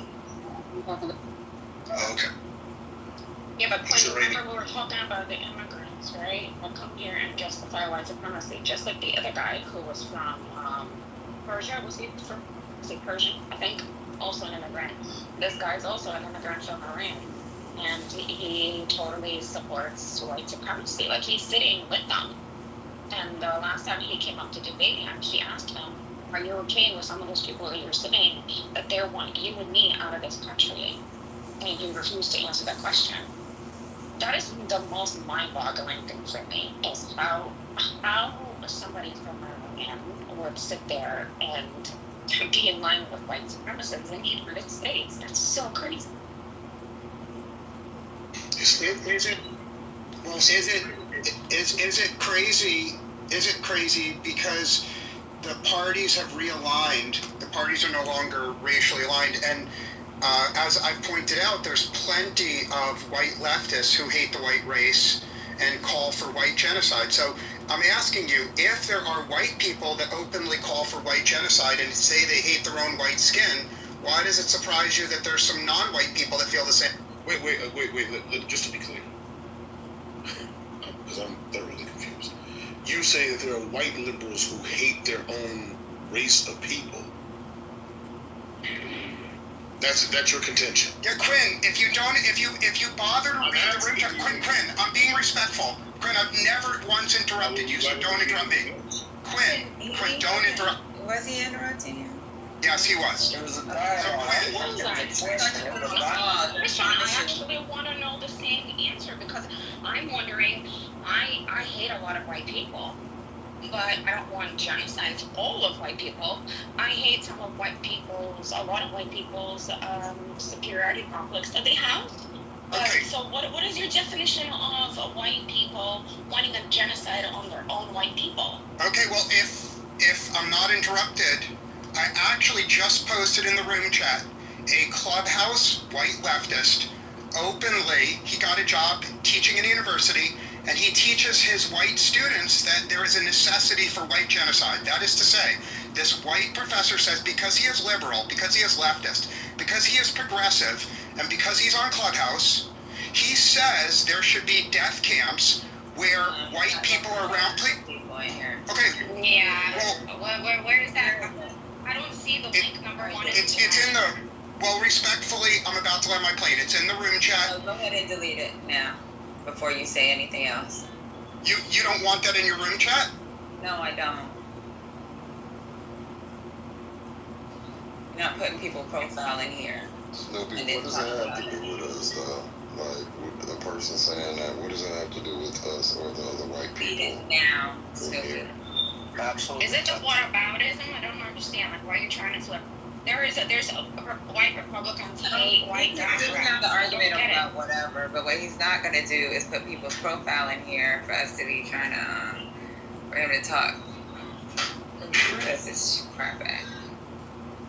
Well, unemotionally, we can look at what Grape is proposing and the extreme of that, and then jump into the conclusion about everybody that has a problem with white supremacist crazy systems of things is not have to be in the boat of now whoever that is saying go kill white genocide. It's back to this, the nuance necessary moving forward in planning to understand some are going to feel like it's a straight genocide because when you put fairness and no longer white supremacist systems in place, and that dies a natural death and everybody can just vote what they really want, the masses of people, everybody doesn't have to join in with those that might feel like, oh my God, it's a genocide now, opposed to those that might be out there trying to kill some people. Yeah, I think it's a ploy of overcorrection to, like, get you to, like, I just don't, like, buy into that. Like, so what? A lot of people say a lot of things. Like, that doesn't mean, like, that, to me, when people do that, it's like to get you to say, to overreact or overcorrect and in that direction to line you up with what they're trying to do. So, I don't care. But is that, again, it's not something that is like a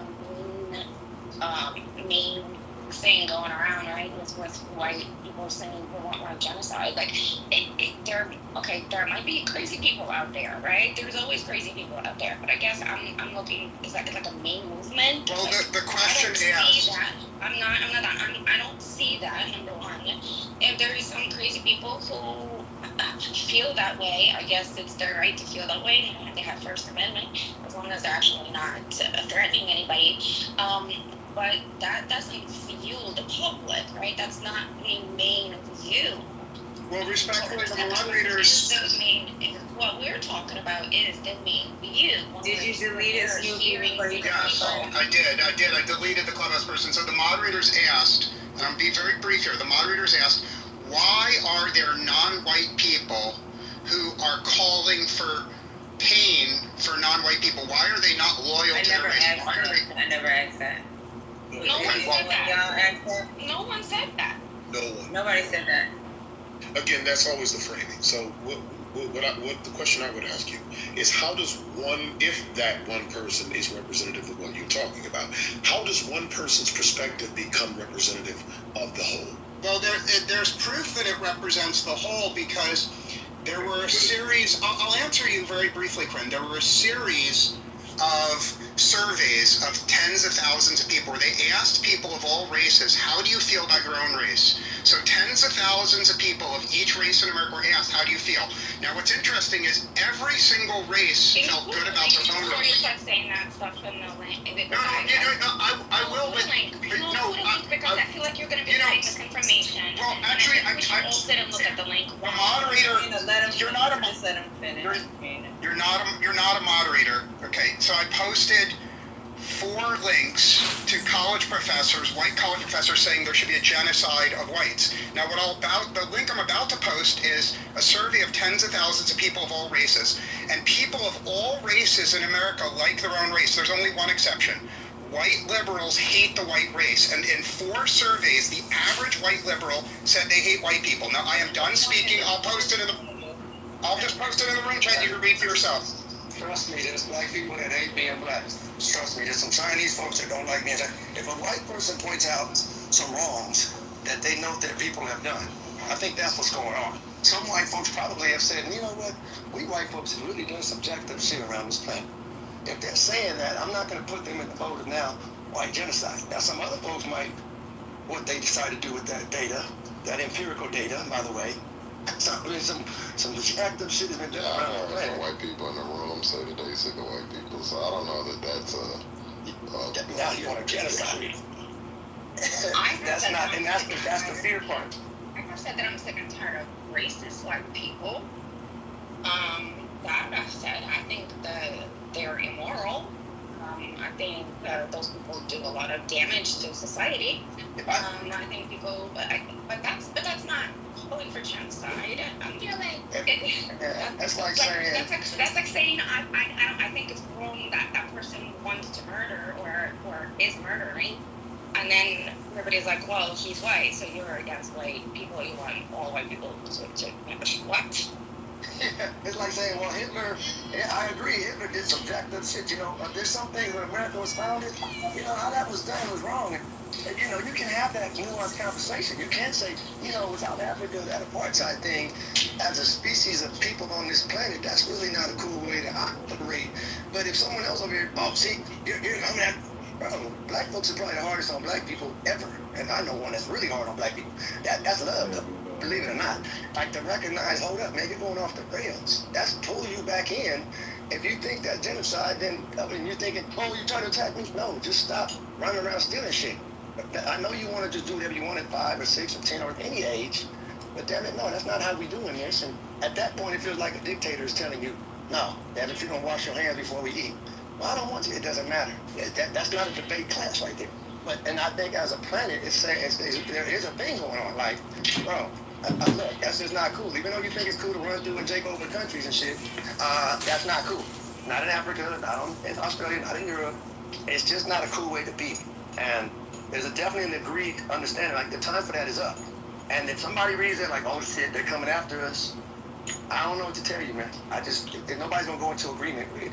You just keep on doing foul shit, whoever you are. Micro level, macro level, there's a thing about do the right thing. And just taking over because it's not doing it. Sorry, the link that is being put forward is either quorum, threads, or I just don't understand. There's a peer-reviewed, respectfully, Katrina, there's a peer-reviewed study in the... And let her When people It's actually not peer-reviewed. There is a peer-reviewed study in That's the... why I was having an issue when somebody is talking and saying that there is factual evidence for this, and then there isn't factual evidence. That's why I was saying put it in the chat so that we can go through it together as you're talking about it. Because everything that you talk about is not, this is not like real research. Like, I'm sorry, I can go and I'm gonna go ask people questionnaires tomorrow on the street and then say that's research. Like, Even simpler than that, if you go to the actual link and read it at the very top of the fucking article, it explicitly says it's not peer-reviewed. I would never do that. I don't believe in that. I was just reading, I'm reading some novel, and the guy mentioned his aunt who had beaten him for wasting a piece of string. This is a British novel, post-World War II, spy novel. Actually, it's the spy who came in from the cold. It's a really, really good novel. But he mentioned that his aunt hit him for wasting string. Imagine that poverty. Yeah, exactly. They were that broke. Everything mattered. Hell yeah. I'd beat that ass too if I was that broke. But, I noticed that back then for that time, they used fear to make things happen a lot. They hit you to make you submit. They tell you that this God is real and judging you and gonna send you to hell if you don't submit and do right. Like, everything was so fear driven. And even today, like my parents and my grandparents and all of that generation that's older than 55, like, they're so fearful. Not all of them, but a big portion of them, they're just so fearful. I don't know. You're projecting on them, Barbie. Me? You. How am I projecting, Congressman? You're saying that baby boomers are fearful, but the truth is you're fearful. I don't fear homosexuals and marijuana like they do. Oh, well, that's not the type of fear I'm thinking about. Well, that's what I'm talking about. Like making a child submit so they beat them. You know what I mean? But why do you think you know, young people should be using cannabis. I mean, it's a sacred herb. If you're just going to use it to look at TikTok videos and not even go to the gym and just waste all your time consuming propaganda, I mean, it's not beneficial for young people. What, marijuana? Yeah. Well, I never said that young people should smoke marijuana. Well, you said that's what the baby boomers are fearful of for these younger people. Are you not following your own conversation? I never said that. That's not at all what I said. So what is it then you think baby boomers fear? Did anybody else in this room hear me say that? I claimed that you were projecting onto baby boomers your own fear. Yeah, well, I just told you that's not what I just said, so maybe pay attention. It is what you said. That's not what I said. Well, how about you have a seat in the audience, and yeah, we'll have you back up. Men are gonna be bastards for life.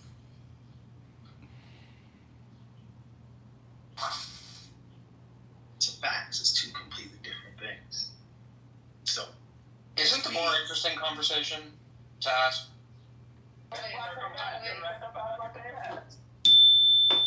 All right, take a deep breath, everybody. Just relax. Oh my god, I knew it was you.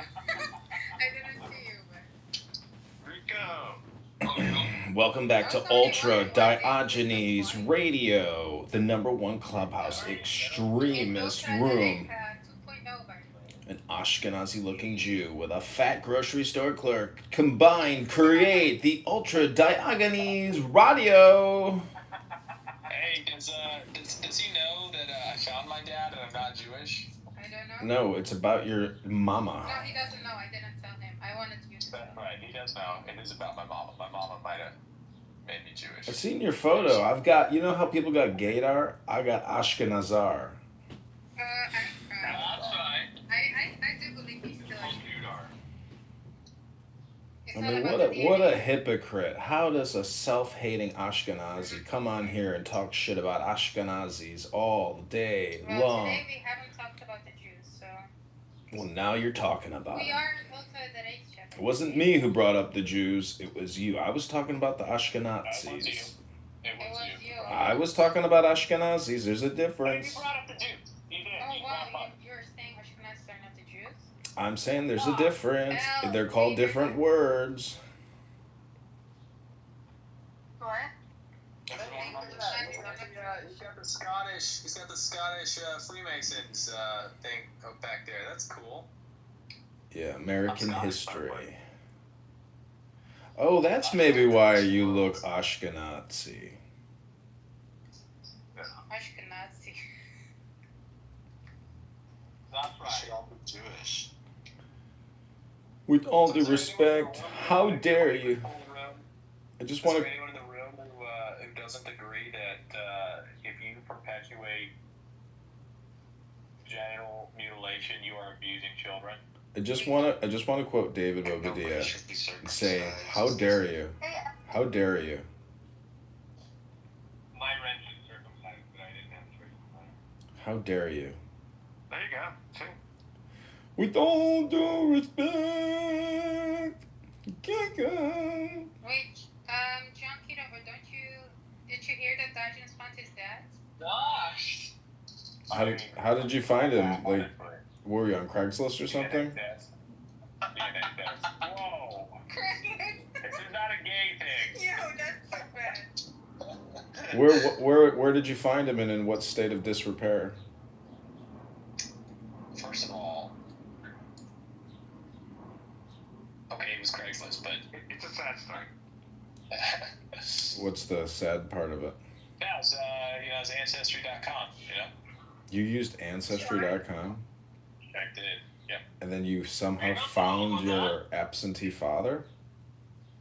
Well, it's hard to call him an absentee father when he didn't know that he had created me, right?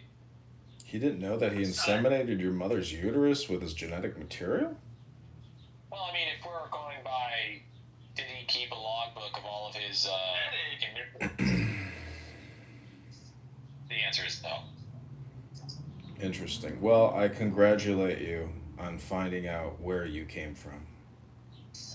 Well, thanks. I gotta take this call, so say congratulations. I want it to be louder and more enthusiastic. Okay. I know, it's a congratulations. Okay, commercial break, guys. welcome to the new ultraderecha, where me and Agnes took over. That's right. Good. You're in control of the house now? If we're no, I just created a similar house. Oh, And we have over nicely 1,000 done. members. We have, thank you. We have over 1,000 members. If anyone wants to invite, if anyone wants to open up rooms, you're welcome to do so. Oh, This is the ultraderecha. Princessia must be fucking shaking in her fatties. Let's go. Am I smart or am I smart? Oh my god. Is there another option? The Bitcoin. Not for you because you're a bitch. Yeah, go I'm back gonna to open yours. up a room at 3 o'clock, everybody. I hope you come to it. It's called the Bitcoin Laundromat by Roberto Taylor, the Bitcoin scammer. Plus Princessia Nora Bandura, whose legs are all lasered up and her legs can't be in the sun. So we're gonna do a leg laser sun therapy room for her. And I hope you all come so we can listen to just how schizoid she is and how much hair is falling out of her head. Thank you How do very you much. know it's 3 o'clock? It'll be 3 p.m. CST, where we'll do the ultimate roast of Diego and Princessia Nora, the divorce. CST. I heard them break up yesterday. On Central Time. Die- Rico, did you call your penis a wrench? Diego loves to push. I heard that. Diego loves to extend all conversations with Princessia till the next day. He is the ultimate fucking beta clinger. Have you seen Princessia's new PTR? No, was it when she was 22 or 23? No, it's AI. Oh, really? I cannot find it. Is that actually like a selfie, Abby, that you took? Is it Which one? you on the tricycle on the scoot? Yes. How did she? Yeah, me and Elle look like each other. Think about that. Think about that. About that. Think about that. Think that. How are you trying? I want a personalized song like Julian has. Julian SeaWorld. Alright, Yeah, that's great. Julian, Are you welcome back to Julian. hold on, Rico was saying something. Rico How and, are you attracted? I mean, we found Julian. Rico and Congressman, are you gonna meet each other? No. No, I don't think so. Why not? I mean, if he wants to have a beer like on Friday, Saturday night, just go to Russian Division or to the Dock restaurant, and I'll meet you there. Okay, I'm Russian Visions. Russian Division. John was like, no. I mean, I'll meet up with anybody from Clubhouse. If I was you, I would meet up with him. I'll meet up with anybody for a beer. If I were you, I would meet with him. If I was a man. You saw it and you ran away. I'm a woman. I said if I was a man. If you're quiet for a second, you would have heard that. Wait, you ran away? Was I allowed? Did you run away from Diego? No, that fat ass didn't even get out of his car to shake my hand. He just sat there like a fatty. Yes, that's coded actually. He just was lounged back in his car with his fucking gut hanging out. You're saying now he didn't get into the car, but before you were saying he had some sort of Nazi boots on. It's a jalopy, So yeah. this doesn't add up. It's a joke, dumbass. I don't think he was wearing boots. I didn't even get to see his shoes. You know what happened? He stuck his head over his window and saw the boots. How about that? He thinks he's Robert De Niro from Cape Fear, but that's just the way his family lives. It's like, oh, Diego, do you have cocaine on your shoulders? Oh, hold on. That was Stanford. No. He keeps it sober. He's a fatty. That's fine. No, I met him in person. He's not that fat. Are you kidding me? He was so weak, he couldn't even stand up and shake my hand and say, "Oh, hi, my name is Robert. What's your name?" I'm like, he didn't even know how to communicate. He thought he was in Clown House, talking in Clown House when he met me. Like, that's how he acted, like we were on cell phones or something, because he's a fatty. Alright, you don't need to call me fat. I will be going on a diet soon. Yeah, don't you go to McDonald's? You're disgusting. I did go to McDonald's. Thanks for telling everybody, Abby. Thank you so fucking much. Gross. Did you drink like an extra large Diet Coke? Fucking time. I go to McDonald's and you tell everybody. I did not tell him. He just did it. No, she was talking about how fat you are and how you're going to McDonald's. How much you let her down. I will never. She actually went to McDonald's within 3 hours to keep the trend going because she wanted to be one with you. Julian, were you there? Yeah, you were there. I didn't say that. You were there. You heard that. Where was I? Did I tell? You heard Abby say that. Hold on. Did I tell you?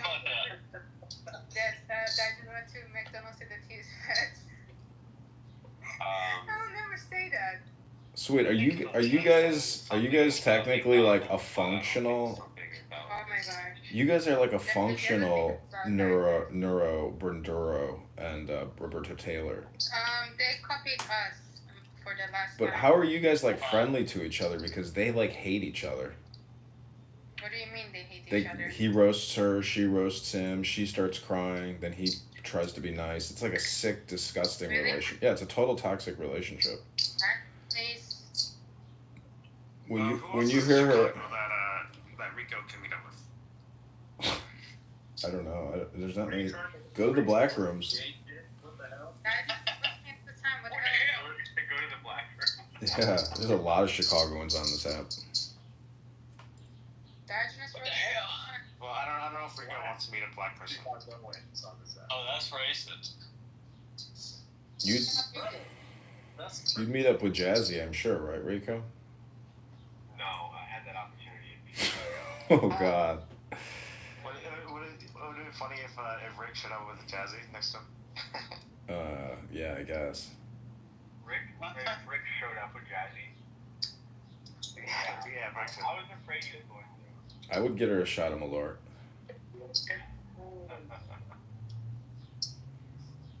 Rico, this is all you got to tell the girls in Chicago is that you work for the Dr. Malort and the Malort family, and it would be a great honor to the Malort family if you were to do a shot of Malort with me.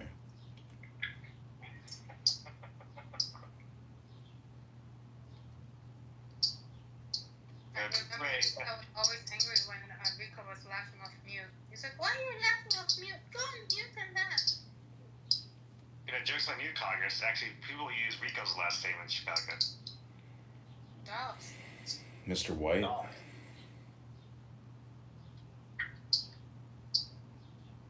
That's why. Did you vote for Trump, Rico? I did because he was the Bitcoin candidate, but now he's like kind of toxic. I don't know. The Bitcoin candidate. How do you feel about that? Well, kind of looking at his price, so it should be higher. Yeah. At the end of the day, he's a fiat candidate. Reason a lot of kids in school. Establishing, destroying cryptocurrency by making it a part of the fiat system.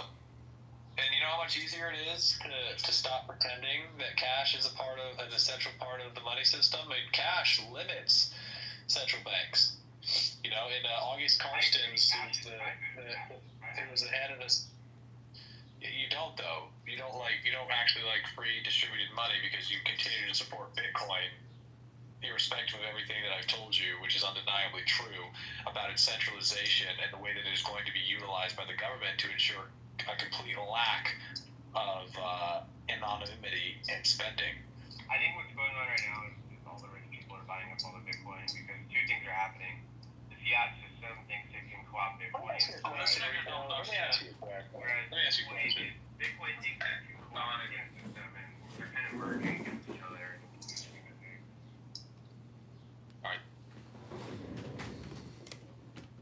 Is that the person who said like white nationalists, like white people are indigenous to this country?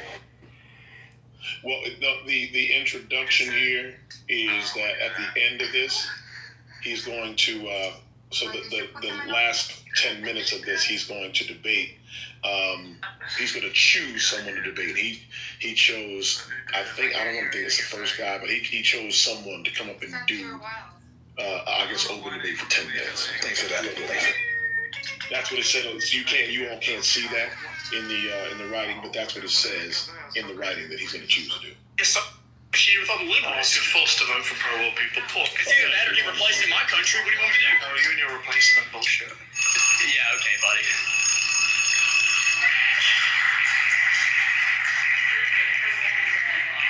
Oh, wow. There's 3 people so far. Let's keep counting. We should be nicer to you, otherwise you'll deport us. What a great argument. This is the free speech debate. It's not your country, my friend. It's our country, whether you like it or not. Or it's a debate for a claim of their choosing. It's a He smiled, he laughed, we disagreed. I felt like it was good faith. Let's see. I appreciate it, buddy. He seemed to be in good faith. He seems kind of... Too many subscriptions? You need rocket money. smart, and, he's one of the few people who doesn't want to deport me. Or maybe not. We're going to find out. My claim is we should get rid of birthright citizenship. Why do you want to get rid of birthright citizenship, and how, by the way? Because you know it's in the Constitution. I'm so glad you brought this up. Yes. Because it was one of my... The 14th. 14th. I mentioned it to a bunch of your friends, and nobody wanted to engage in the 14th. Yeah. Let's talk about the 14th Amendment, which says that if you're born here, you're a citizen of the United States. Yes. I chose this because it's an extension of the original debate and the immigration debate. Okay. I think birthright citizenship, first of all, when it was originally argued, among the people who were actually voting on the clause, right? It was argued that the birthright citizenship was not automatically extended to everybody who was just born here. And we have a long history of that as well, for example, with the Native Americans, who had particular laws that applied solely to them. Yep. What I think we're seeing in this country is not everybody is so similarly under the jurisdiction thereof of the United States, right? And by allowing for birthright citizenship and not interpreting the Constitution as we're legally allowed to and restrict, the automatic citizenship of anybody who's born here, we actually remove the issue, for example, of family separation, because there is no incentive of a family to come over to this country illegally and then have a child, which is contributing to the awful situation we have in America of breaking up families. This is not something that I imagine you or I agree with. No. The issue is birthright citizenship has incentivized that. So, even if I were to concede that in some cases birthright citizenship has incentivized that, I don't like the phrase anchor babies, but I'm not naive enough to pretend that there are not immigrants who come here and time the pregnancy in order to get... Of course, you and I can agree on that. Yeah. But that doesn't mean you then rip up a constitutional principle that goes back centuries. It goes back before the 14th Amendment. 14th Amendment came about, I think, in 1868, if memory serves me correctly.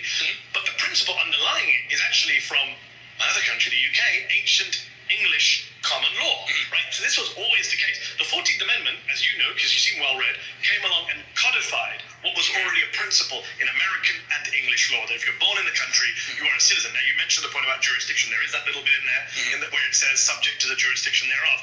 That, in the debate, if you go back and read the debate that the senators had at the time, they were very explicit that that was to do with foreign ministers and foreign ambassadors. Diplomats living in embassies, their kids shouldn't be citizens. Obviously, they're here on their own. The Argentine embassy in DC is Argentine soil. So we accept all that. Absolutely. But when they were asked about Chinese immigrants, Senator Trumbull, who was, I think, the chair of the Judiciary Committee back in the 1860s during this debate, he said at the time, Chinese immigrants' children, they're citizens. In fact, 1898, as you well know, we get Wong Kim Ark, Supreme Court case, Wong Kim Ark versus the United States. And the Supreme Court says, yes, even the child of undocumented Chinese immigrants is an American citizen. So this is a principle going back centuries. So while I can agree with you that there are cases that abuse the 14th Amendment, that there are issues of family separation, I'm not going to rip up a constitutional principle that goes back centuries and is backed by 27-year-old Supreme Court precedent because Donald Trump is looking for ways to cut the number of brown and black people in the United States. If you don't mind me interrupting, this is where I think it's important as well to go back to what we talked about with the Constitution. When we're analyzing, and admittedly, I'm not as interested in the legal argument. There's obviously many ways to interpret the Constitution, but I don't think, especially among conservatives, that it is positive to use the Constitution to dismantle it. When we analyze the original context, like you were saying, in the late 19th century, our immigration law was absolutely different, including, in respect with the Irish and Chinese immigrants that were coming over. It was absolutely different. Changed. We had open borders, my friend. Well, some people in this room would hate it. But we had open borders for half of American history. Well, I don't think that's very true. It's 100% true. Well, hold on. If you're comparing the open borders, which I don't concede to, but if you're comparing the open borders prior to 1910 and prior to the Hart-Celler Act, and you look at the amount of immigration and who was coming over, nice deflection. Amount is irrelevant. We did have an it is absolutely relevant. Why? Because the Constitution, like the founding fathers, your argument is we had open borders, but there were fewer immigrants. I was about to answer. Okay. It's important to analyze the context wherein these laws and parts of the Constitution arise. The original founding fathers said the Constitution was made only for a moral and religious people and is wholly inadequate to the government of any other, which means the people that wrote this document understood that it would not be able to properly... Super secular people, let's just be clear. Oh, no, that's not true. They were deists. A lot of them were... No, the majority were deists. But they were secular. Secular doesn't mean atheist. You know what I mean? I understand that, but deist doesn't mean secular or atheist. It means they believe in a God, but not a God that's... I didn't say anything about whether they're deists or theists. I said they're secular. Okay, but secular... You separate church and state. Okay, well, let's talk. We could even talk about that. That's a perfect example. You're going to run out of your own time making your argument. I understand, but the separation of church and state is now completely differently understood than originally proposed. Thomas Jefferson, who talks about the wall of separation, which doesn't even exist in the Constitution, understood it as a different Supreme Court precedent, as you well know. Yeah, sure, but the precedent of the last 100 years, wherein the country has been completely different from its founding, should not overrule the original intent of the people who wrote the document that you and I are both citing. Okay. Which means... But I'm not locked into what the people who wrote it. We've had amendments to the Constitution. You know that, right? I understand that. Okay. And this is our fundamental disagreement, is that I don't believe... You think you could read the minds of people in the 1770s? That's not true. And I'm stuck. I just believe this country ought to be more like the country we originally had, and I don't think... That's your opinion. You're entitled to. I understand that. But there's a factual basis to it. Well, let me try to see what you believe. Okay. If we are voting on these constitutional amendments, if we are interpreting them, and our interpretation becomes absolutely, let's say, a 180 from what the original intent of the authors of that document is, are you in favor of that? I guess it depends on the issue.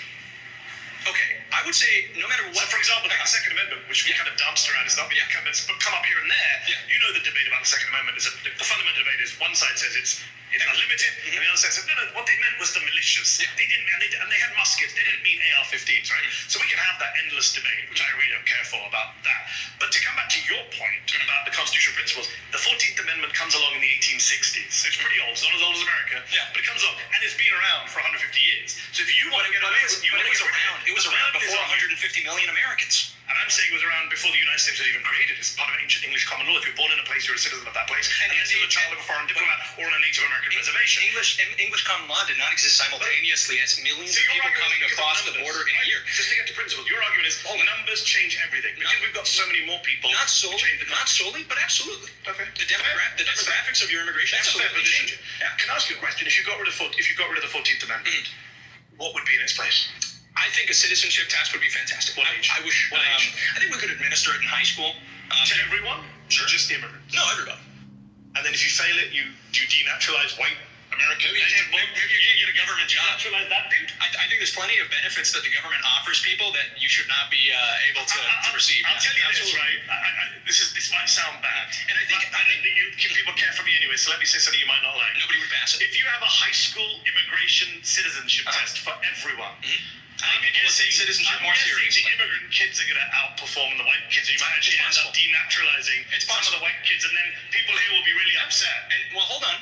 And I like to be consistent about this. That's possible. But what I think it would do is it would give everybody a larger sense of the importance of citizenship. So you would say no one born in this country is a citizen? No one? Automatically no. Automatically no. Wow. I think we could extend that. You know, people who have a heritage in the country. What are they until they pass the test? Undocumented? I suppose, yeah. They're not able to receive government benefits. They're not able to receive government benefits. They're not able to apply for these jobs. Parents are citizens. Okay, well, hold on. We're talking here about the way that we would implement it. Yeah, well, that's pretty important. If you were trying to get rid of the 14th Amendment, I'm going to ask about the practicalities of it. And we're not Trump's doing it right now. And I'm not going to be able to explain it to you in 10 minutes. But what I can explain to you is that right now in this country, we have a crisis of people not understanding. Hold on. We're not understanding what citizenship is. The way that you've referred to citizenship makes everybody who hasn't come to the United States an undocumented American citizen until the time they come over here. That's how a lot of countries are, right? You know that birthright citizenship is operated by multiple democracies around the world. I know Trump lies and says, we're the only country that does it. He lies. That's not true. Multiple countries have Do you think it ought to be that way? Do you think everybody in the world is an undocumented American? Hold on. Or undocumented Canadian, or undocumented Brit, right? Yeah. Undocumented, sure. Well, I'm an American, so I say America. But yeah. But I'm saying, right, the principle is you immigrate, we have free movement of people around. I support free movement of people around the world. But you believe they're all... Are you Kim Jong-un? You think people should only stay in one country and never leave and be blocked from leaving their country? I think that's a very illiberal and conservative position. I think there's a big room to move between being Kim Jong-un and saying that... Not really. Hold on. Practical terms, if you accept... I gave one side. I want to give the other. There's a big room to move between being Kim Jong-un and saying that everybody in the world is an American. They're just not on our soil yet. I think being an American citizen... That's a ridiculous statement, right? Because everyone in the world is not heading for the United States. Yes, yeah, but We've got right now, but the people coming in dropping off. But the idea that you are supporting is that the moment you come to this soil and that you're born here, you become an American. And I'm not saying the moment you come to the soil you become an American. I didn't. I had to do the test. Okay.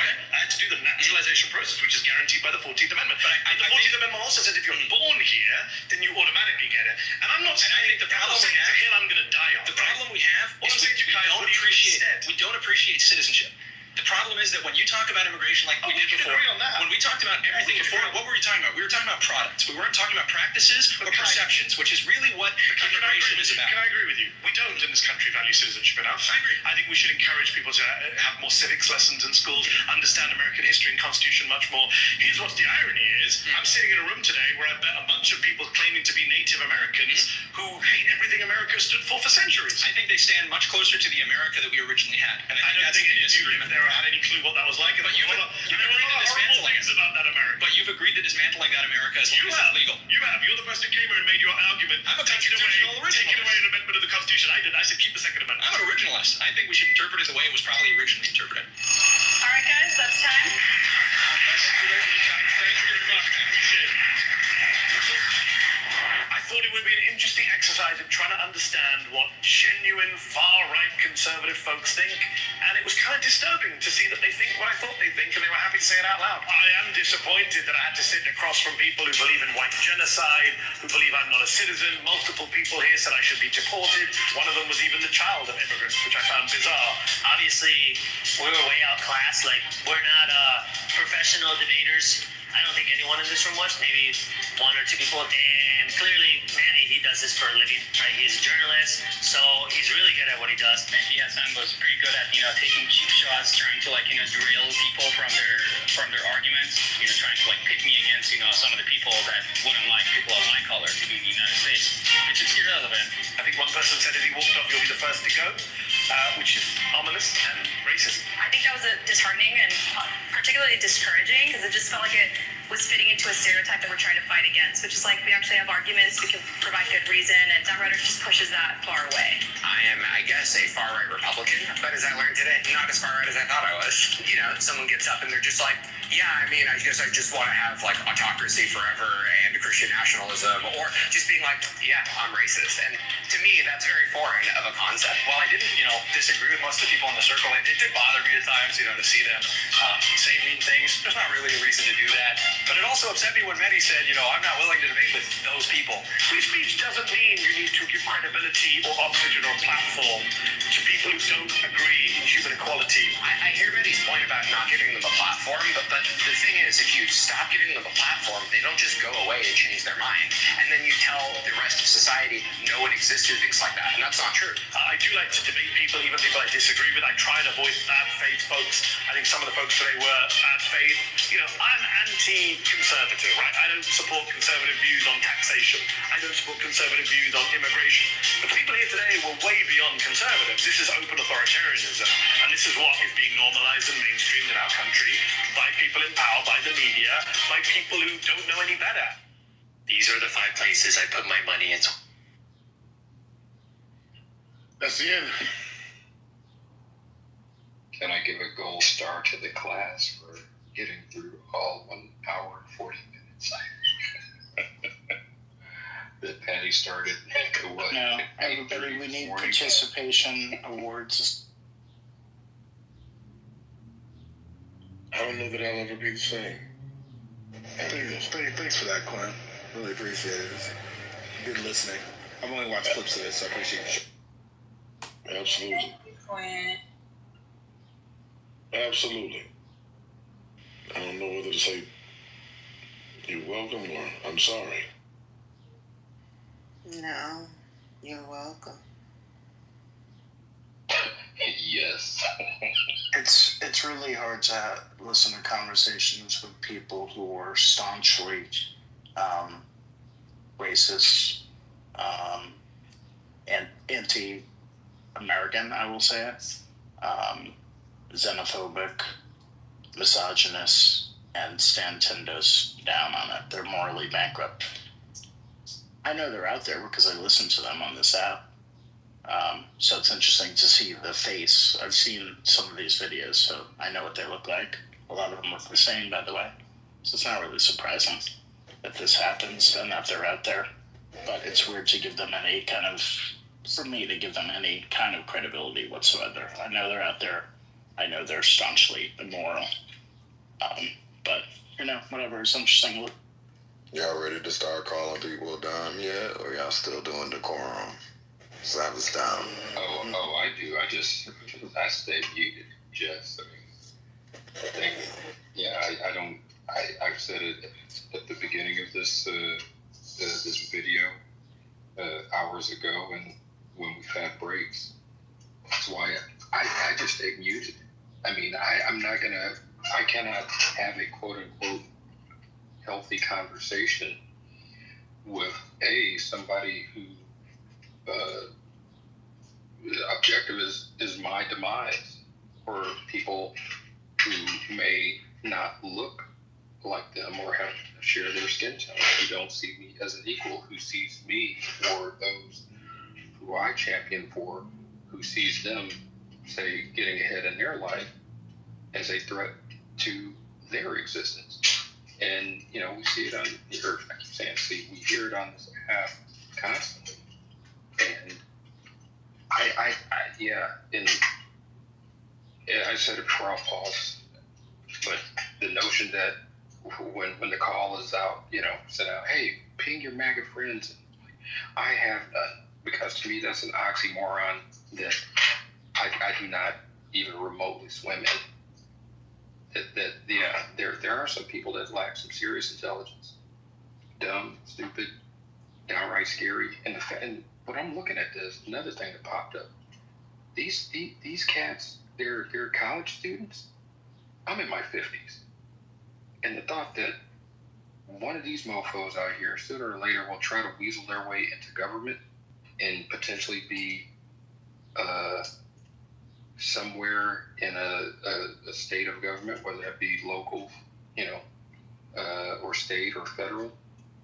Oof. And they, like Eagle, they already are in government. But I guess I'm being just like. Hey Brian, speaking of government, Harvard just did a program for a master's degree. It's a pilot program going on right now. 50 people. They're doing 25 veterans and 25 basically federal employees who got fucked by Trump. And the degree is going to be a policy degree, so if y'all interested, let me know. It's $100,000 fellowship for the year that they. I have a question, Haitian. So, what about the people who got fucked by Trump? What? You have to work for the government? No, so Harvard. Not the rest of us?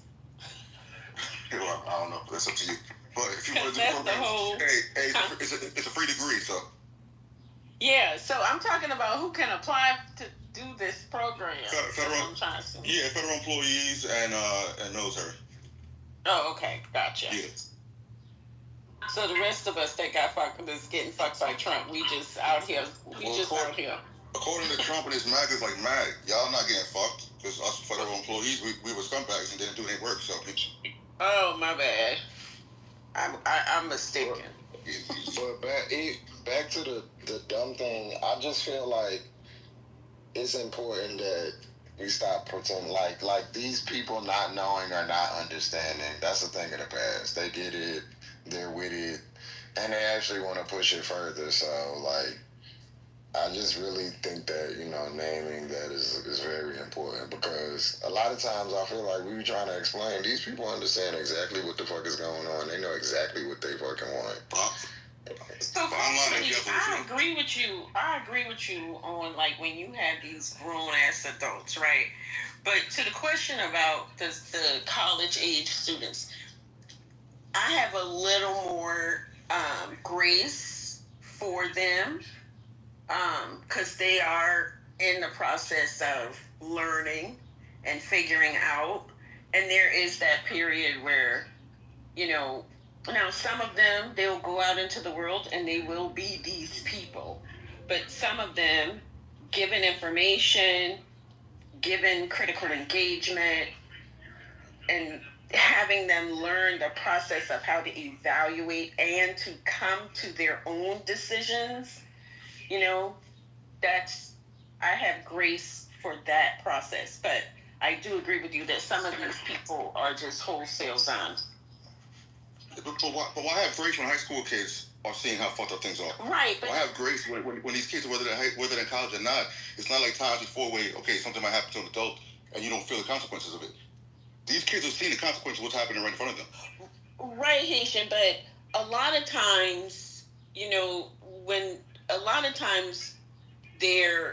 it depends on where you come from, right? What your socialization has been. And oftentimes, people who are early voters, very rarely, we see it a little more now than in times past, but very rarely do these people go against what their parents' political philosophy is. So when you talk to them about their politics, and I'm just speaking like college people, and you talk to a lot of them about their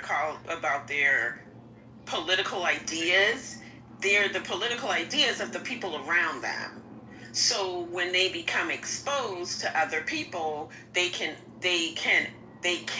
open up, is what I'm saying. Like, there is a possibility for some sort of change or enlightenment or moderation. That's what I'm talking about. Now, there are some people who they're gonna be what they're gonna be. You know what I'm saying? Yeah, I feel you. But for me, I give the college age students a little more grace. And full disclosure, that may be a personal, not personal, but that may be a professional disability. So yeah, because I own that part too. There's a moral thing, even if you're a kid. Like you it's plenty of people. Even Kellyanne Conway's daughter went the other way.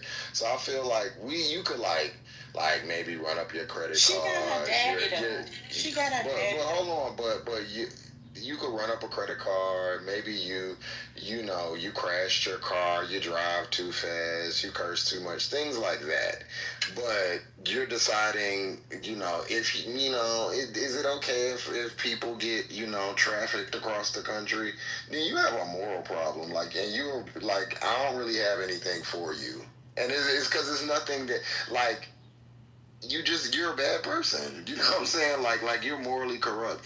And I just feel like that. At first, maybe I thought okay, maybe they don't get it. They don't get but these people understand. They get it. Young, old, and in between. If you still saying go, at this point, then yeah.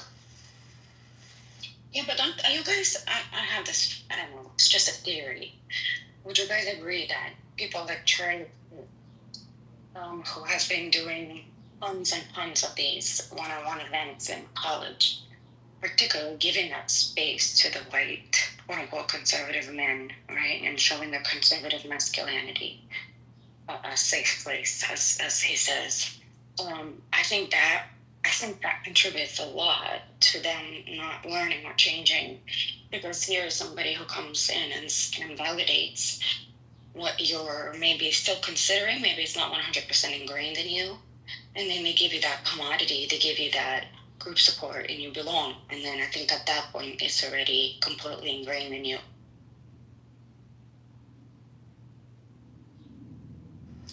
I get it, but I just still feel like reason, it's important to, I think decent people are reasonable. You can be reasoned with. And a lot of these people, it's one thing to be a troll and to stir the pot. That's one thing. These people are little, terrorists. The stuff that they're saying as jokes, it's not a joke no more. It's not funny. I agree. And so, I feel like in a lot, in history, we've probably not seen when people are turning into evil. These people are turning evil, y'all. You know what I'm saying? Like that. Those was young. Weren't those young people mostly? Yeah, they were young people. But let me be very clear. Hold on, real quick. Hold on, real quick. Let me just go ahead. I just want to finish real quick. So I just feel like those people are these are crazy situations that they want. They want they're talking about shit that we haven't heard in 200 or 300 years, and we have to be we can't be oh yeah, this is masculine, but this is beyond that shit. Go ahead. Thank you. Yeah, let me just say this, and I'll be very clear. These people are the enemy. These are the mortal enemies that a lot of us, who are decent, moral people, who are humanists, have. These are the fucking enemy. They're not, some wayward teen kind of nonsense way. These people are beyond moral and bankrupt. These are the people who want to see us as second, third class citizens, as locked up, as kicked out of the country. These are the enemy. There's no other way to look at it. It's not just they have, strictly conservative parents. These people have gone way too far, and they are the mortal enemy. They want me dead. They want everybody in this room dead, whether they are white or not, because of their beliefs as well. So let's remember that. These are the fucking mortal enemies, the people who think like this. They don't get grace, in my opinion. You might call them filth. I agree with Scotty. I mean, I think that, after a while, once I determine, right, that somebody or entities are enemies, there's nothing to do but defeat them.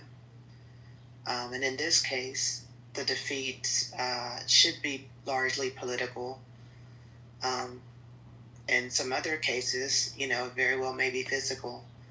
But the point is that we have to just see things for what they are, and you just have to defeat them. It's a battle. It's a real life battle. Dr. E.G., I could agree with you that some of those people might be very ignorant, or they were raised in that environment, so they don't know any better. And I think that it's kind of like if you look at these people as like cult members, right? I personally grew up in a cult, so I know that it is hard to deprogram yourself, and you grew up in these beliefs that it just becomes you as an individual, like it becomes part of you.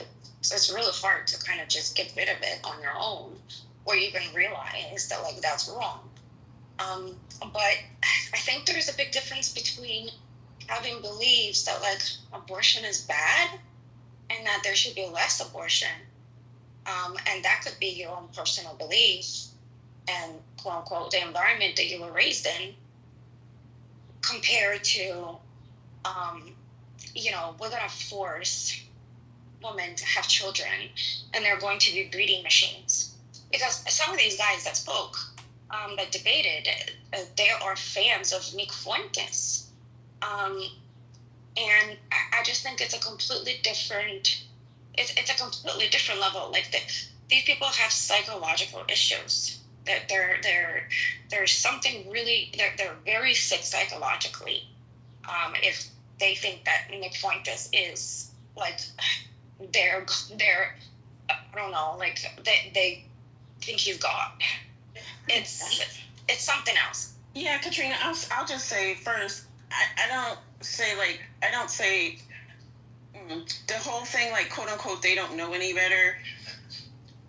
There's a lot to be said about that, and I guess my approach to this, as I said, professional disability, it's a little different, because I think I am fundamentally and primarily always have been, I am a humanist, and so I take the humanist position, right? And it's not that you don't. Let me see how I want to say. Let me go on mute and get my thoughts. Okay, I got it. All right.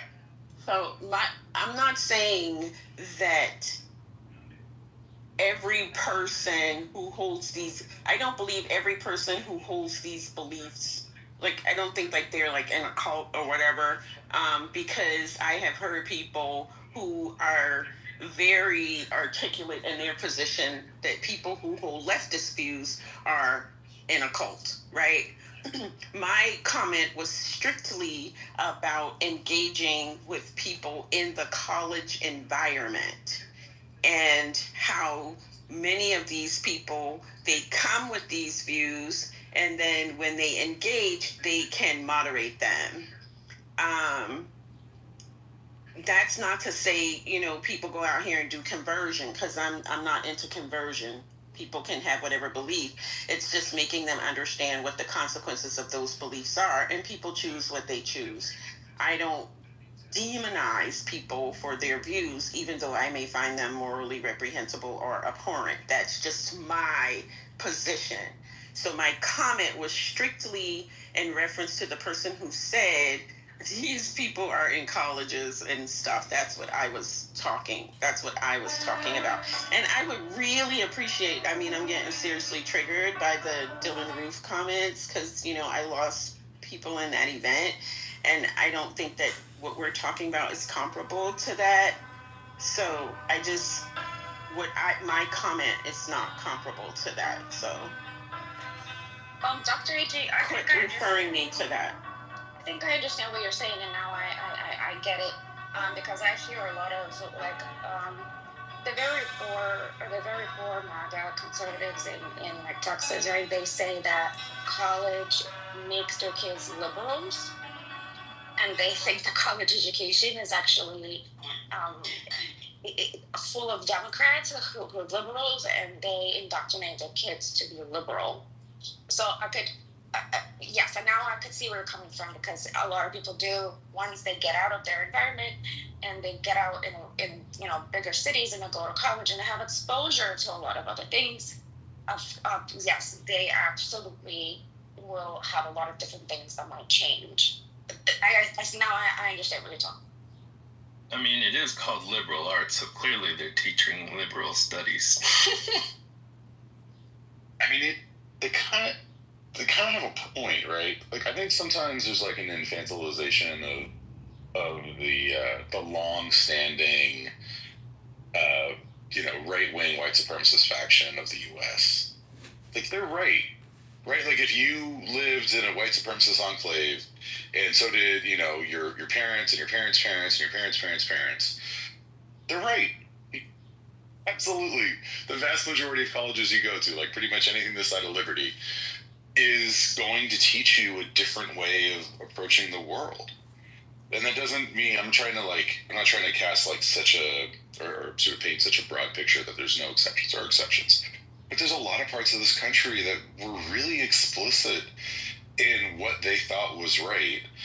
And like, I honestly feel like I was done a great disservice in my education, that there was sort of like this, renaissance that happened in civil rights, the civil rights movement, and all the concurrent movements that happened at the same, that same period, and that somehow we like emerged victorious, because we sure as shit didn't. And there's lots of people who lived in their same town, which didn't change a whole lot, that was totally homogenous, both, in terms of how they worshipped, in terms of, who was there demographically.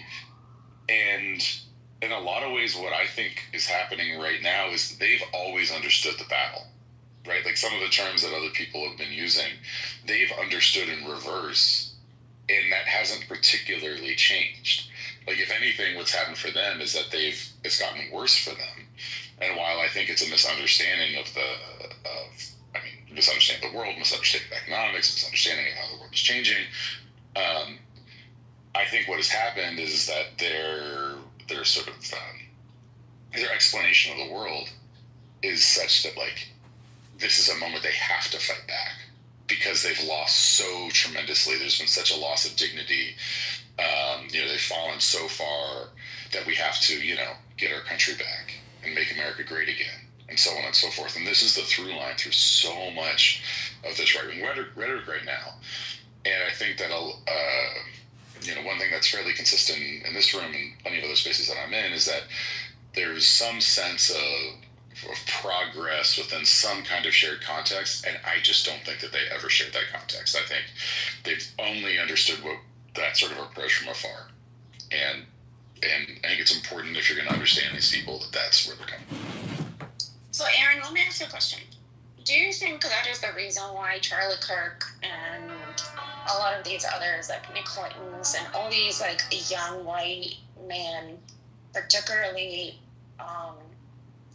target young white men in colleges? And I think, would you agree that they're actually targeting it on purpose, because they realize that college does allows them to kind of see things differently. And I feel It's that identitarian politics, just like any other identitarian politics. It's the same. They're looking out for their people. But I'm asking, do you agree that it's happening right now heavily a lot more? Whereas, especially with online and everything else, like you were saying, people move more, right? What I'm saying is that it never changed. That you can draw a straight line through all kinds of historical efforts of this type, and it never stopped. It just changed who the people were.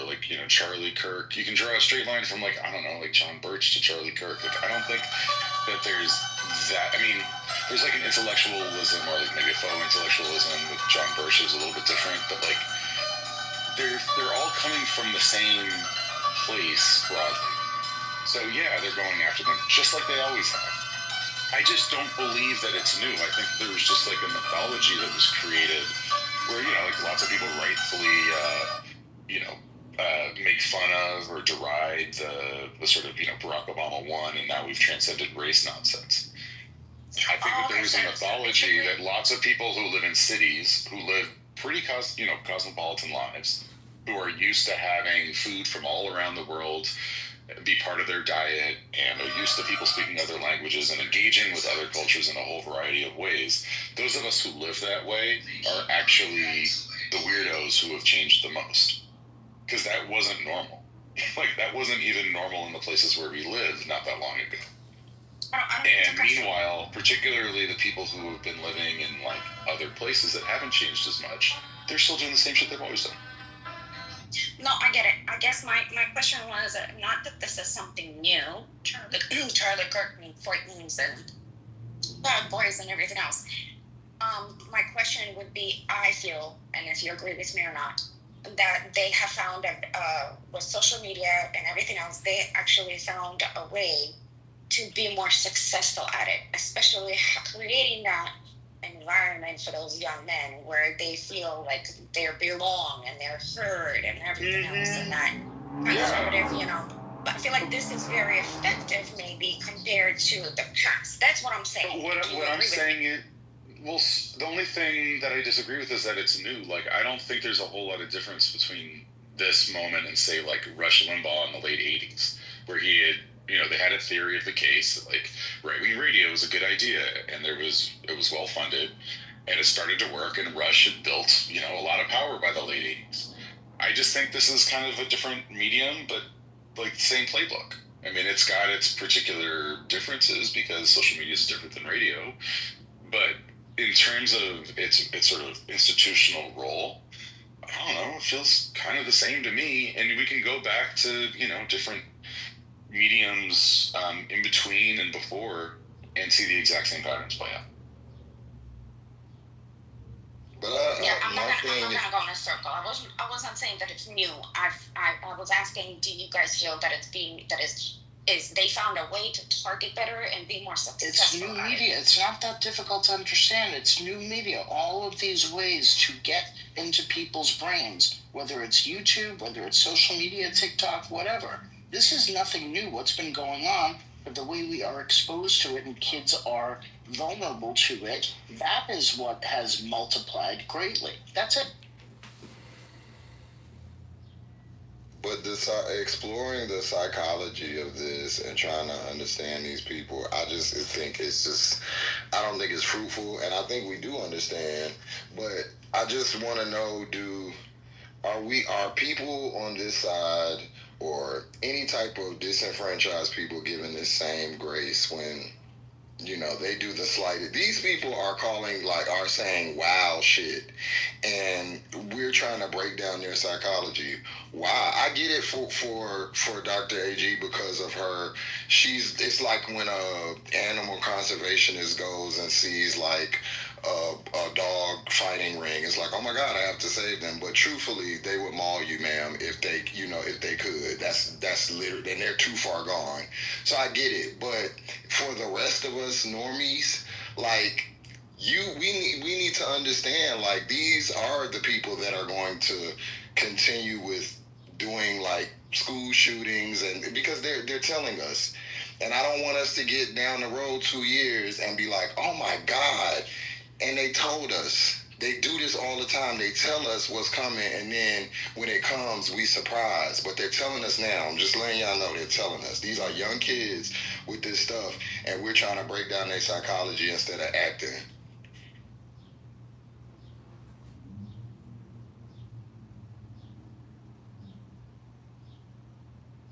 Yep.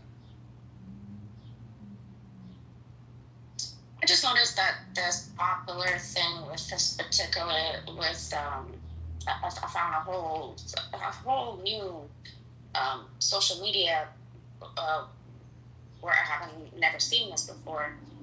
That there is a lot of attention and it pulls in a lot of young men about like masculinity, the gender roles, there are so many right-wing social media accounts, and I mean, it's just, I didn't realize how much it was out there to kind of like, I guess, well, maybe I didn't know this and I'm just realizing this and everybody else did know. But this effort of a young white man to be conservative and what is masculinity and all this other stuff, it seems like it's just all over. Yeah, Katrina, I will say, I will say that while I do see the through line, I think it's right now it's an interesting mix of that kind of incel culture. I do think that that's like a added layer, and it's clearly in response, to women's empowerment. We could probably date this stuff. I mean, we already know Trump was enacted. While he was always a racist, right?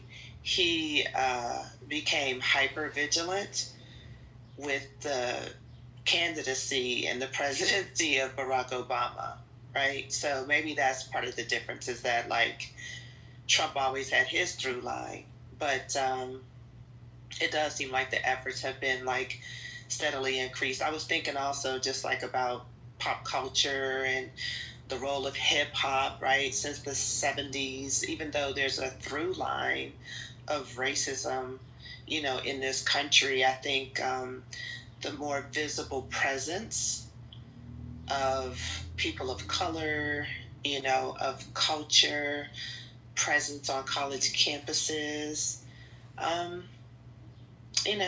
could see like an increased focus on these people, and naturally, any new media, of course, is going to exacerbate that. So it is an interesting combination that you have here, because that whole incel culture, that's generally new ish in terms of being a part of social media.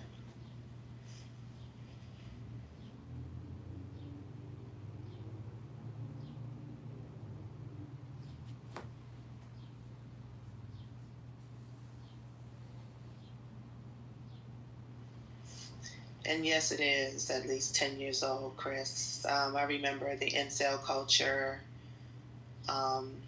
even on Twitter. That's part of the reason why there was a whole campaign to get Tommy Sotomayor off, got his account canceled. And he is by far not the only person. He's really just a white puppet, But, as a black man promoting all this hatred against black women came together and got his ass up and off the internet. So very happy about that. Even though he's back, but he doesn't have anywhere near his older father. I'm very pleased to meet you. How do you do? And you remember, Dr. Goddess, when they were having like this type of problems, in the 90s with young black and other type of people. The language was they're super predators and they need to be put to heel. But when now we hear like these people like making sane, like I wasn't shocked, but the fact that they're young and they saying this out loud on YouTube and nobody is like nervous is it's really telling to me. Yeah. I mean, if we probably talked to like, you know, our older parents and grandparents, they, you know, they were used to that language, but there was like a level of reprieve, right? I mean, it's always been there, but it just ebbs and flows in terms of being a full part of the mainstream. And I do think, you know, I mean, we already saw it. I mean, even in Trump's first presidency, hate crimes, like, you know, they more than spiked. I mean, they really kind of skyrocketed under his presidency, right? So, and we know, like, even black people, we were making videos like, all right, don't let Trump get your ass beat, right? Like, these are some different times. So, you know, there has been this reinvigoration of the same old tropes. You know, I've been listening to this shit for years, honestly. In the early 2000s, I was in a relationship for 5 years. Interesting, addictive, dysfunctional relationship with a man who was before MAGA. He was MAGA. And I can tell you that the two single things that I can point out, one was it was about classism.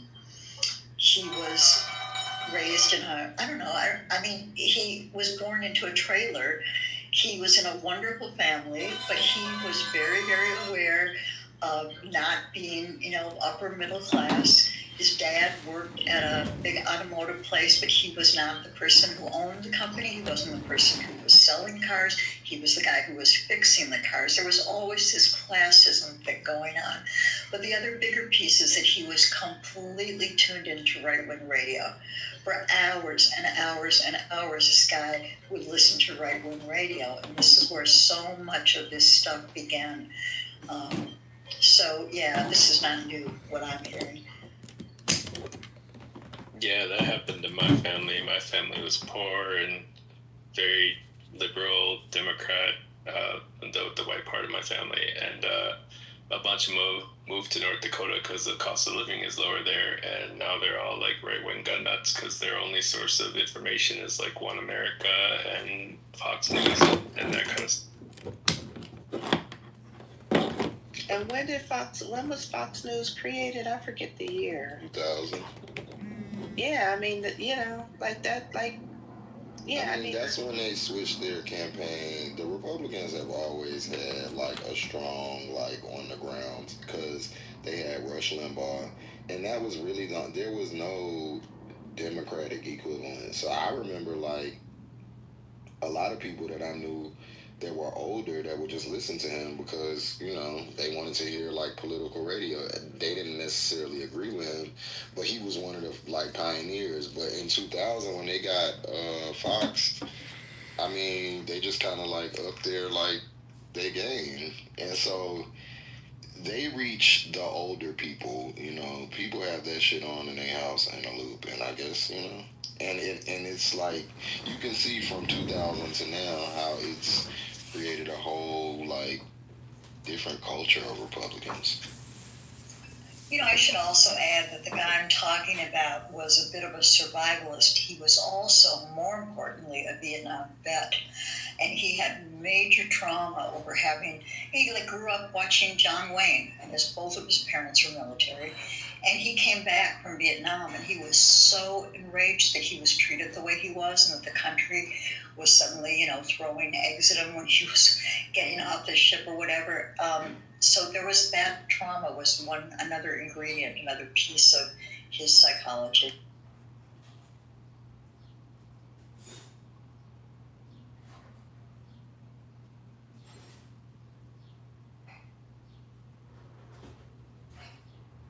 I do have to agree that people, when...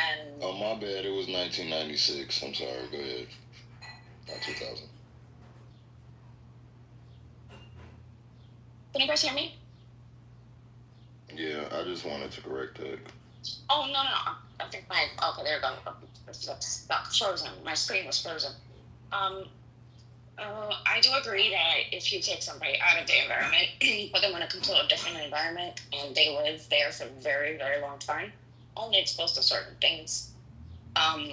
You know, my father-in-law, who is like a New Yorker, always was very I wouldn't say liberal, but I can't even. I don't know. I guess just being decent and human and having morals now is liberal. That's what it sounds to me by how MAGA reacts. Moved to Texas like 30 years ago, and now he's like, oh, but I saw this on Fox News, but I saw this on Fox News, but I saw this on Fox News, and it's like, well, why are you even sitting and watching Fox News? But I could see how that could definitely affect somebody. I mean, he's also old. He's getting. I think the age is also a big thing too. But it's. I don't know. We moved from New York to Texas only because of financial.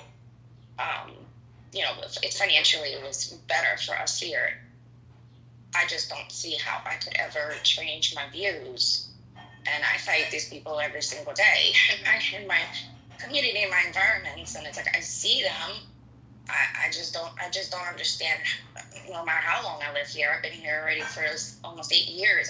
How can I don't know. I don't understand how I can change my views, but some people do, and maybe they weren't 100%, confident in their views. But I don't know. I really see the big difference growing up in Democratic states and living in Democratic states most of my life, and then moving to Texas. I guess I'm more exposed to that open discrimination and open racism, and I didn't see it that way before in other states or other places that I have lived. So for me, it is very shocking to just have people just so wide open, and so racist and white supremacists and Nazis too. Like, there's actual Nazis, and it seems like it's okay. It's great.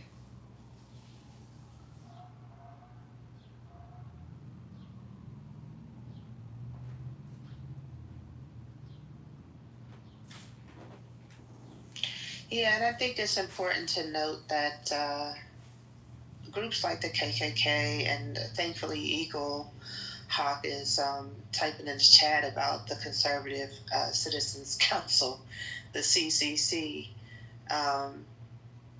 That the KKK is always present in America, but in terms of its popularity and like success, it ebbs and flows because like the group or a set of groups, they get defeated, and then it goes back down to like low numbers, no money, no real like effectiveness, and then we see like another ebb of it. So we're in that era. That's why we saw those young people. I mean, I hate to laugh, but it's like they're just so stupid. It's funny, marching with tiki torches, saying Jews will not replace us in a college town, right? So it's just I think both arguments are correct, that it has always been a long-standing tradition in this country, and at the same time there are different pockets of like extreme popularity, and we are in that time right now.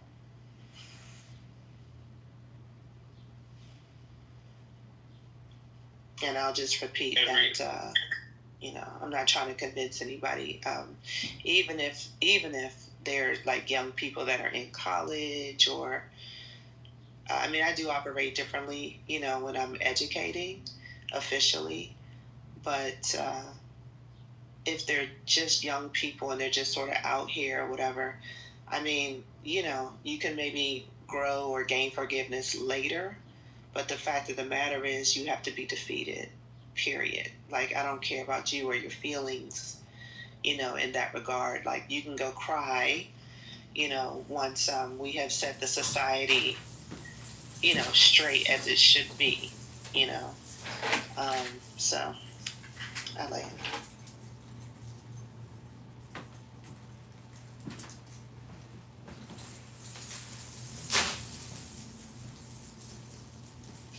And yeah, for the record, I try to make myself clear when I'm speaking, but I said that the KKK is never defeated. They're always there, but there is an ebb and a flow. So case in point, one of the eras in which they were defeated is when the head of the KKK, who at this time, like the headquarters, or at least the head was based in Indiana. He ended up like raping his wife on like across the country on either one or like several different trains. And you know, the KKK's ideology is that they're doing all of this to protect the white woman. So when that case came to the fore, it was a major blow to the KKK. And his condemnation and just the whole exposure of it, that caused the group to go down, you know, in terms of membership. You know, people just got demoralized from what he did. So the KKK continues to exist, but it does go through an ebb and a flow period. And I do think that right now, people feel empowered. They don't feel like they need to wear hoods. You know, they can just be conservatives, which is not to say that all conservatives are members of the KKK. I'm not saying that either. But, you know, just read Eagle's comments in the chat. I think he does a good job. Dr. Goddess, I will agree with you, because there's just like Aryan Brotherhood. I'm trying to remember the Texas ones. There's some really like Christian nationalists, and there's so many other groups, and I think as far as I remember, the stats of KKK haven't really grown, but it got this new image, right, by Groypers and Proud Boys and the Aryan Brotherhood, and if you look at the statistics of those groups, like I remember there was an article in Texas Tribune that those groups have like tripled its membership, and since the first Donald Trump's presidency, particularly in Texas, like the far right is like breeding in Texas pretty bad.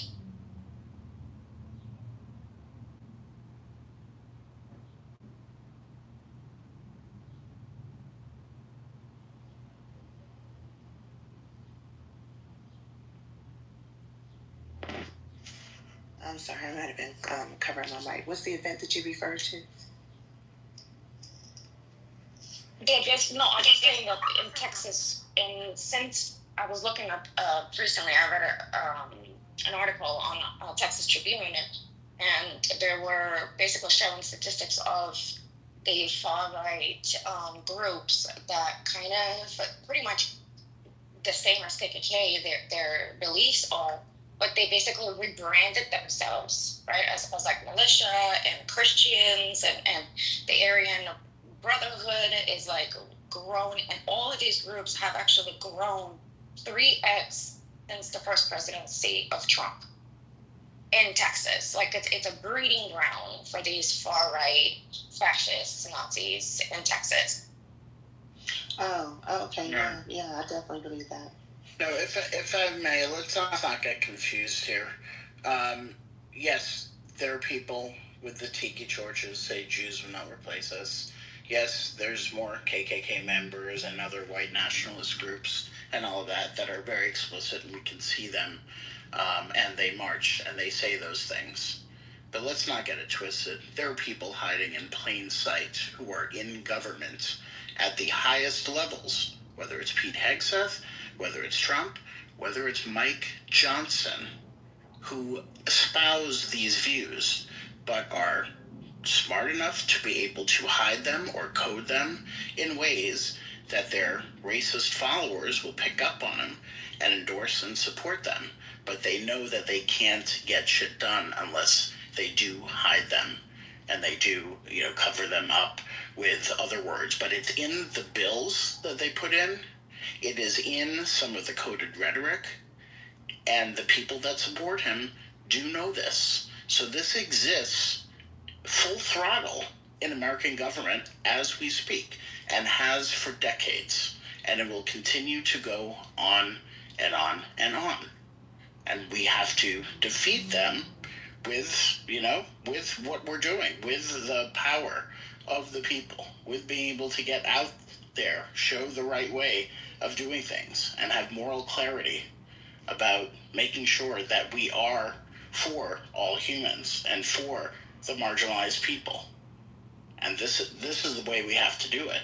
But these people, Mike Johnson in particular, there's no doubt in my mind that he's a white nationalist. There's no doubt. He hides behind his staunch Christianity. But it's garbage. So many of them hide behind some kind of fundamentalist Christianity, but we know what they're doing. Well, look at Clarence Thomas and that other SCOTUS guy with the upside down flag. I mean, there's two of us. Yeah, Alito. Yeah, Alito and Clarence Thomas. I mean, what else do you need to know? If there could be, silent or private votes on things like, hey, should we kick out all immigrants or black people, give them, go back to laws like Dred Scott, or, overturn, or go back to separate but equal, things like that, they would absolutely do it. If there was a, silent or private vote on it, they would do it. No doubt in my mind.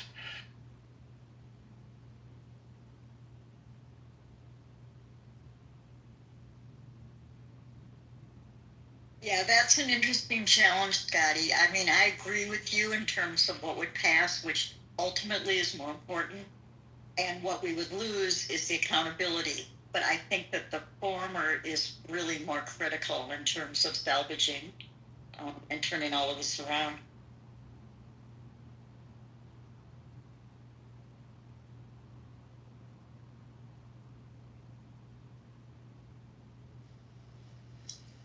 And I'm not sure, that it's going to be turned around. I mean, I'm hopeful, but, and I'll definitely, I'll do my part. But I'm not sure, honestly. Hate to be, a little negative about it, but we'll see. We'll see. I mean, we'll have our answers. We'll see come midterms. But we shall. I think that the despair can also actually be a catalyst.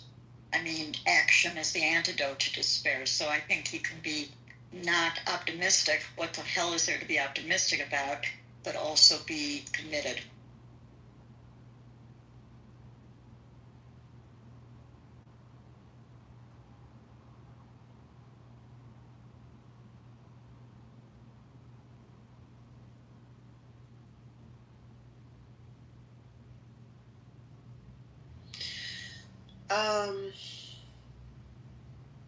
Well, I'll address something I saw in the chat, but does anybody else want to say anything about this topic?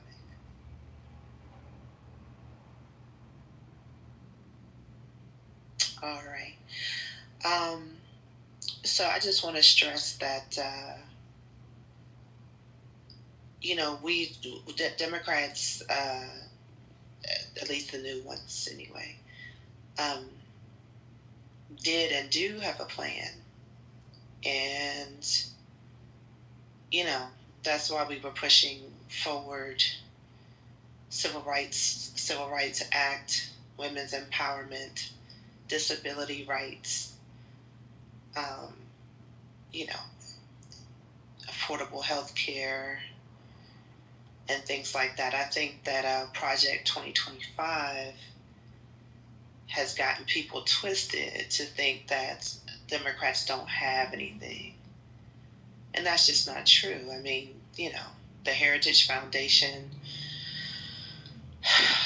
was created to completely dismantle civil rights, and specifically the Civil Rights Acts. They've been very upset about it. They've been planning this for a long time. So I think that, a part of what we see right now, because I mean, the code word with these CCC conservative members is always about quote unquote taxes, right? The hypocritical behavior that we see where you claim that you care about fiscal conservatism, and then you and then you you rack up the bill, literally, in the one big beautiful bill. I mean, this is all to reverse the civil rights movement and the women's rights movement and the LGBTQ movement. I mean, it's any of this sort of progressive ideas of freedom and human rights. That is what Democrats stand for. To take it all away and to regress the society is what these Republicans stand for. I mean, it's a full-on battle. This is a full-on battle. Everybody got to, armor up. Armor up, figuratively speaking.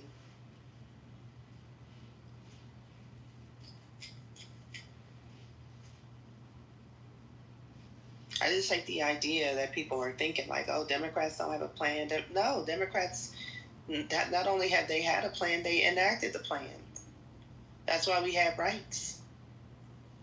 And, I don't know. I mean, I'm just thinking through some of these things. Going back to states' rights is definitely taking us back. And I just think that the next step, because I just keep thinking about, all the things that Elon Musk and Trump were talking about. Like, it's going to hurt for a little bit. It's going to be a little painful at first. I think that they're going to try to go back to states' rights. And then from the state level to engage in further acts of discrimination that won't be based on quote unquote race, but based on stats that they have. And I totally agree. Go ahead. I don't want to monopolize the mic. I think that this is just my opinion. I think that the Democrats of the days of getting rights is very different from the Democrats now. I think that back then they used to have like a backbone. They don't seem to have that anymore.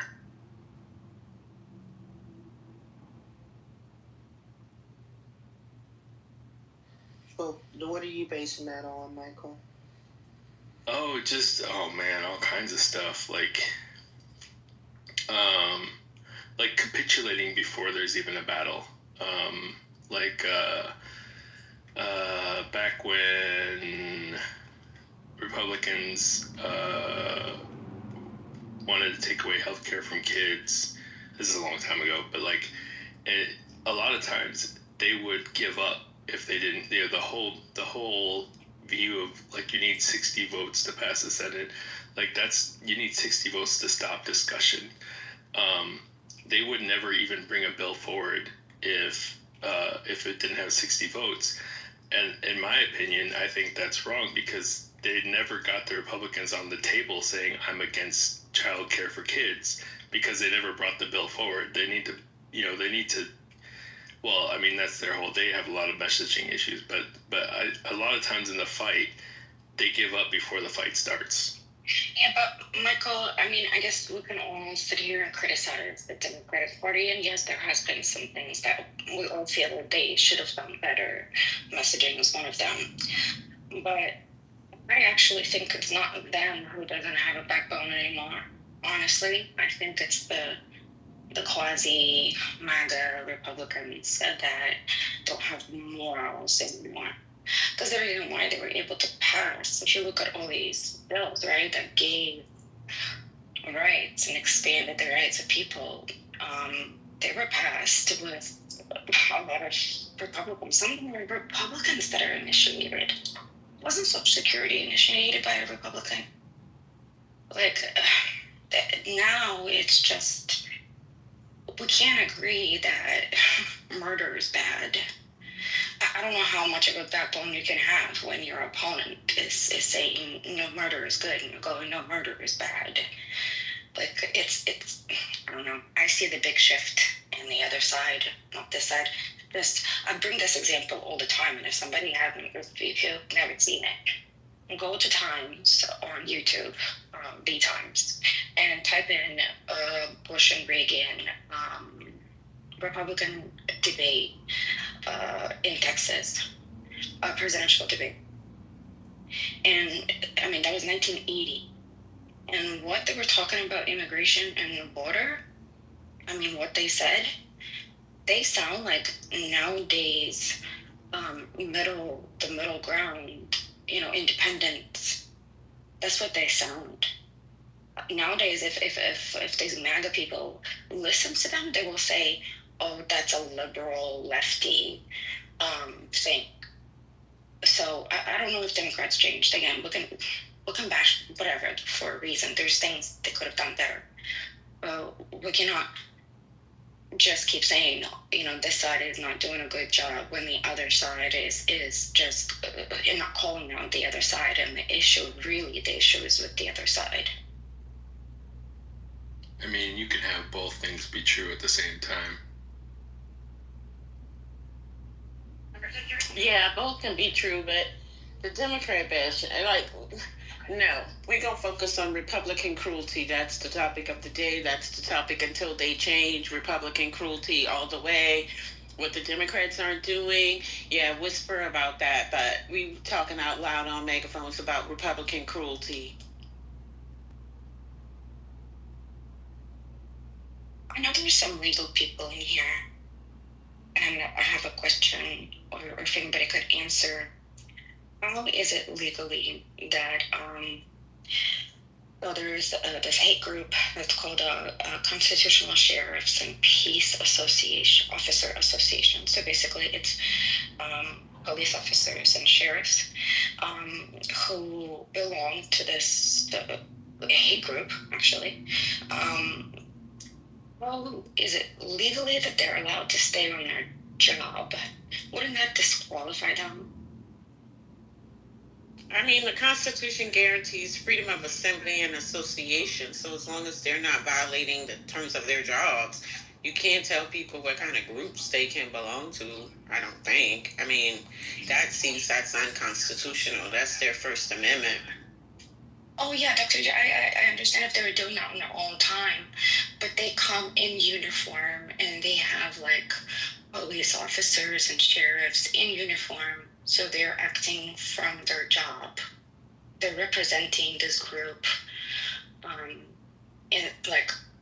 as they're on the job from the viewpoint of, you know what I mean?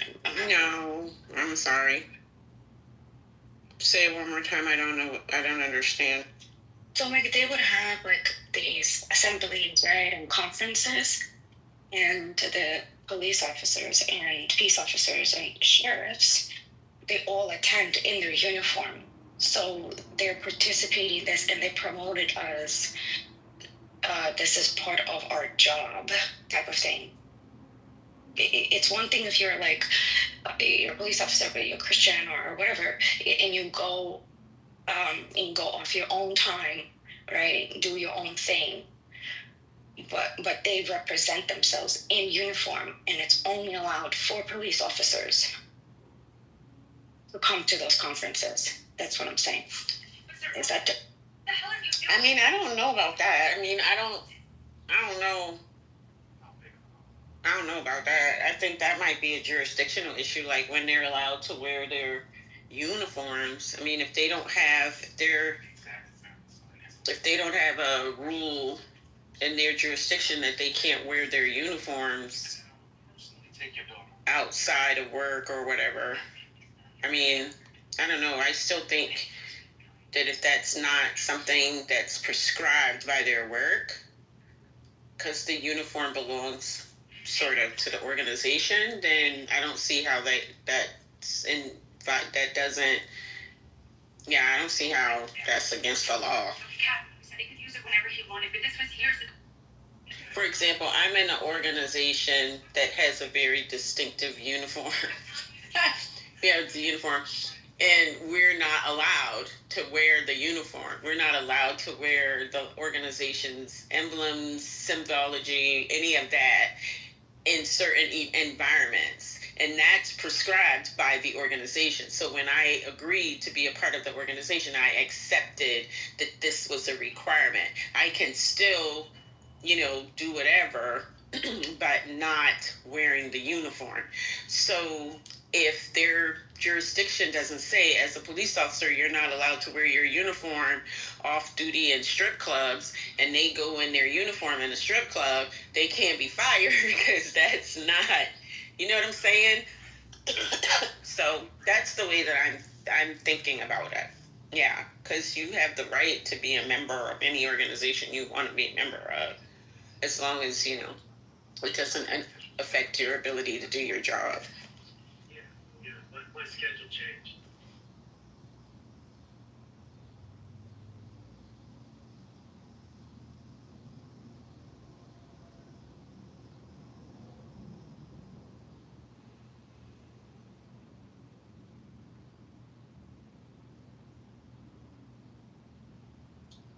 Yeah, I guess maybe, I don't know, this is kind of, it's tricky. There's a lot of nuance in here because one of the things that they believe in is, and it's their main belief in what they want, is that the country is not the state or federal government, and that should control of all land within its borders in the country, sheriffs should be the ultimate law enforcing authority in the U.S. And that just goes completely against your job, isn't it? Okay, so what I'm gonna say, Katrina, is like I'm standing by my previous submission, but it seems like you have an objection to them doing it, and you think that it maybe should be illegal. But I mean, from what you're saying, that doesn't matter. It doesn't matter if their organization believes that the dollar is God. It doesn't matter, because they have the right of freedom of association and assembly. Once that association and assembly becomes detrimental or starts to conflict with how they are performing on their job, right, then it becomes an issue. But the mere fact that they're a member of this group, I don't think that's grounds for them to be fired if their jurisdiction doesn't have regulations against that. You can have like a moral objection, philosophical objection all day long, but that's what they're doing isn't thus illegal. It just isn't. Dr. J, I was asking because it was just seemed and I was bringing up the other point, like their main belief. That's why I was asking. I understand that it's not illegal, and that's why I said I feel like there's so much nuances in it. But I don't know. I just feel like it's definitely immoral when you have a police officer who believes in white supremacy. I don't know. Maybe we should make it illegal in this country.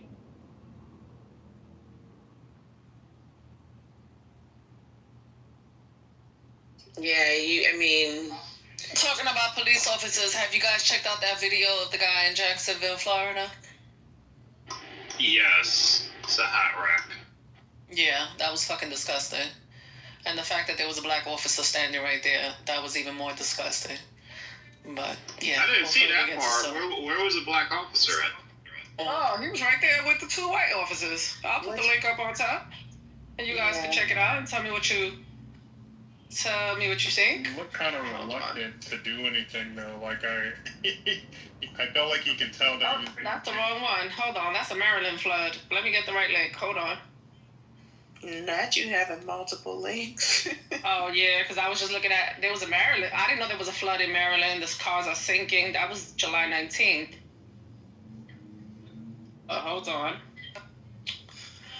Let me get my stuff together.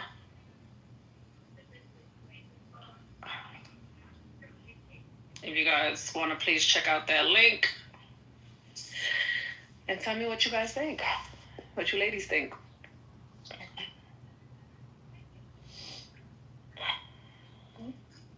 You know, he's lucky to be alive, but at the end of the day, him getting punched in the face, that whole thing situation, not cool. It's not okay.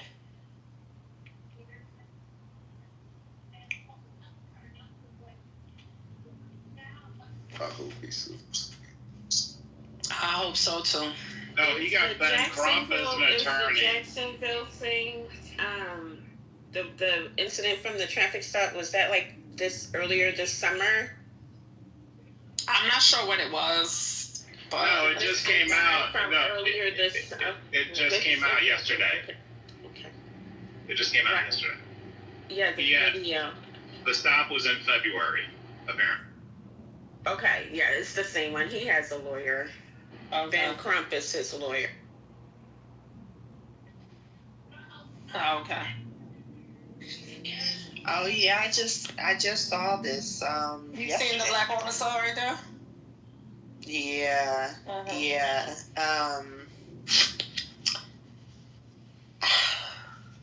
Yeah, I read about that earlier in the summer. He got. He's definitely gonna win.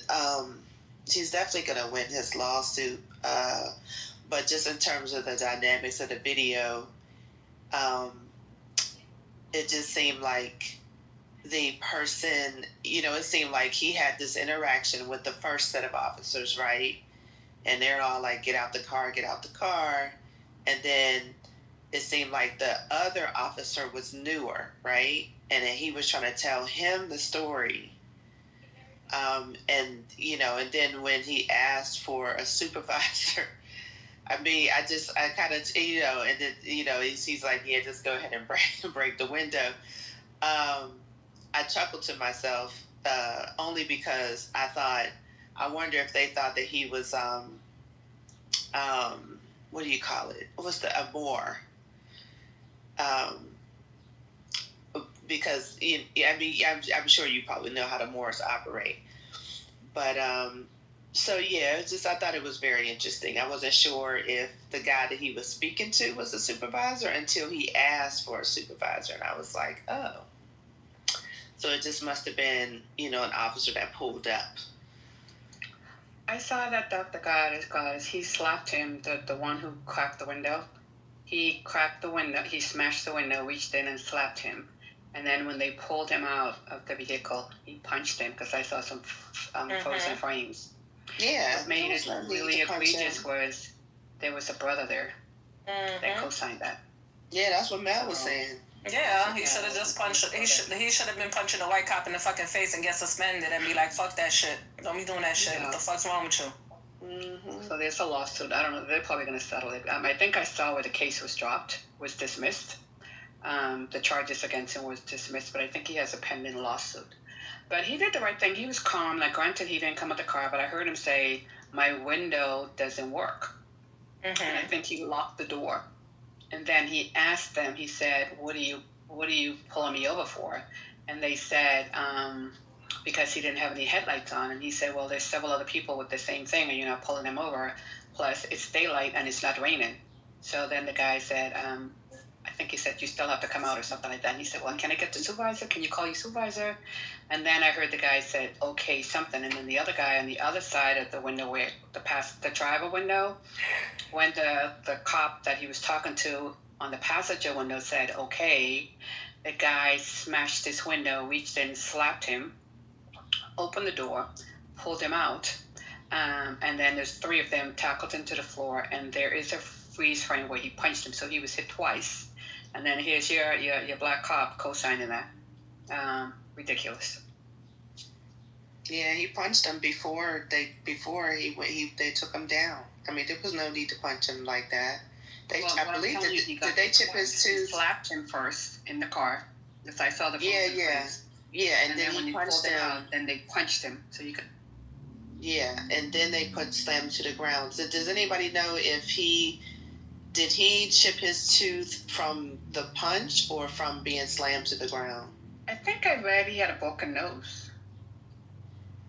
But I did see. I heard the officer said marijuana in his left pocket, but they didn't know that when they stopped him. But I believe I read where they said the charges were dismissed. There's a pending lawsuit.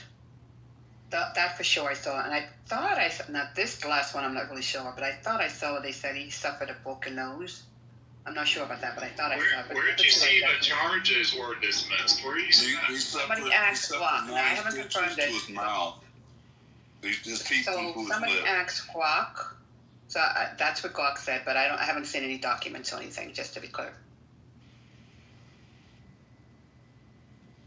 Oh, what state was this in? Florida. First I saw Jacksonville. Yes, I think Guac is conflating two different cases because similarly there was some other stuff about Akron, Ohio. So I think Guac is merging these two cases.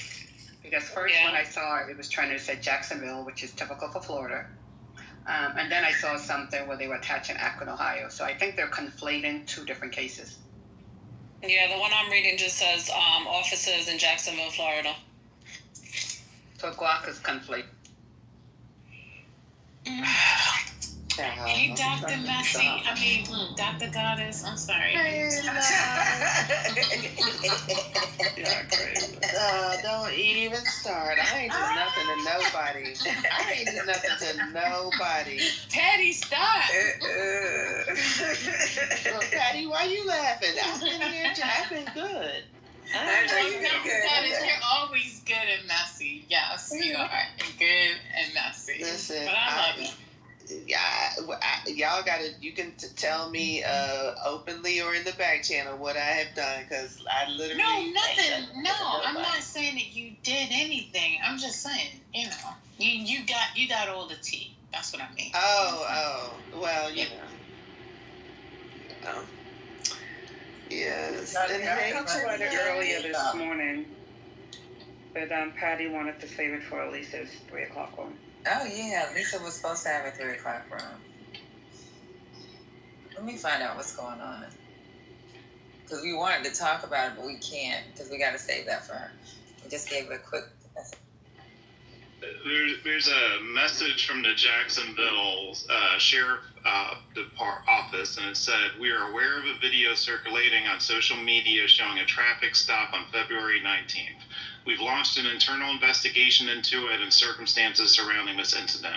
We hold our officers to the highest standard and are committed to thoroughly determining exactly what occurred." So the investigation is happening now.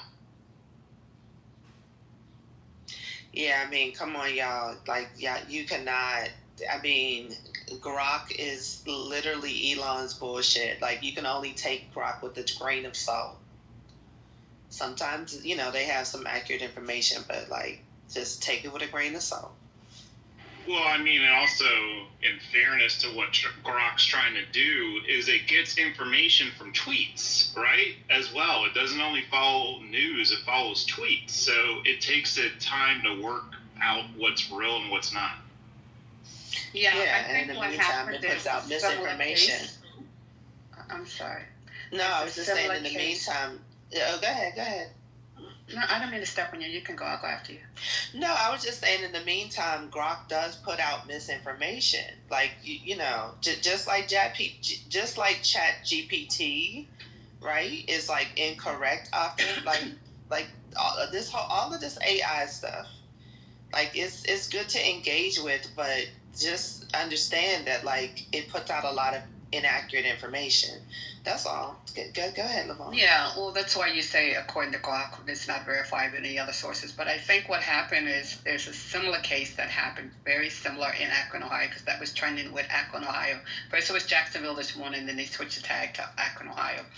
Very, very similar case to that. And I think Glock, what they do, they accumulate all the information that's in the ether from different sources. And I think what happened with that is they conflated it because there was very similar cases.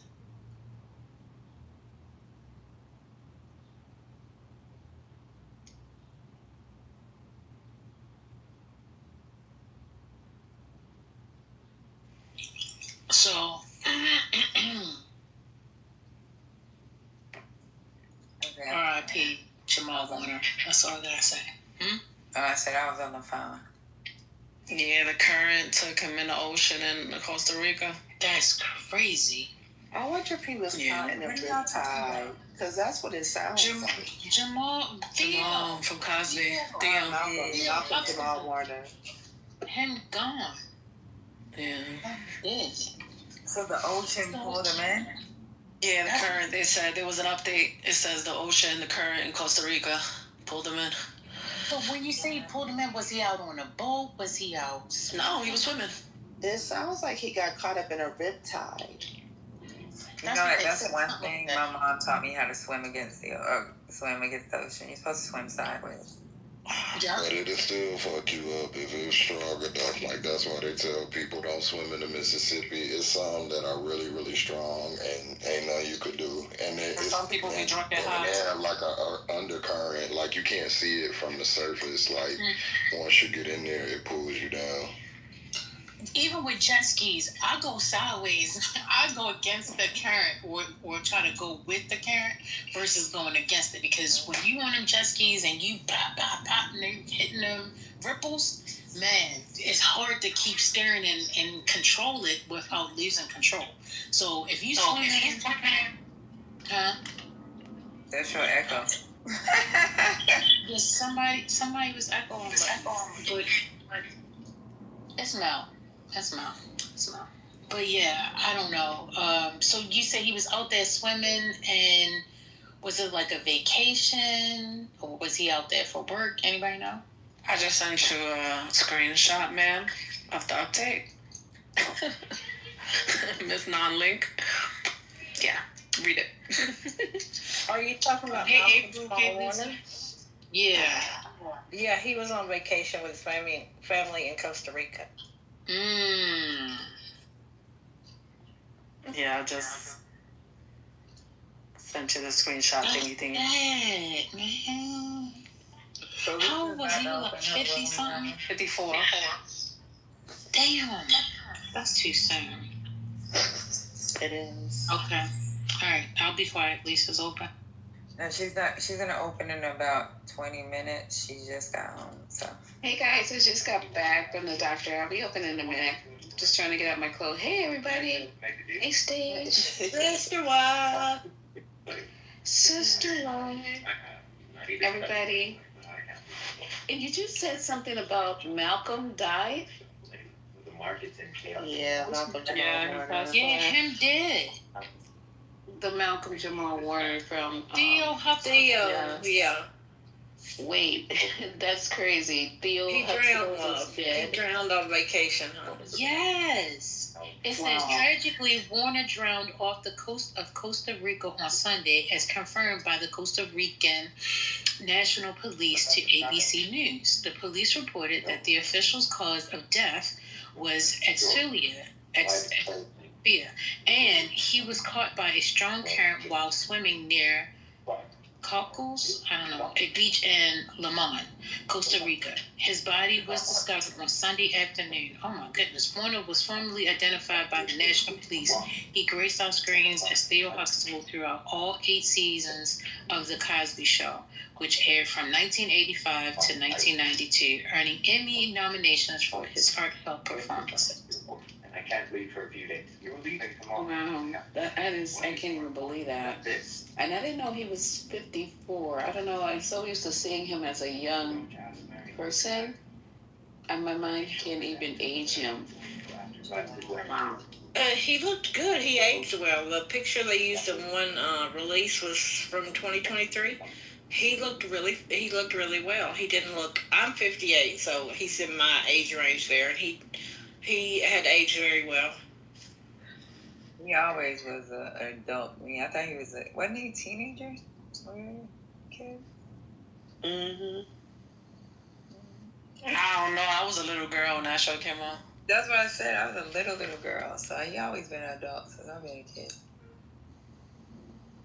But he looked really good for his age. Because I thought he was like 60. 60? Oh my God. For real, I swear. I am rolling. For real, I thought he was like 60 years old. No. I know. Like, you gotta remember Did Cosby Show come out in the late 80s? 85. Okay, so my dad was still in college. Wow. You know what I'm saying? Shit, Kamala Harris was graduating from college, wasn't she? That's crazy. So, like, I can't remember. 85. I just came on my mother's vagina. I wasn't born yet, but You're doing too much. Mel, I thank you. Mel. Freak a little girl. I just came out the poom poom. Mel. I know the first time I seen Cosby Show, I thought he was an adult. That's it. Well, we aired in 84, so it was a year. They aired in 84. They brought him in So 85. your parents was just humping, trying to figure out if they wanted to. Yeah. Yeah. I was in my daddy's nuts. It's crazy. That's crazy. Mel, I was just getting ready to compliment you on using metaphors. I was just getting ready to compliment you. Wow, that's messed up. And you know, his girlfriend died too a few years ago. I didn't know yet. The girl that was there, that was on the show. What was her name? Oh, she died because she was sick. Yeah. Oh, the little short. Lupus. I think she had lupus. That's a cute little one. Yeah, she also played on Family Matters. Yes.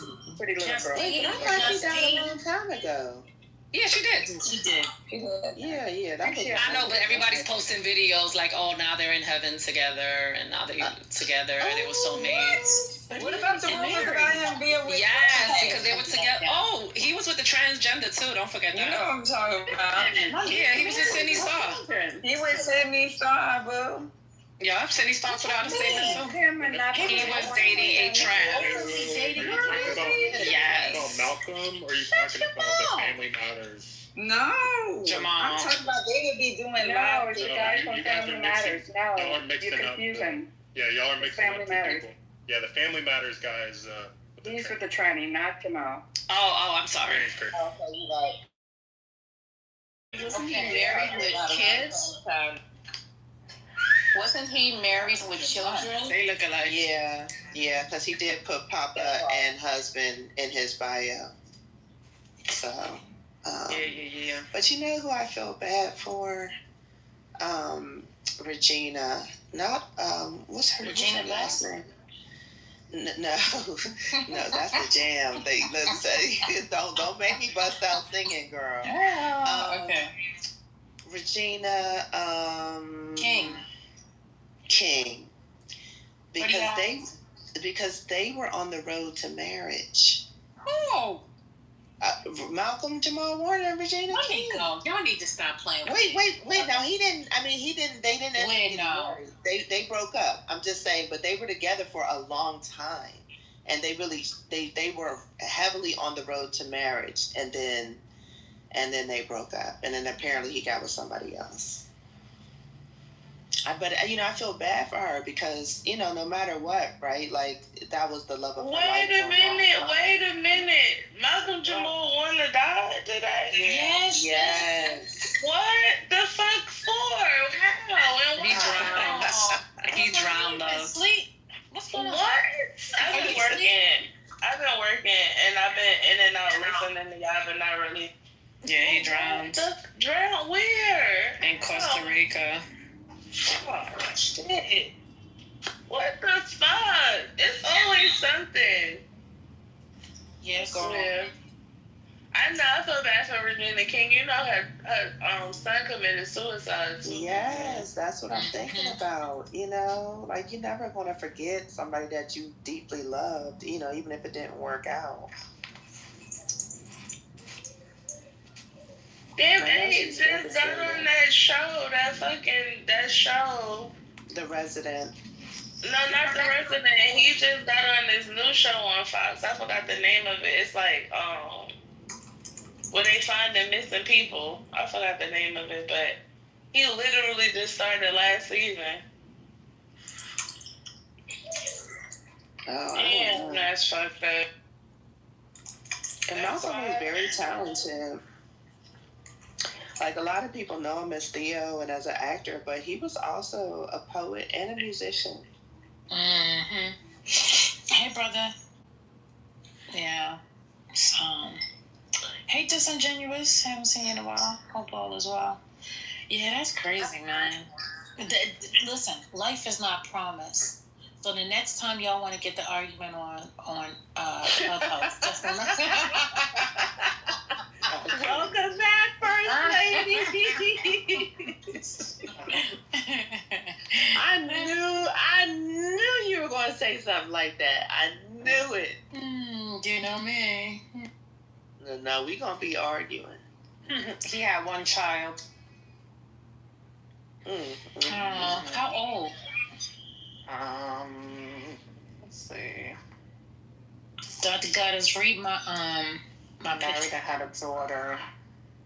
Hey, Mush. Oh, he had a little girl. Yeah, I don't see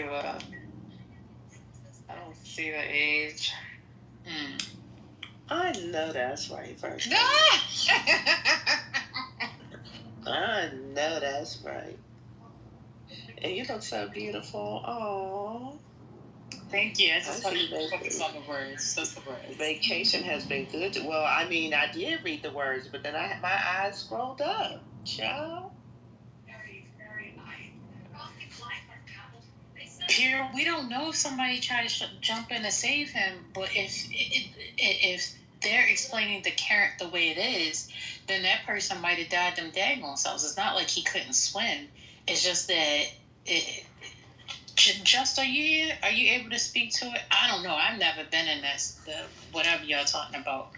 What's it called? Yeah, I don't do beaches. I do sand. Yeah, so they have like these things called it's different types. So just imagine like there's riptides, but just imagine like the water looking calm on top, and then but like under the surface is like a toilet, like how when you flush the toilet it swirls around, but it's like strong, very very strong, but you can't see it, so you could just jump in, and as soon as you jump in it'll suck you in. There's no swimming against that. So it happens to a lot of people. It's very current. I said it sucks you right under, right? It's real. Like they have it bad in like parts of the Mississippi River, and it happens a lot near the coast too. So.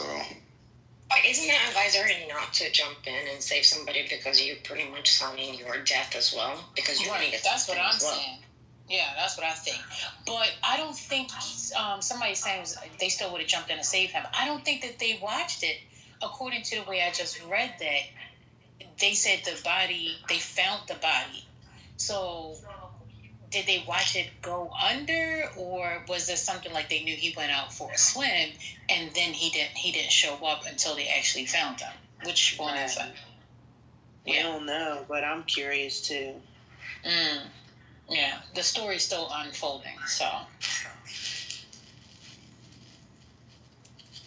Yeah, if y'all look up. His daughter was only 7 years old. Oh, no. Yeah, they said she was born in 2017. Oh, no. Yeah, he had the baby after him and Regina King broke up. I think he had the baby by like an Asian woman or something like that. She was like Asian. Oh, no. I mean, this sorry, but you know.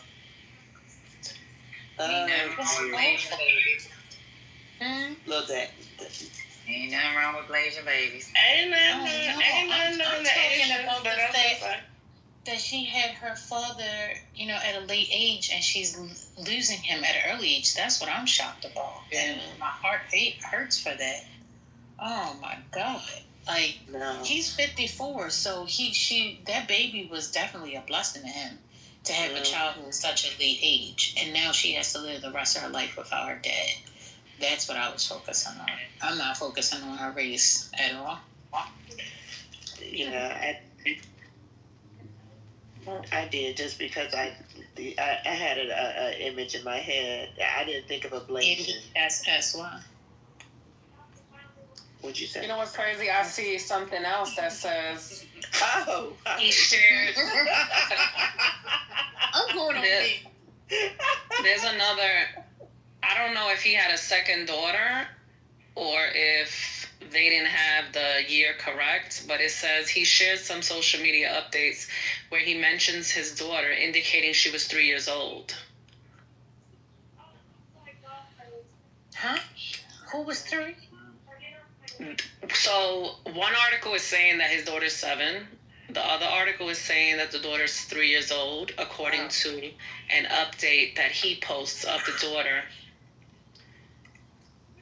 Either Saying or, that she's still, yeah. So whether she's 3, whether she's 7, she's still under the age of 18. My. Yeah, I love the ocean. Oh my God. Me too, but I did get completely knocked over by a wave one time, and I mean, I was playing too much. You're never supposed to turn your back, right? And I turned my back, and I mean, it basically slammed me to the ground, and I got dragged. I ended up with a whole bunch of sand in my swimming suit in the front, all places. I mean, it like the ocean beat my ass. I have to say that I've one time went into the river that's like, the rapids where you go on those boats, and it's like really high current. I got swooped up by a current like that when I was little in Russia, but in the Russian way, when I got pulled out, I got beaten for drowning because it was my fault. Oh wow. Yeah, I just put a People magazine article. It looks like the daughter was 3 years old. Yeah. My mama knew they drop your ass in the ocean. You gotta learn to swim. Well, I don't know how to swim. That's why I don't deal with the beach. Oh, you don't know how to swim now? Hell no. What? Like at all? Man. You can't even. At all? At all? No. You can't even float. No. I don't do beaches. I barely do pools. I just put my foot in. I actually, nope, not interested. I put swimming as close as driving a vehicle. They're not on my bucket list, neither of them. I actually almost drowned when I was 7. We was in a camp, church camp, summer camp, whatever, and I almost drowned. And the person that went to save me, obviously I was already panicking at that time, so I started pushing him down, and now he's drowning at this point because I'm pushing him. It's like we was fighting to get air. And yeah, I don't do water. Only my shower and my tub. No, that's why our pool is only 5'5". Yeah. More than 6 feet, and the deepest end. I can always stand on my tippy toes, and it's never going over my head. Yeah, but my kids know how to swim. So. Well, yeah. Speaking of accident, there was so this morning I heard a news that was interpreted in a very racist way in a Russian room. But then I went and looked up the news.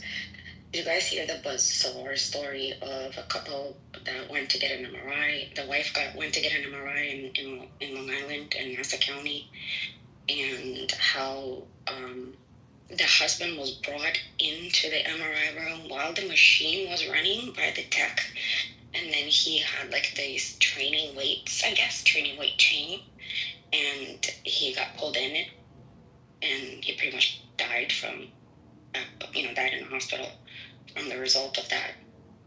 I mean, that's insane. How I don't know. Have you guys heard of that story?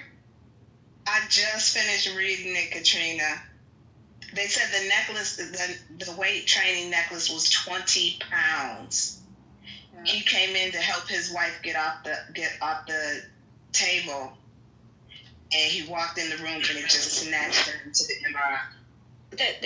We talked about that in Lisa's from a couple nights ago, like 2:00 in the morning. Oh, okay. Yeah, Has we there do been that any all the time. updates besides that?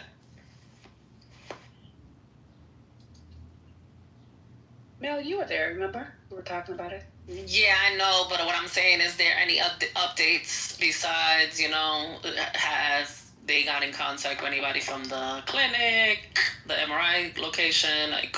No, yeah, the Nothing? latest update is that the MRI location is completely silenced. They haven't asked to comment and stuff like that, and they're completely silenced. So they're completely ghosting everybody. They're not making any statements. But the crazy part is that the guy who's, what are they called, the technician, right? He went and got the husband. The husband didn't just come in on his own. She was calling for him, and the guy went and got the husband and brought the husband in the room. Like, how can he do that if he knows that's in danger to him? That's so crazy. And he had to have seen that necklace. There's no way he didn't see a 20-pound necklace around that man's neck. Yeah, he did, because the wife was saying that they even spoke about it. Like, Yeah. he was asking, like, why you have it, and blah, blah, blah. Like, they had a conversation about it before. Yeah. That's Only so- staff The should be back. technician was a woman, you guys. Oh, Doesn't matter. yeah. Only staff is supposed to be brought back in there. Only staff. And then they're supposed to turn off those magnets when they go to take the person out of the tube, the MRI tube. And best practice is 2 staff members should be working at all times, and they didn't have that. Plus, they brought And a the person technician- that's not. Yeah. Go ahead. The technician, even though the wife was calling for him, the technician went and got him and brought him in the room. So, this is a lawsuit for sure. Yeah. The public people are not supposed to be back there, only staff. And with the MRI machine, that people only, there was a lot of rules around going in there, in those rooms. Yeah, I can tell you before we send a patient, I know this is outpatient, but before we send a patient down to MRI, you have to fill out an MRI screening form. And we're checking, it's about 20 different questions on that checklist. Do they have any implants? Do they have AICD? Do they have a pacemaker? Do they have fillings in their teeth? Do they have any type of something that you put in your brain, in the head for to turn off seizures? Anything that do you have a breast implant? Anything? Do you have any type of screws in there for joint fusions? Any type of metal in your body, we screen, and you cannot go down there. So that tech should be trained and not having anything of metal in there. There's cases where oxygen tank flew across the room. They had it loose and they're not secured to the wall, so they should know that. And this is why only trained staff should be allowed back there. No public personnel. And they should have 2 techs working. It's not mandatory, but best practice is 2 techs. They didn't have that. They're cutting corners with staff. And then they didn't follow their own policies and procedures. They didn't turn the magnet off. Plus, they have somebody back there that's not supposed to be back there. I hope they have malpractice insurance. Did he die? Yeah, he had multiple heart attacks. And So somebody has moved so to y'all life. know. Who got moved live? Yeah, I'll check it Who out. is it? It's one of the mods. But anyway, One of the mods. so y'all know that was one of the scenes in Final Destination movie, the last one. That's so crazy. I can't believe that happened either. But isn't the tech responsible to turn off the magnet, right? If she was done and she was actually coming, I saw the interview that she gave. It was coming off. She was coming out, and she was having a hard time to get out from the table. And she asked for help, and she asked for her husband to come and help. The technician should have turned off the magnet and then went to get the husband. So I guess, I'm speculating, but I guess the technician forgot that he still had the magnet on. So she may have turned the machine off, but the magnetism may not have receded fast enough because it didn't pull him from the moment he walked in the room. It was like when he got a little bit closer, then it just snatched him. So, but he shouldn't have been in the room. Like the technician should have never allowed him in the room. So I don't even know. I don't know because I put it in the chat. I went in an MRI with my student before. So they do allow people in there. Did you have on metal? I can't remember. They probably asked me about my jewelry, but I don't remember that. I don't remember that specifically, like them saying remove your jewelry or anything. No, but she was in the MRI machine, you know, and and her hands were out of the machine because I was holding her hands out of the machine while she was in there. And it was like maybe she was doing the BRCA1 or whatever, the screening, the MRI they do for that. So maybe it has something to do with what the woman was having done by the MRI machine, like how strong it was. I don't know. Dr. MRI's turned off. The magnetic field is still powerful. But I'm just saying, like, I've been in the room when somebody was getting an MRI before. So they do allow people. Yeah, they allow people in, but you just not with, you know what I mean? You're supposed to be, you're supposed to be warned, repeatedly and to take off, any metal. And he was wearing a 20-pound metal chain. Like that that seems like kind of ridiculous, Somebody put, because we actually listened to clips and stuff like that, and news reports and watched it together in Lisa's room. And I can't remember which one of y'all put up a picture of a man with a 20-pound necklace. It was one of the guys that was showing us. Yeah. I mean, it's like it was huge. It was huge. It's like It has a big lock on it too, Dr. Goddess. Yeah, it's almost unbelievable. Like it's almost like, you know what I mean? It's like, is this real? Like, why would you not only did he have on metal, he had on like a gigantic. Okay, so did the necklace weigh 20 pounds? Yeah, that's what they're saying. Or was it a 20-pound weight necklace? It was a 20-pound weight necklace. Yeah, the necklace itself. Okay, hold on. Let me just. He used it for weight. He used it for his weight training, Dr. H.E. So it was, it was like his fitness accessory, and it was 20 pounds. I guarantee you, you do a lot of MRIs here. They're not supposed to let anybody in the room unless they're clear. I can't hear you. What you said? I said let's do a ton of MRIs. Okay, no. I'm sorry. I'm sorry to get my turn for you guys. I'm trying to get this. What happened, Mel? No, I was saying, what happened? You're gonna open up the room? Yeah, I was making sure I had a phone call, and now I'm cool. You good? Yeah. All right. Are you guys? I am so tired. You guys tired? I think what Dr. AG wanted to ask was the chain weighing 20 pounds or does it hold 20 pounds? Weighs 20 pounds. They have those necklaces. It doesn't matter. It doesn't matter. Protocols are you're not supposed to let anyone in the room unless they're screened. Those I don't know. I guess forms are supposed to be filled. I don't know because I didn't fill out any paperwork. I went with my student. She was going to get the thing. She went in the thing, and she started having like a panic attack. And the person came out the thing and said, "Can you come in here with her?" And I went in and I held her hand while she was doing the thing. I didn't sign no paper, none of that. No, I didn't say sign. I mean, I didn't. So then they didn't follow procedures. You can actually say you have to be pre-screened. She didn't screen me, clear me, none of that. She came got me from the waiting room. She took your I did have to put my purse, I put my purse in a little, locker thing. But I had on my same clothes, so, I don't know. Yeah, so she took your life in her own hands because no one's supposed to be in there unless they're pre-screened. That's not a CT MRI, but a very active, strong magnet. Yeah, I go all the time with my son. I have to go with him. And we have gone to different places. Yeah, we have gone to different places to have his MRI and CAT scans and everything. And they ask me Do you have like metal plates? Do you have body piercings, like big, large body piercings? Do you have this? Do you have this? And then only when a couple times they did make me like take off some of my jewelry, like the I had a really, really full Pandora bracelet, and they were like, take it off, just to be safe. Take it off. Even if you're in an oxygen, they're not going to let the tank oxygen come in. It has to be wall oxygen. They will never let an oxygen tank in there. It has to be adhered, tapped onto the wall, like no metal.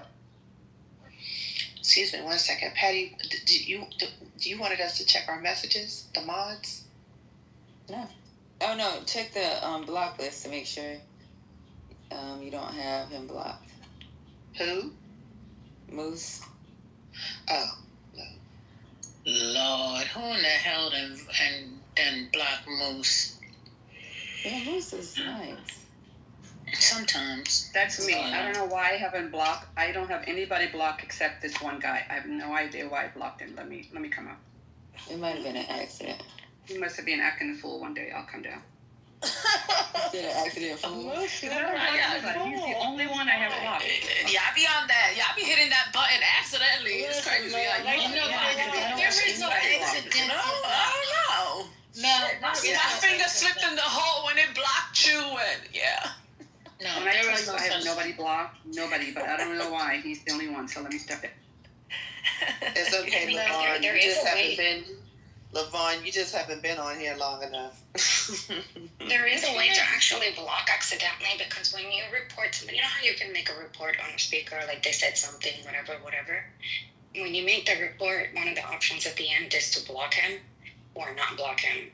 And I did that by accident, where I would hit like, I thought it was like continue or like finish, and I ended up blocking somebody. But so how many people have you reported from a space? There's Moose. He's here now. Moose is here.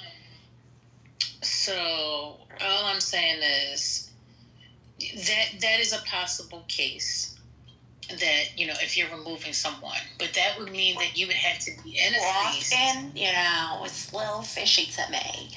It's just a little trite to me. Or reporting, not removing, reporting somebody. When they're like at something really, really inappropriate, and you can report that person. Yeah, I know what you're talking about. Yeah, y'all tell y'all this though. If I report your ass, I'm blocking you. Yeah, when you report somebody, after that they ask you if you want to block them, and you have to say yes or no. Yeah, I don't be doing all that shit. I don't be doing that.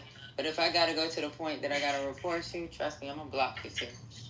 I don't block people. We'll argue today, and I'll still let you in tomorrow. I may not talk to you, but I don't give a fuck. You might unfriend block. Because somebody told me that you have unfriended them. Oh, yes, I did. Yes, I did. Oh, my God. He is so petty. No, I only been gone for 6 days. Let me tell you. And he's in his feelings. That back and forth with me and him, he is definitely in his feelings. It's ridiculous. Oh, my God. I'm not that important, guys. I promise. Me.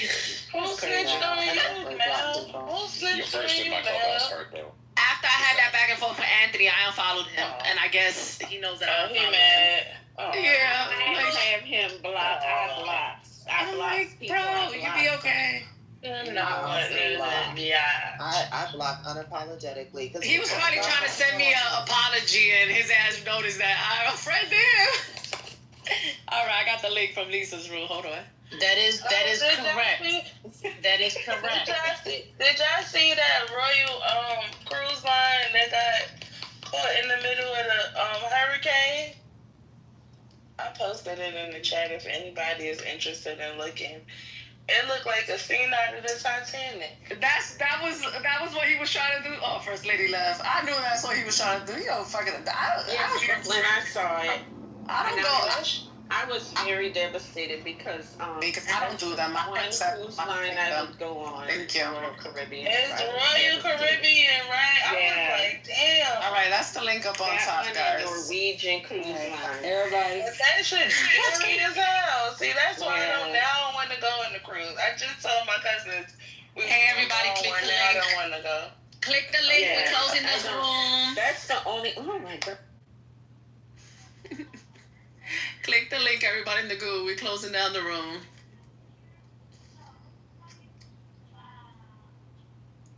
Can y'all move it? Come on. Y'all move so slow. Brother, click the link. We're leaving.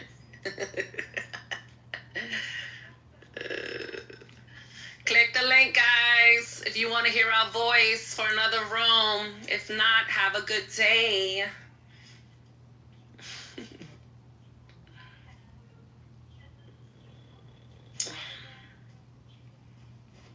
F grade, come on. Damn, Drew, click the link. Come on, Michelle. Brother, what happened? Why you came back?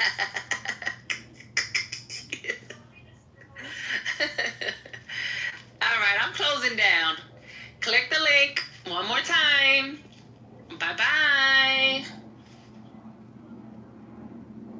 Oh, shit. So to love y'all, we only got to fuck with you. That's right. That's some crazy shit, right? I heard that the niggas who fuck with white girls is gay. I ain't put that label on y'all. That's a wild accusation. I know, right? So why y'all not fully for the sisters, though, is what I'm asking. See how uncomfortable they feel? Didn't I just say that? Like, idea for a black person to only be with other black people is crazy. They actually think that nowadays. Like, it's crazy. It's crazy. I only want to be with you. Mace, that's not true because you usually said... was a panda, nigga. You always lying. Get on my nerves. No, it's crazy to think that you live in a melting pot that America is with many different races, and you only gonna fuck with one race. Like, yes, your own. What's so crazy about that, though? Can you imagine thinking that's crazy? No. I mean, I can't imagine, but it does sound crazy when it comes out of people's mouths. Like, it's not crazy to be with your own people. That's what people do. I'm just saying, to only love you, I gotta only fuck with you. There is a thing called self-preservation. The fact that you are, I know you're not going to see it, but that's an upbringing problem. To only want to be with your own people is not something that is some new concept. Many people practice this. And increasing a little few black people, but white people say it. Don't bring no niggas home. Mexicans say you better not bring a nigga home. Fucking Indian, all the races, bring no nigga home. Everybody none of the races like us. Who?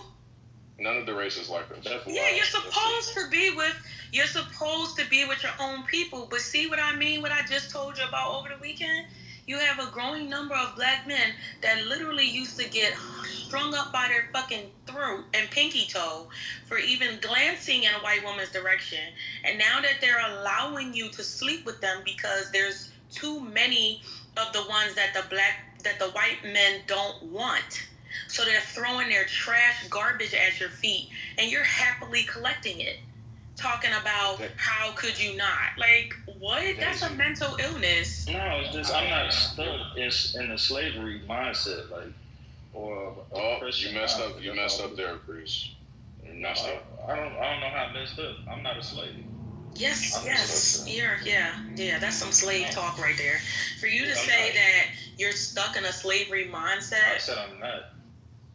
To say you're not, you're saying that the slavery mindset is only being together. That's what you're saying is a slavery mindset. No, I'm just saying, like, you just said all those things about, like, what white folks have done to some black people during the history of our slavery. And I'm just saying, like, I don't live in that time. I didn't grow up in that time. I grew up in a time where there was some white folks that fuck with me. There was some black folks that fuck with me. Shit, there was even some East Indians and Asians that fuck with me because I live in America. I'm an American. I think that you sound. I think you did. You go to college? No. You know what? My bad. This isn't even a fair conversation. Down in the goo. So I gotta go to college. You don't have to go to college to think like me, but you're fucking stupid. That's what I'm saying. You're talking stupid. Daisy, come on, Daisy, come on. Come on, Daisy. We were cooking. So you know how you know. But he's gonna make me crash out because what he's saying is ridiculous. You never hear nobody white talking like this. You would never fucking hear somebody white say that. That's true. Oh, that's true. No. You should be with niggas. Why don't you go over there and get you a nigga and marry him? Because this is the time we live. Like, stop talking to me crazy. It's irritating. You don't hear fucking Asian people saying this. Oh, you should be. They're coming in here and buying our hardware. They're coming in here and buying our food. You should be with them. No, they sit there in your community. They take all the money and then they go and build their heaven with it. They go and send their kids to Harvard and fucking Columbia. And they tell you if you dream about bringing a nigga up in here, you're done. We're going to ostracize you. You're not a part of the family anymore. Fucking Indians do the same thing. There are Indian fathers that have literally killed their daughter. Go ahead, Mace. Get it off your chest, big dog. Cause he gonna keep it running. Not Daisy, you cooking. She's not wrong. He's cooking. Okay, great. So then you hear the fellas down below who believe that this title is true. Like, you know, if y'all feel as though the white women treat y'all better, please pull up, because I just do not believe it. But let's go. We in here today. Damn, I wish we was in Snakes and Silence or throwing rocks. Because see, Lauren, this is what happens when you bring me back into the fold. The GDP is up, baby. Nigga, I'm sending the invoice. Because you can't shoot your loser candidate, Daisy, nigga. She on your ass. Daisy would never shoot. I would never shoot my loser candidate, Daisy, because she actually has coherent arguments. Most of these women on here don't. Excuse me. But that's a different conversation, though. I think it's the title. I really don't think it's. I don't think it's Mace. I think it's your title. This is one of the clickbait titles on Clubhouse that just draw people to the space. So, with all due respect, I think it's birthday. He asked the question. Yes, I think it's the title. I'm trying to have a peaceful. No, it's my picture. It was my picture. This started because of my picture. Oh, I missed that part. We're gonna let it ride out. Exactly. But I do think it's the title. Coherent. I do think it's the title, and please don't insult my intelligence. Well, if you're listening to I'm not insulting you. I'm telling you the logic. If you didn't hear the other half of the conversation, saying it's about something else once you come into a room doesn't mean that that's the truth. And all we're doing is just correcting the space before correcting the correction. I was in the space before. So you weren't listening. So you would know that it was about. And then I left the space because I had a call. There we go. That's the key. You left the space. And then also again, your PTR is no different than any other PTR that's been on this space. Like you're not doing anything. Now you're putting on a whole nother narrative. You're not doing anything that anyone else hasn't done. But that has nothing to do with your narrative right now. The narrative was that it was about the picture, and a specific things about. Why are you so angry? It was. Oh, why are you so angry? Specific things about the picture. It's okay, Kate. It was specific things about the picture. Mace, how about you PTR? You can't come into a room. You can't come into a room and then start talking about something completely different. He didn't even ask her. He got a lady asked him to take. He didn't even ask him to take the picture. How about you PTR, Mace? You're not doing anything. You're a regular person, just like everyone else on the internet. PTR. Listen. Lauren, this is exactly why I'm not getting you a housewarming gift. Look at the shenanigans you have been causing. Wow, because it's Mace's birthday, I don't get. Oh, happy birthday, Mace! But you're not special. Get out of here. Get out of here. I'm trying to get the guys down in the to pull up. Lauren, I'm trying to get them focused. This is why I love Daisy's arguments because Daisy has a coherent argument throughout the entire thing that gives gravity to everything that she's talking about and that the other person is talking about. She's just not talking out her ass. She's not just joining rooms and saying weird shit and then leaving and then coming back. That's not weird. I mean, most people who are on the app most of the day, if they have a career, they're working. And apparently, I guess you say his name is Praise, Price. Whatever. My guy, appreciate you pulling up. My fault for the miss. Nah, you good, bro. But let these other niggas pull up and defend this case. Y'all down in the goo, y'all just chilling. Shout out to a 9. We ain't seen your little dirt ass in a long time. Is your title boring? It's your title. I know it is. And I want these niggas to defend they white women, bro. It's okay. I love y'all. These niggas don't. So I love y'all women. Let's make a list and point these niggas out like, no, they can't come back to the community. They not invited to the cookout. They can come to the cookout. Let all the disgruntled men come to the cookout. Why won't you let them come? That man said come back. They put racism. That's why they can't come. Like niggas just get excommunicated by every black person. Damn right you do, nigga. Nah, I ain't seen. Yo, I think we should change the subject because now you know I see Voltron is forming and some of these sister alliances. And we not gonna get a coherent conversation as at this the Clubhouse. We are not changing this title. Well, the funny thing is, the title was mixed up anyway because what we said was, they weren't nice to us black women. Remember, we were talking about the access to money piece, and we were saying how nasty they are to us black women because they feel like we don't deserve to be in those money spaces.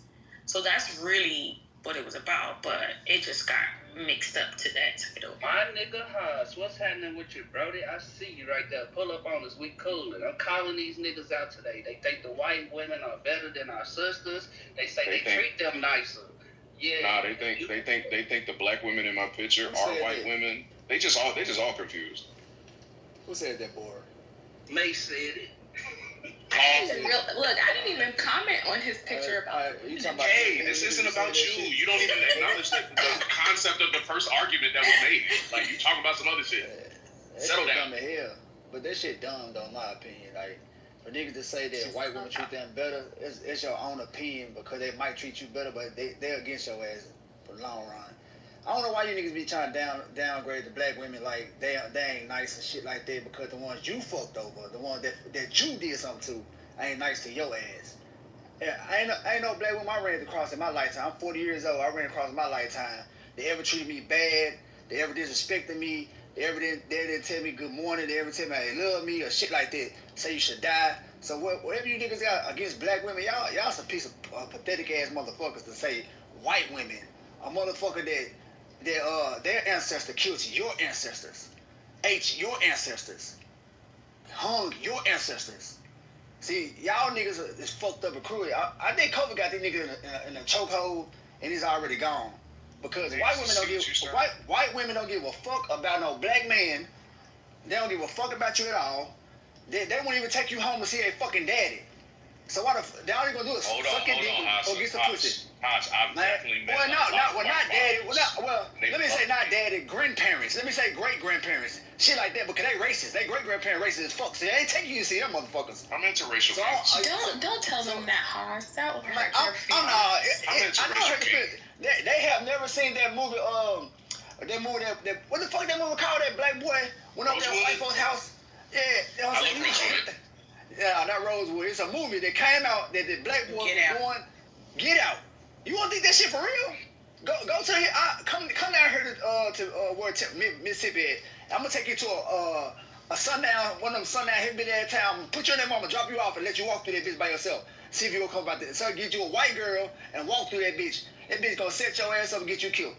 Like I don't know why y'all trying to downgrade black women. Black women are nice as fuck. Good pussy. They got good head. Hold on. That motherfucker can treat you good. That motherfucker got your back. They pay your bills. They feed you. Pay your bills is where I draw the line. I'm just being honest though. The women out here like that though. You want me to lie? You want me to tell the truth? Which one you want me to do? You and Kay are in the same. Y'all about to get this loser cannon.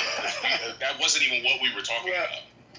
We didn't never say that we don't like black men. We didn't never say that we don't like black women. We're helping the space. You said that white women treat you better than black women. That's a damn lie. That's crazy. They ain't even assuming that stupid ass shit. We didn't say that at all. You and Kay we gonna get this conversation. Boy, I always do that shit like a motherfucker. Damn, boy. Hey, bro, no, brother, they ain't got shit on my sister, bro. Fuck them. They don't got nothing on them. Not a motherfucker. White hoe got flat ass booties, nigga. The fuck we talking about? Hey, now look, we don't fuck with them, but I I ain't gonna lie. Some of them got some. Man, some of That's not true. hey, you talking about a small percentage of white women that got some ass now. A small percentage. You better know if it's fake or not. Our black women got the most baddest body in the fucking world that everybody wants. That's 100%. The only black women that get BBLs are majority of them bitches are strippers. That's who get BBLs, and they're not black American women. So what the fuck we talking about? So Haas, did you hear that? Priest was the one that said when I was saying that we are whatever it is, doesn't matter. When I was saying that we are superior, he said that we're not superior. Look at our situation. Then I was trying to tell him that all you have to be is a black person with melanin to be able to look at yourself as superior. He was very uncomfortable with that. He said, no, we're not superior. And then, can you stop interrupting me? And then he's pretend I'm a white woman.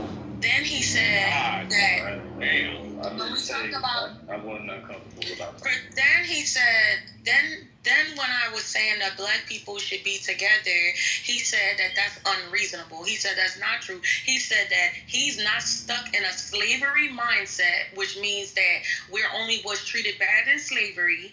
You understand? He said that he's not stuck in that mindset, and we're in a melting pot of a country, and so therefore it's ridiculous for anybody to think that a black person should be only with another black person.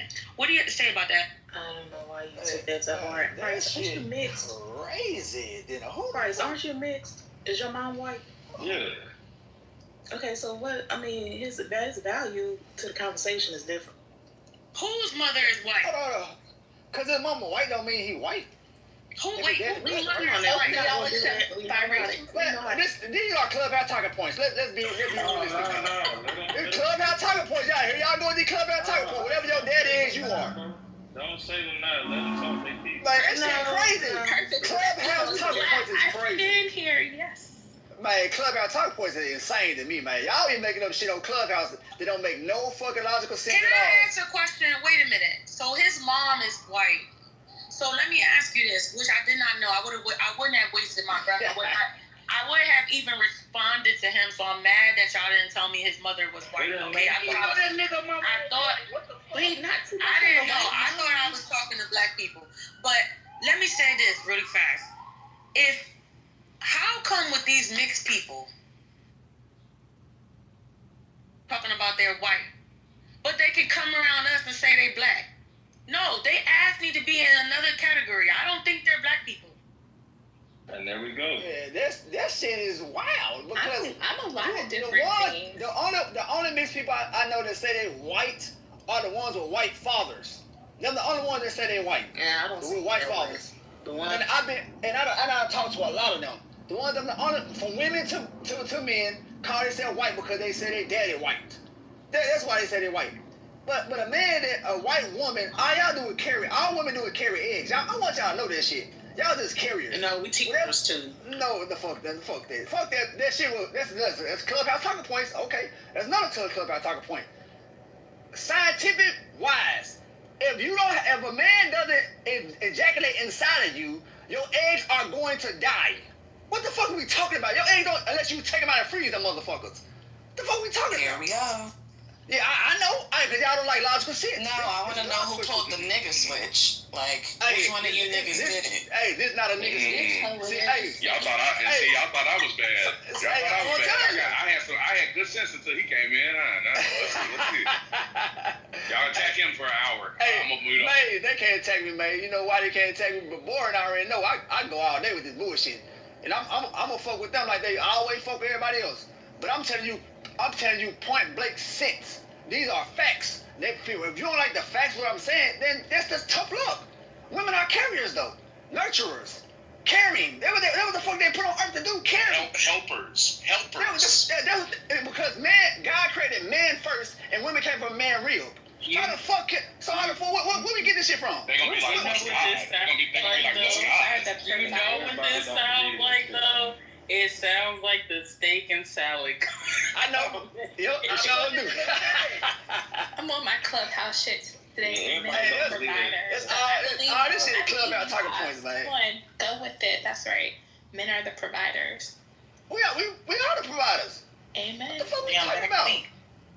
I mean, but since these clubhouse talking points, then men are not the providers. Since women think they rule over everything, y'all providers. Since y'all just let us stay at home and y'all pay the bills while we just sit around this motherfucker. No. Since y'all gonna take it like that, then why would we do so that? Y'all still gonna have the kids because the man can't have no motherfucking baby. So y'all still gonna have the kids and y'all can take care of the kid, and then you gonna pay the bills in that motherfucker. Hey, that shit crazy. Hey, Hobbs, like I don't even think that's just like an internet talking point. Like, only woman you gonna hear say some shit like that is a woman that don't have a man provide. That's a fact, bro. That's a fact. It's just like people only make absolutes. You get what I'm saying? Like when they live in a bubble and shit like that. But so these arguments I be hearing them, and I kind of just be like, I gotta think to myself for a minute. Whenever people start making absolutes about, like, even the title would say, "Are white women nicer to black men?" Like, of course, not every white woman is nice to black men. You get what I'm saying? But nah, you got some white women out there that is nice though, bro. Like, hey, yo, generally nice. Hey, y'all tell Haas happy birthday, man. My nigga just came through and told me. Nigga, shut up. Nigga, Happy. Boring, bro. Hey, tell him send me cash out, man. You know what I'm saying? Shit, help a broke nigga out. You know, all broke niggas. All black men broke. Let them tell their club out talking point. All black niggas don't take care of their kid. Let them tell it. All black men ain't shit. Let them tell it. Nobody is fucking saying that. I spent the first... I said club. I didn't say you. I said clubhouse. What? I'm talking to K. I'm talking to K. This is crazy. Like, they know who said it in the room. They ain't dumb. They just don't want to come out their fucking mic. I don't say that about black women. Oh shit. They talking to a concept. How do you think I get to talk to you on Clubhouse all day? Hello? But y'all like, hey, boy. I seen your name, boy, and I popped in this motherfucker. One way or the other. Who that? I've been getting my reparations for the past hour with Mace. For real? That's right. Get that money. I told you I was gonna get it. One way or the other. Yeah, I done got my reparations. Head back in blood. You got her reparations. Wow. I got mine too, man. Y'all better get y'all reparations. I claim all my identities so I can get all the funding. Thank you. Damn, let's talk about that. Traitor. I'm not going to share my secrets. I'm here, brother. What's happening with you? What up, though, Haas? Can you hear me now, more? Yeah, bro. We heard you the first time. What's happening?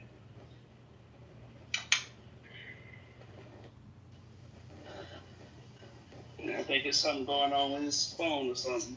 hey, bro, I need that shit though, bro. I was just bullshit with you. I like to have fun. If you don't wake up in the morning, goddamn. So can you hear me now? Yeah, we can hear you, if you don't wake up in the morning, all right. So if you don't wake up in the morning and to the man tell yourself that, man, look, I'm a badass nigga, man. I look good as a motherfucker. Fuck this shit. I ain't mean bad though, like in a woman way. You know what I'm saying? That's what they'll say you gay when you say some shit like that. But it's cool though. But if you tell yourself you handsome. That you gonna be a better person than you was the day before. Hey man, do that shit, man. You know what I'm saying? Focus on yourself. Stop focusing on these women. Women gonna be women. They are the ones who's let me see what the word is that shit is. This shit is they are emotional creatures.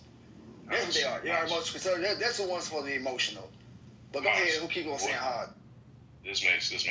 What if you're an ugly man? Are you still supposed to sit in the mirror and tell yourself? Ugly man are in style. You're a handsome man. You must have. I didn't ask you that. What'd you say? I heard you say it. Yes. And I just want everybody to know I give this equally. So if the man is ugly, he shouldn't be in the mirror saying he's a handsome man. He should be. Why? That's a lie. Okay, so. Why should he be feeding himself affirmational lies to the mirror? So he can watch. So I'm gonna ask you this then. I'm gonna give you a scenario right here. Why can't a man do that, but a fat woman can tell herself but a fat girl could be fat as a motherfucker, but her best friend says she a bad bitch? Because women are no, stop. For the same reason that you just outlined, that they are emotional.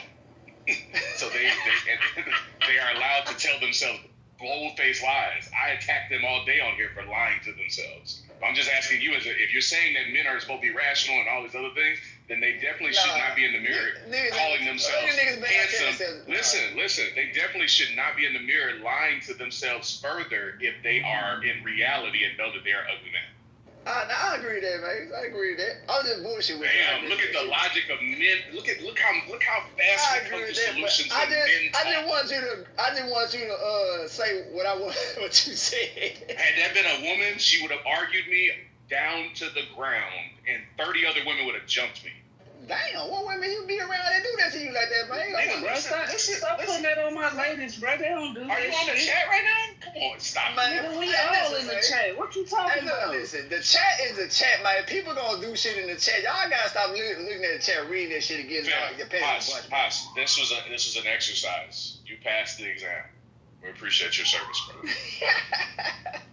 There's no such thing as an ugly rich man.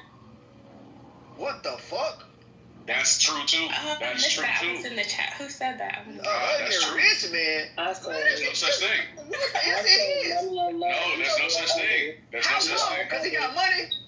Because his resources and highest commodity that he's earned has made him attractive to the women who want that type of. Exactly. Money made him beautiful. That's crazy. And that's why men have to create their beauty. Men have to create their beauty. Women just have it.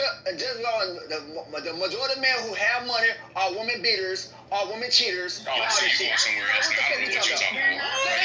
That's a goddamn lie. Ain't no lie. Now you're going crazy. Man, y'all do making shit up. That's a clubhouse talking point, bro. Where did you get from? I ain't making shit up. So can somebody else finish? So the men have money.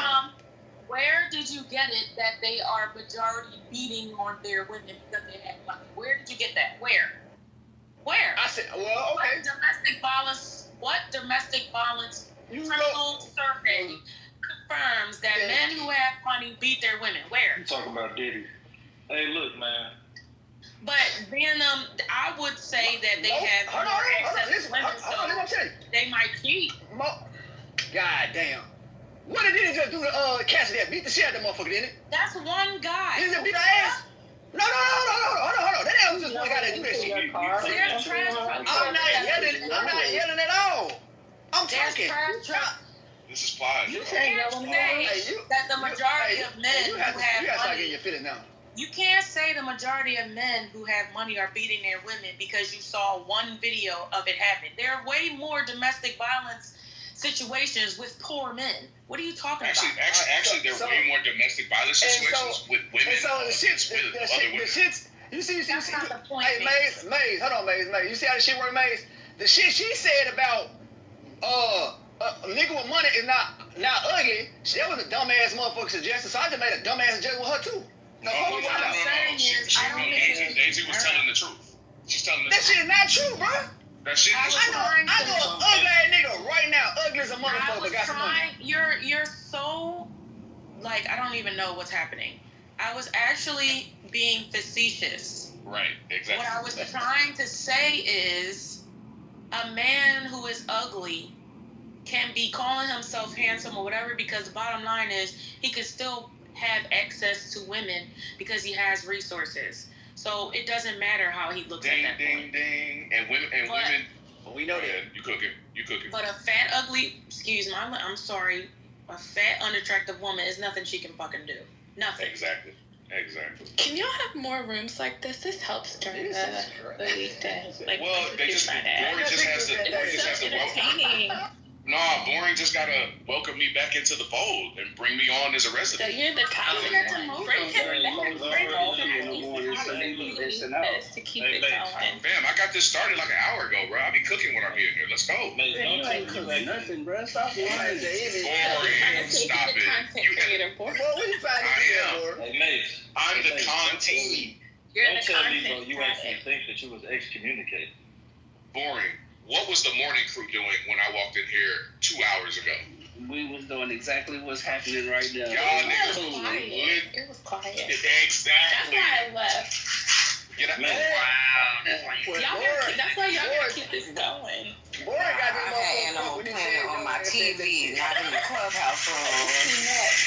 Niggas watching Animal What's Planet up, we on your got time, down? leaving on your time. I come back in here, I post one picture, niggas go crazy. Here we go. Thank you and you're welcome. I took a Hey, nap. can I get a Whitney Houston distributed or something? All right, I'm sorry.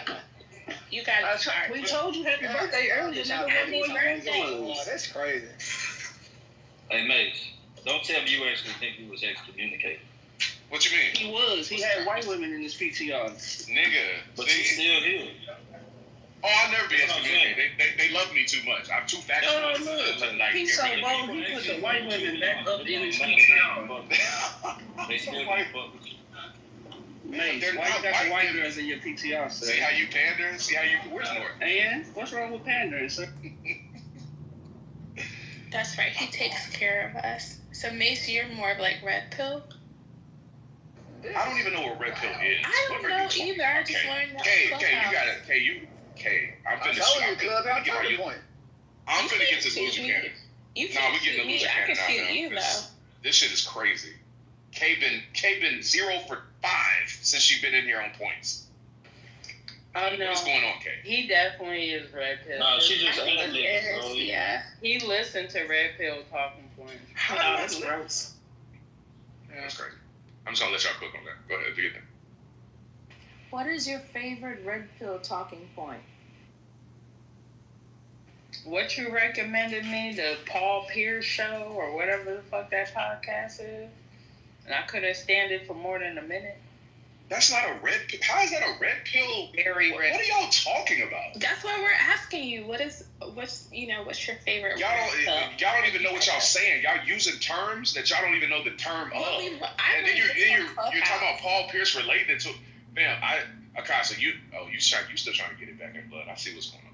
All right, so if you watch that podcast, you will see how disrespectful she was being to him in the front end of that entire dialogue. So then when what got clipped and what got popular is when he turned the tables on her and went and defeated her own logic. That's what went popular. That's not what. But you didn't. You also didn't watch it in its entirety, so you don't get the full context. I refuse to because I don't want my brain to hurt. I don't like the way he talks. I don't like what he said. The talking point was he asked why this lady was single. She told him. He then goes on this accusatory rant like, "Oh, I know why you single, because you just want to have sex." And I'm sitting there like, this ain't no fucking this is a waste of time. I didn't know anything about this podcast. So that was my introduction to the Paul Pierce show or whatever he got. So why are we calling it red pill? He talking about you gotta listen to the whole fucking shit. Why the hell I already heard stupid shit? Why do I want to sit there for it sound like it First of all, Paul Pierce is an ignorant fuck, but she needed an ignorant fuck to make that. No, he did it. It was a master class because of the way he did it. Ignorant fuck. He sat a doctor on a stage and just podcast. Akasa. That ignorant fuck spoke so plainly and so clearly to a woman with a doctorate. Didn't you tell that it dismantled her entire argument. Didn't you tell me he got kicked off of another podcast? And I also just said he's an ignorant fuck. It's yes or no. Didn't you tell me he got kicked off? I personally didn't tell you that. No. Yes, you did. I know his podcast. You told me he got kicked off another podcast. Now you just wrong. You're only praising him because he was able to talk down to educate a black woman. Here we go. Right. Voltron has formed. Let's go. I told you he loved white women. Wow. Gotcha, yo. It's so oh my God. Women, bro. All right. It's not okay, sir. We praise the sisters over here. I fuck with you, Akasa. You're doing a number right now. Just wanted to see a black woman get tear down. Tis. It's okay, bro. Crazy. It's not okay. Stop telling him that. It's not okay. I don't know what's wrong with y'all. I tried to watch it. You ain't gonna get shot for fucking a white. What happened with the Wow, niggas trying to say my sister's getting niggas set up. Is that what you Daisy, said? don't let Akasa tell you what happened. Just go watch the video. You'll see how it played out. trying to find it, but it's only showing me the full. Don't let the sisterhood narrative manipulate you into your context. Make sure you got Tylenol next to you, just in case you get a headache from the dumb shit. That's crazy. Ooh, what kind of ghetto shit y'all got going on in here? It's real. Oh shit! Here we go. Mike Tyson is gonna knock y'all punk ass niggas out. Let's go. Oh shit! Mike Tyson is gonna knock y'all niggas out of this motherfucker. Well, you know. These niggas. You know I'm believing in these niggas every day of the week, so. I know, right? These niggas up here talking about this. I really didn't come in here to beat none of them up. Man. I did. Yeah, they typically look beaten all the time, so I didn't come here to do that. But sounds interesting. We got white fright going on. This finna be. They up here protecting these white women. Three more coming in too. They protecting the white women like it's going out of style. Zell finna get her power back. Zell finna charge up. Rose in the house. She finna beam some energy over to what's a net. Net finna pull up in here. She finna fly through with her cape on. This finna be over. This finna be real fun. The Avengers have formed, guys. Y'all have to do this more often. I'm only protecting a woman that fuck with me. Hey, so you say I don't know why Avengers. Bro, let me ask you. Whimsical superhero life is for men. You don't gotta let me ask you this question. We not in fairy tale land like y'all.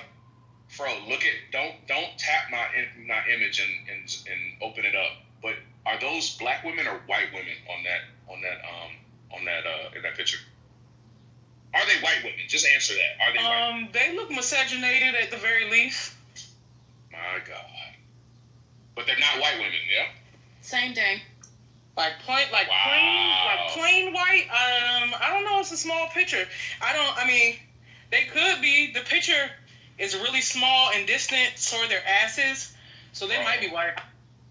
Bro, make a choice. Make a decision. When you're looking at that picture, are you in your head, with the absence of anybody else in this room, saying that those are white women or not? You're saying without me making the picture bigger. Without making the picture bigger, are those women white or not? They're not black. And do you have a picture without their head? Are they white or not? I can barely see. Sir, I can't really see their skin tone from this. I'm opening the picture. That's good. That's a good answer. He wouldn't. Bro, that's a good answer. I can't even. The first time. Bro, that's a good answer. I can't even really see their skin tone. It looked like a white or Latin girl and a black girl. No. Your answer was accurate. You can't see their skin tone. These people in here, including the Pandarer in chief himself, Boring, said that those women were white women. Headshot. I sure did, because that's a white woman laying right there. None of my sisters got no ass like that, sir. That's a white girl ass. Stop playing with us. And Mace, plenty of black women like that. Mace, man, you getting triggered a lot. But is anybody on this stage fucking you or giving you pussy? Mace, can I ask you a coherent question? Can we introduce Price to Hannah Cobb? Wait a minute, who the hell is telling us to get medical voice? Wait a minute, hell no, I'm finna boom the room. Y'all got me fucked up. Bro, how you doing? See, I told you Zell's gonna get her power back. I'm doing all right, Zell. Today is better. 2 mornings ago, I was in the ambulance, but today is better. I'm able to hold food down. Yeah, that's all. That's what I can say. I had a really bad headache this morning, but other than that, it seems like. Yeah, I'm walking. I got to. I live alone, so at the times that nobody is here, I got to do whatever for me. You know what I'm saying? So, yeah, I'm walking. I was walking in the hospital though. I was walking. The day after the procedure. I'm so glad. I'm really happy. Yeah, I'm a soldier. That's why I don't let these niggas cake. I will forever be stronger than these niggas. That's why they don't face me. You was in the military? forever and always, I'm gonna make sure I get up and do. And yeah, that's that. So I appreciate you asking, because it definitely is a big procedure. It's traumatizing as fuck. Heavy on the all 4 letters. But I'm doing all right. I'm gonna be okay. I'm going to work Friday because I want this bread. Yeah. Now you I ain't even taking it slow. I'm not even going to tell them that I just had the procedure, because I don't want them to say no. I'm going to get that $90 an hour. I'm going to get that. Ooh. You was in the military, bro? No.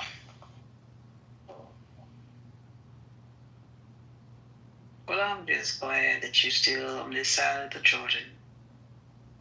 Absolutely. I don't know if I told you my phrase, but prior to the procedure, it was, I'll see y'all on the other side of the blade. So I'm on the other side of the blade, and I'm still here.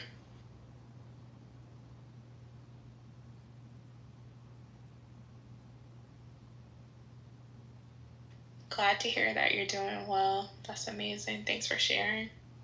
Thank you. No problem. I'm a survivor. I'm not gonna give up. I gotta keep moving to spike niggas. Like, if for nothing else, I gotta keep breathing to spike niggas, because they want me dead, yo. They do. Because I be tampering with their ego and pride. Don't do that. They want me out. Man. Yeah, me too. That's one of the things I really love about life. I love getting on niggas' nerves. No, I love defying what men say I can or can't do. I like humbling them. Right, exactly. So if that gets on men's nerves, they probably should find something else to worry about, because it's just autonomy. It's just the same thing you want from the white man. What? Oh my God.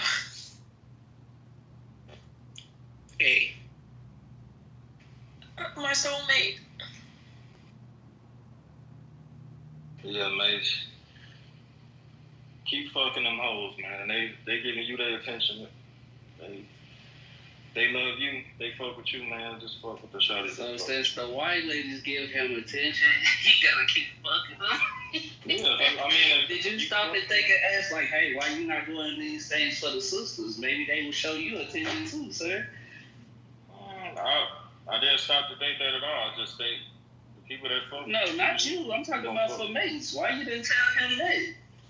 No, I'm just saying, like, because that's how it usually goes anyway. Boring, don't you think it's strange that there's actually, like, all jokes aside, there is actually a black girl in the picture, and the only one that he can seem to point out to say keep fucking with if they fuck with you is the one who's white or non-black. Daisy, that's not even what he said. That's not what he said at all. What he saying? He didn't even. Y'all are the only ones that point to this random girl on the right side. He wants you to be with women like his mama. Y'all are the women are the only ones who have outlined, and boring, are the only ones who have found some woman who has a splash of some other race inside of her on the right side and said that they're both white women. That's cool, man. No, she's not. I did say that the other one with the dress on is black, but the other one is white. They're not white. I didn't point out nothing about no white woman. What you said? The only white woman I've met here was at a club. Like you said, the one in the one. She's like, I said, fuck with the Mace, the one with the underwear on. Is she black and white? No, she's not white. She has no white in her. What is her race? I don't know, like black and something else. It's not white. Okay, do you feel better if we call her Mexican? I feel better if y'all just stop assuming that these women are white. You should just keep bringing up the picture with no cheeks. 2 holes on the boat. I don't even know why you upset about anything they saying, bro. Nobody's that's your experience in life. Price. We were with this again. I need everybody to just understand the hyperbole that's going on here. There's nothing. I, of all people, am not upset about anything that goes on the chat house. It's just we were having this sparked from a conversation that happened over an hour ago. Over an hour ago. If you have not been in here for longer than an hour and a half, you don't know anything about what's going on. Our intention is to joke with you. Our intention is to push black relationships. Pierce's intention is to push everything else. Whatever, doesn't matter. His intention is to push everything else. So that's what's happening right now, okay?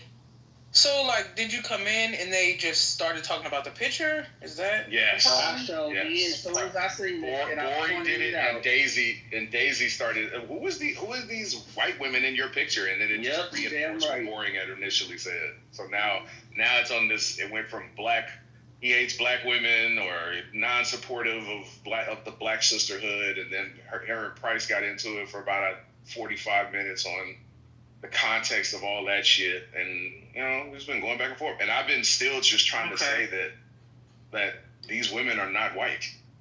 So and the focus was really on the white vote, if anything. I probably wouldn't have said anything to you at all about the picture, but it's always funny to me when people put people that they know in their picture, but not themselves. That shit right there, that is hilarious. Before I put pictures of myself up, like.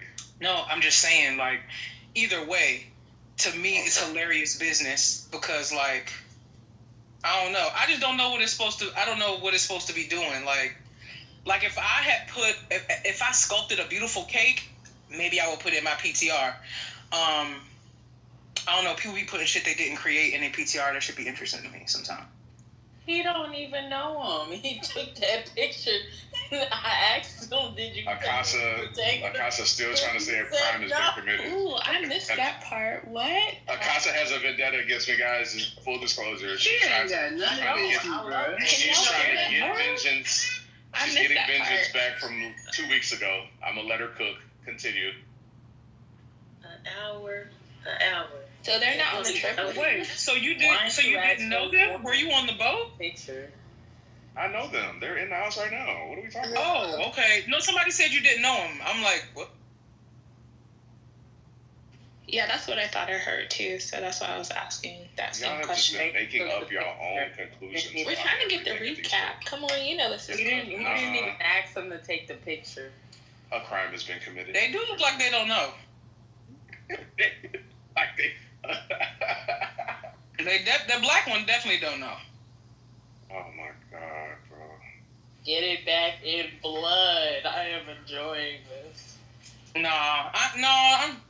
probably I'm not really a material violator, like people's possessions. Like I'm not a car keyer or nothing like that. But if I caught a nigga taking a picture of me laid out in a bathing suit and I did not give him permission, I probably would knock his phone in the Pacific.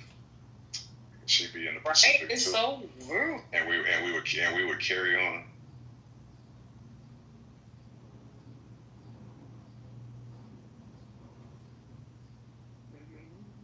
Fuck with who fuck with you, bro.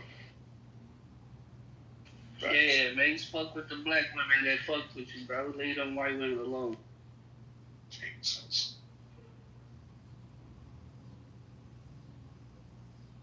Mace, do you want to have mixed kids?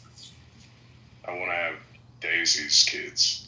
Ooh, this is a good one. Oh, I like that. I told y'all niggas to quit pandering, bro, but y'all always trying to call me. Daisy, will you accept? Do you like Mace? Yes, I think Mace is very smart. I like our back and forth and his acknowledgement of my brilliance. I was a little concerned earlier, but I think we can work this out. I think he has no issue thinking of himself as a black man as being superior.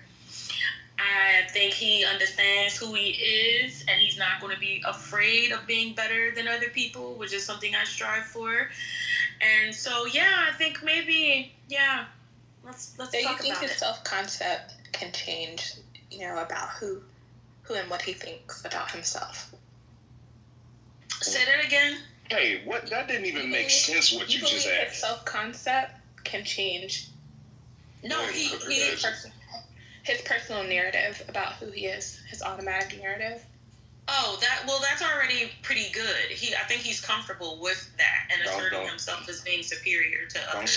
Don't say that out loud. Women don't like that in here. Mace, I really don't care. I'm trying to help you, fool.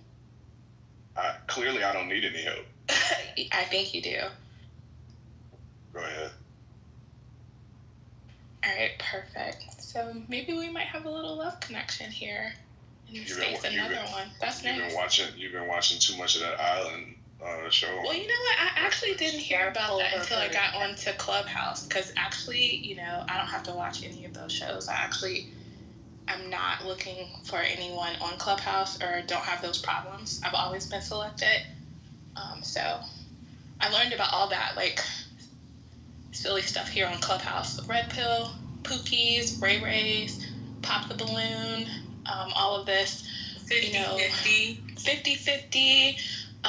People living in the ghetto, all that kind of stuff. I learned that here on Clubhouse, so thanks. Who pays for dinner? Throw away your phone. You want me to throw away my phone? Can't have you around these types of environments unsupervised. Wait, one thing we have to do, Mason, you just see my PTR. I think you missed it. We have to decide who do you like best out of this PTR before we can make any final decisions or determinations. Is this the brown paper bag test? No. This was several women popped up. Hold on, let me find it. 1 second. You have to pick one. Hold on, I got it. 1 second. I'm about to tell you what you want to hear. It'll be quick. You looking? 1, 2, 3. Who do you pick out of here? 2. Okay, you passed. So we about to tell you what you want to hear. I think most people think that white women walk around looking like 1 and 3. That's funny to me. They're very unattractive. I'm trying to tell you. Like, I don't know why these goofy men be going around trying to act like the average white woman walking around is beautiful. No, they're not. And they're fucking nasty. They're not. But most women are mediocre and average, though. We be trying to tell y'all that. No, I don't necessarily disagree. I just mean in my everyday life, I see more attractive black women than I see attractive white women. That's whether I'm walking around the street going to work, or that's if I'm down at the happy hour. There's definitely more. Now, I do see some attractive white women typically out, like at night and stuff like that, and that's probably because, maybe they fix themselves up or something to go out. But just on the general day-to-day, even at my gym, I definitely see more attractive black women than I do white women. And the white women are very jealous. They're very nasty. They see an attractive black woman and they get fucking pissed. And don't let you be in a place, like I said, where there's resources. They're fucking nasty. They really think that black men belong to them. Well, they were 40% of the slave owners. So I understand where that mentality comes from. But this whole idea that they're just like nice and they really like you, it's bullshit.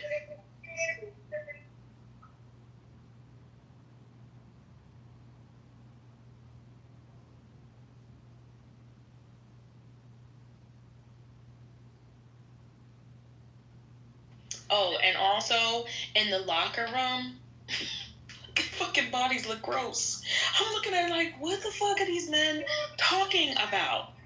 They're not even built good.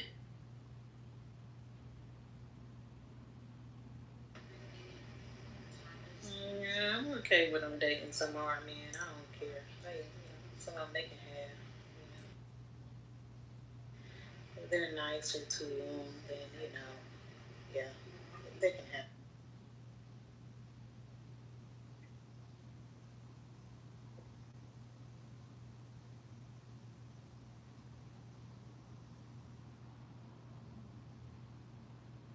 But some of them seem happier with white women, and I feel that, go with what makes you happy.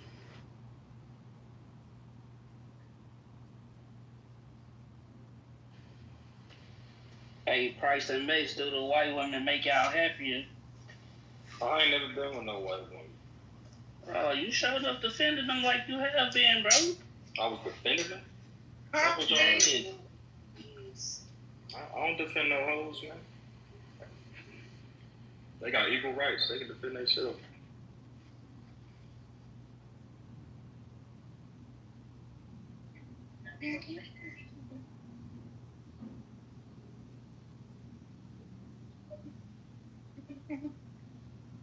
Man, trying to do some laundry, my boy. Laundry?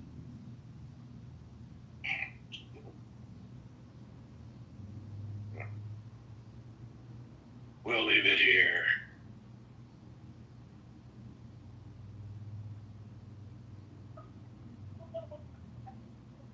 I'll come back later. I gotta eat and watch The Housewives. It's a whole lot of people in here. I would tell y'all turn y'all pink tickets in, but y'all niggas like the white girl, so yeah. I'm glad y'all here. I appreciate y'all. God damn it, Batman. Damn, white women are okay, man. They're not demons. They the devil, so they need to stay away from them. They may be colonizing. That's the little nasty girls. You really need to stay away from them. I swear, bro. The absolutes. They tell you everything. You gotta have at least one little white woman on your roster. You're goddamn lying. Little Italian descent, little 5'2", 5'3", brunette. You know what I'm saying? Hazel eyes. Well, why do you need that for, Mace? What does that do? They don't improve your quality of life, sir. There's no woman that improves the quality of my life. A black woman can. I improve the quality of my life. Can. A woman accompanies me in that process. I know a nigga that got a white wife. She met him when he was down bad. Now he's a photographer at weddings and shit. He does videos at weddings. And he goes and travels all over the world and shoots weddings and shit. And he's even told me it's thanks to her networking skills that he got there. And that's great. That worked for him. You know, the only woman who's improved the quality of my life is my mom. That's about it. Everybody else assists. They join the ride. This situation and the ship that's going in one direction anyway.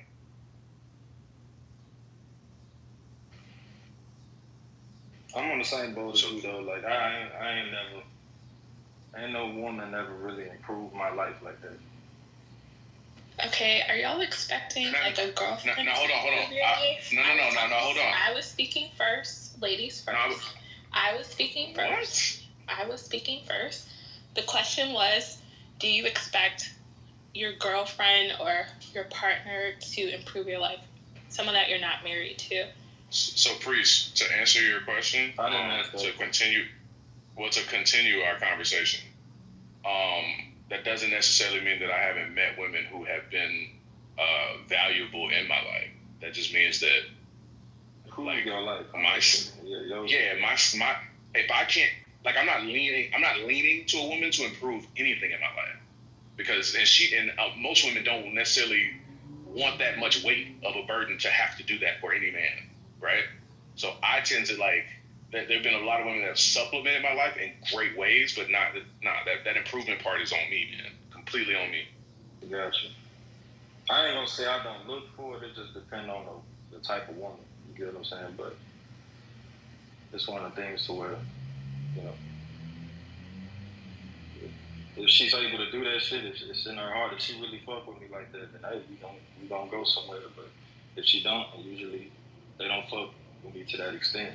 You know, they ain't improving my life. It's usually up to me.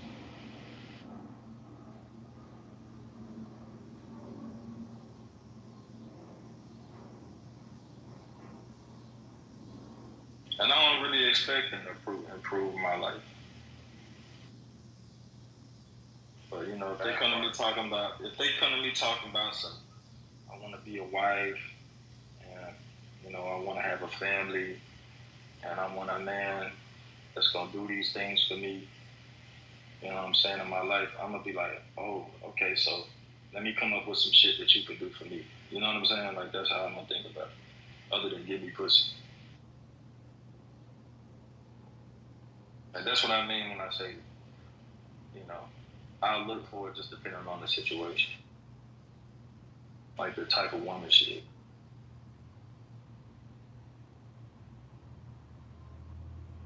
But usually the woman that's asking for a lot, they ain't willing to give a lot. There y'all go. Think of my ladies always asking y'all for a lot. Y'all break y'all neck for them white girls. Boy, y'all are something else. I never broke my neck for a white girl. Has anyone noticed how we haven't heard a thing about the CEO who got caught on Coldplay cam? Have y'all noticed how we literally haven't heard anything about the woman who's cheating on her husband and what's been going on with them? How everybody's. I didn't even know the CEO. Look at that. Who cares? Look at that. Who cares? Like, that's their personal business. Let them figure it out. But the man the CEO has been literally paraded around the entire world as a cheating husband.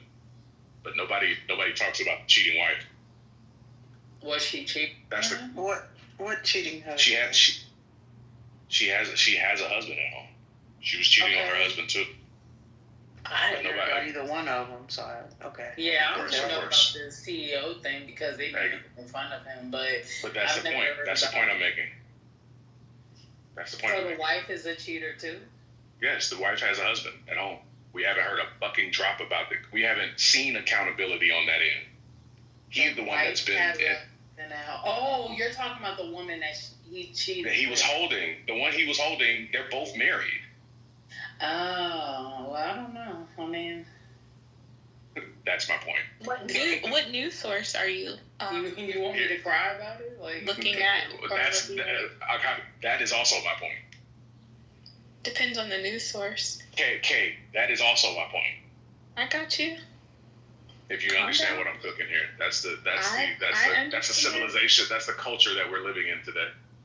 I mean, it depends on what lens you're looking through. I'm looking through all of them. We literally are just pinpointing all of the lenses. Either they don't care, don't know, or you're trying to cite the source that says that it's not, that whether it's true or not. When clearly, but the one thing we do know is that the man has been paraded around and his life has been kind of rocked and embarrassed. But that woman has slid into the crevices of mystery, and nobody has addressed any of her accountability at all. Can that be an assumption? No, it's not an assumption because we haven't heard anything about it. We've heard because anyone else. What is the glaring media source that's talking? I'm speaking in English. Who are you hearing about in this Coldplay camera situation? The husband or the other wife that was cheating on her husband? It depends on the news source that you. The majority of the news sources that have come out have been talking about the man and what he's lost and what he was a husband. He had this. They know his name, where he lives, how many kids he's got, his earnings. Like they literally have a Coldplay cam being played around the world, and he's resigned from his job. He's got a divorce. He's got a divorce period appearing now. We haven't heard anything about that woman who he was embracing, and the fact that she had a whole family, too, and we don't even damn near know her name. Mace, maybe she was scared to lose her job. And it's a publicly traded company. You mean accountability? Imagine. I feel like she was under duress. Oh, here we go. Sympathizers. the sisterhood is forming. Go ahead. I'm already in a sorority, so I have my sisterhood. But again, the news media that you follow, and then also you want to consider too, if that company is publicly traded, all of that information is available. So you have all of the information about each, She also works for the same company that is publicly traded. Yeah. We have her name. We don't have, and we have not heard anything. But Mace, how do you know that? A C-suite CEO got his head blown off in the middle of Times Square, and we heard all about it. What news sources? We knew everything about his family and all of his private life. Maybe she was in an open relationship. All right, guys. What news sources do you consume regularly? Y'all have a good day. Bye. Voltron is here. Bye. Have a good day. Remember, Mace, fuck with those who fuck with you. See your people. See your people. I see him. Trust me, I see him. No, I just think he has a hard time responding to questions. He doesn't like to be questioned. That's clearly a personality trait. And clearly that's something that he might have to work through. Like I said, bro.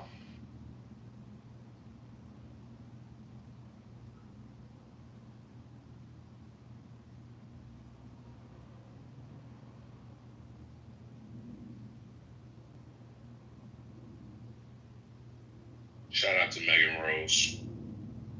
We see you. Please go turn your pink ticket in.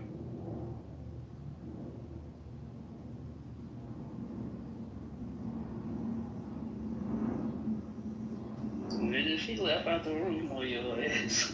And she came back. She trying. That's how you turn the pink ticket in. Boring. I know, but she didn't do it, sir. She just left again. Okay, and she came back. See? I'm telling you. What are you boring? You gotta stop this pandering, man. You going crazy with it now. You ain't even. You know that's how you turn the pink ticket in. I know. Not too much on boring. You know you pander too much. Okay. Because he was just doing it. I don't understand.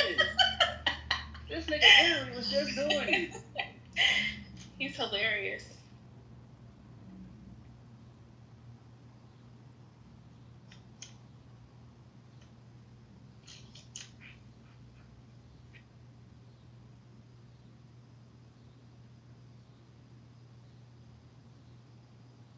Alright, are y'all gonna do this tomorrow? Same time? Hell no. What the fuck? Hell no. You do not rock like that over here. Stop playing. It was hilarious. I thank y'all for the entertainment. It was hilarious. I might have got metal divorced fucking around with y'all. I had to go save my relationship. Metal divorced. I'm just over here trying to find water shoes in my size. Put some style to them. Thanks for the conversation, Born. I think it was you that brought me up. I did, Brody. Appreciate you pulling up fucking with us today. So I joined the room and shit. I might come through another time. That's a bet. We be here cooling. We drink Folgers coffee in the morning. Remember that? Jesus. Nah, I already drink coffee, but that's cool though if y'all do that. Hey Mason, remember what I said, bro? Don't take that nigga advice, Mace. What's wrong with you, sir? You want to remind him to love He's acting like I don't. Never mind. I think he just met me, so I can understand. Go ahead, bro. What you was gonna say, Akasa? I said he want to remind him to love white women so bad. He does. Hey, Akasa, I'll pull up on Wiggy and tell her I'm sorry. I love you. I'll be home tonight. You gotta apologize. First of all, nigga, what I think you should do is make a video of you on bended knee with "There You Go" shaming ritual in the background with flowers around you, and put one rose in your mouth too, and then beg her to come back. Wow, that's easy. Shaming. Why is that shaming? It's a great apology. That's easy to do. Don't listen to Mace. Mace, maybe the next time you do that, you'll have better luck. But don't do it to a white woman, though, Mace. You gotta do it to a black woman. Yeah, don't bow down to a black woman or to a white woman. Only to black. A white woman gotta do that. Ain't nothing about bowing down now. Come on, Akasa. She also said bend the knee, and you said, yeah, I can do that. I did say bend the knee. Hey, that's why I was objecting on your behalf, brother, and you was like, no, I'm good with it. That was for my wifey, though. I can do that for her, but you can't do that to no random, sir. Here you are.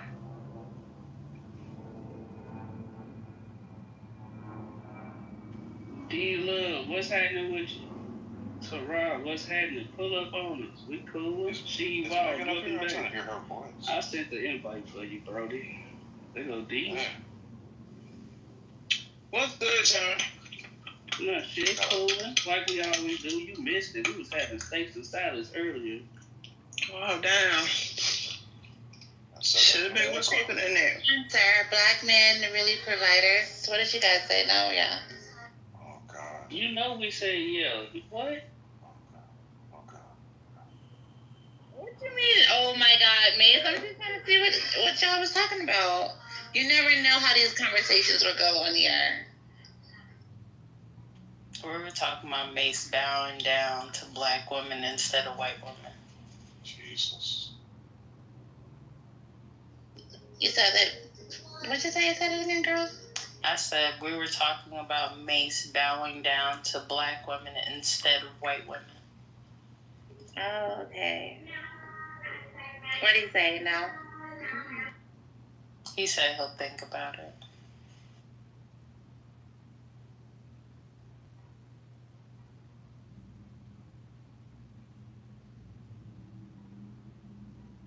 I do, but like I said, I do think there's some black providers out there. I've dealt with some men that, you know, when we go on a date, like he wants to pay. Like, he does not even want me to pay at all. Like, he wants to pay for the date. So, you know, I've been out with guys like that would never want me to, like, touch my purse, especially, like, on the first date. There's some men out there like that would rather pay and help their women out, you know?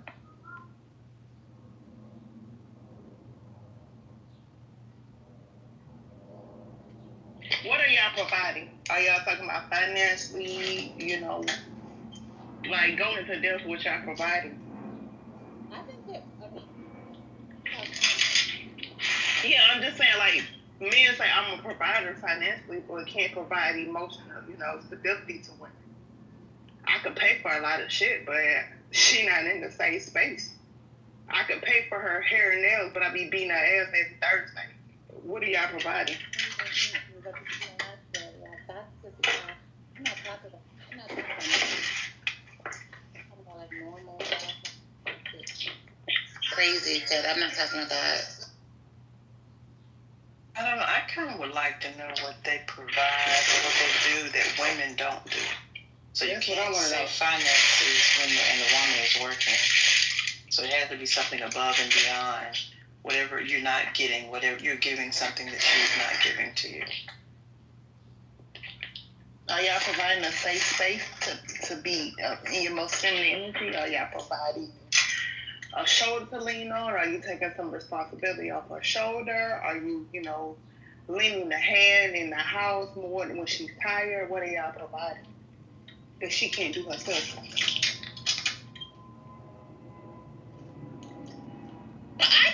Can I say something? I think there's two types of people in the world, you know? Like, it may be people that do exactly what you say. They just not shit. They really don't care for people's feelings. They just there just to be there. And there's also people that may be a little bit more, you know, human-like and actually care.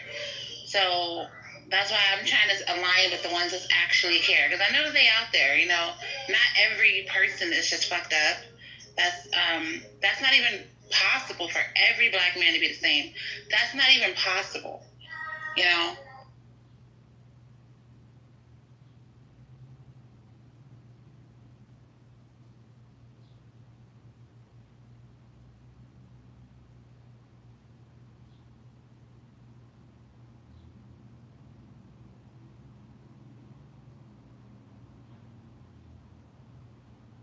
Hello?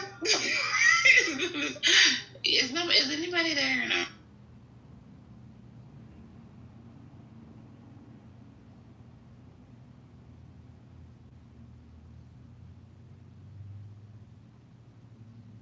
I'm a black man, so I can't speak on, you know, what a black man provides. Like, I don't want to do that for them. Like, I don't want to speak for them, so I was waiting on them to answer. No, Warren, where you at? Why is it so quiet? I know he's usually sometimes busy. Yeah, what up? We provide all those things that you said we do, besides the ass beatings. I hate the fact that once we get some money, y'all love to label us as fucking abusive ass niggas, like we just be King Konging upside y'all fucking heads. And if that's not you and you never say that, please, if it don't apply, let it fly. But I hate the narrative that y'all put that on us. But yes, we provide all those things you said we do.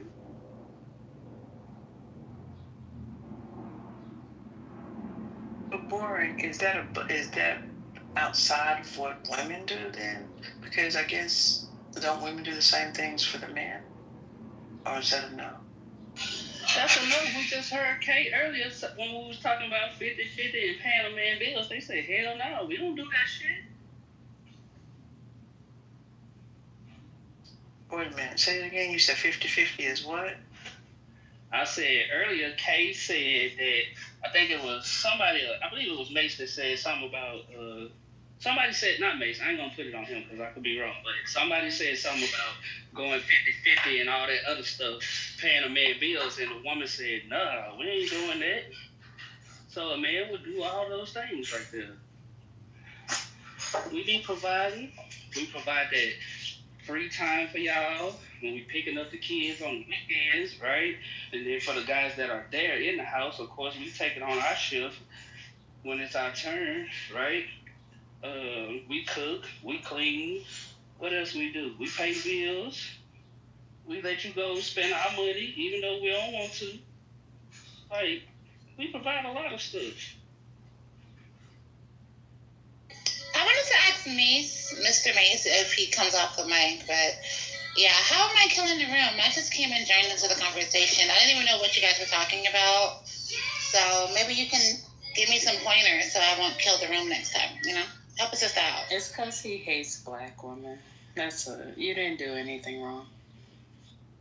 Oh, okay. Well, he can talk. I mean, I'm not going to kick him in the balls through the phone.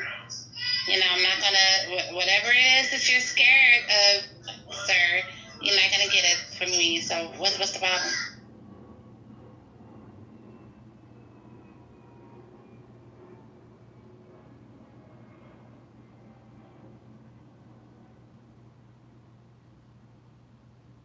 That's so arrogant.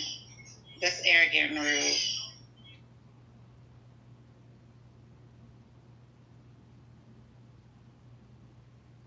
Quite the one going to call the one. We can.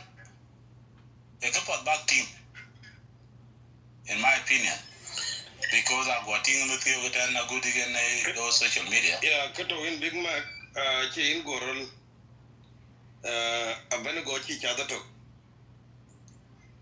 a Chatkana Koch, Walk Chadatok, Queen Chadwan Yen.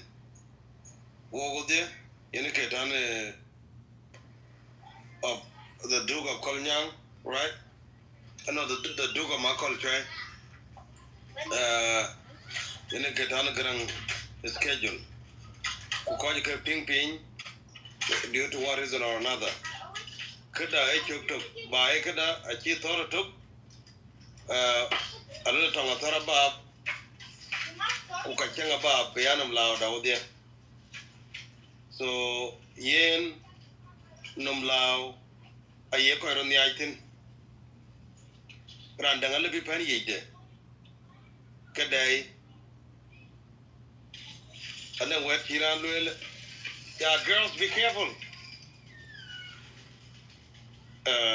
I'm the Kadis Kuratan. Wakatagati. I was worried bigger day. So, Kayen by Ekadawadia. A chief other took.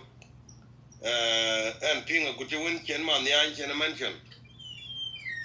Manian, a chirin that to dear day.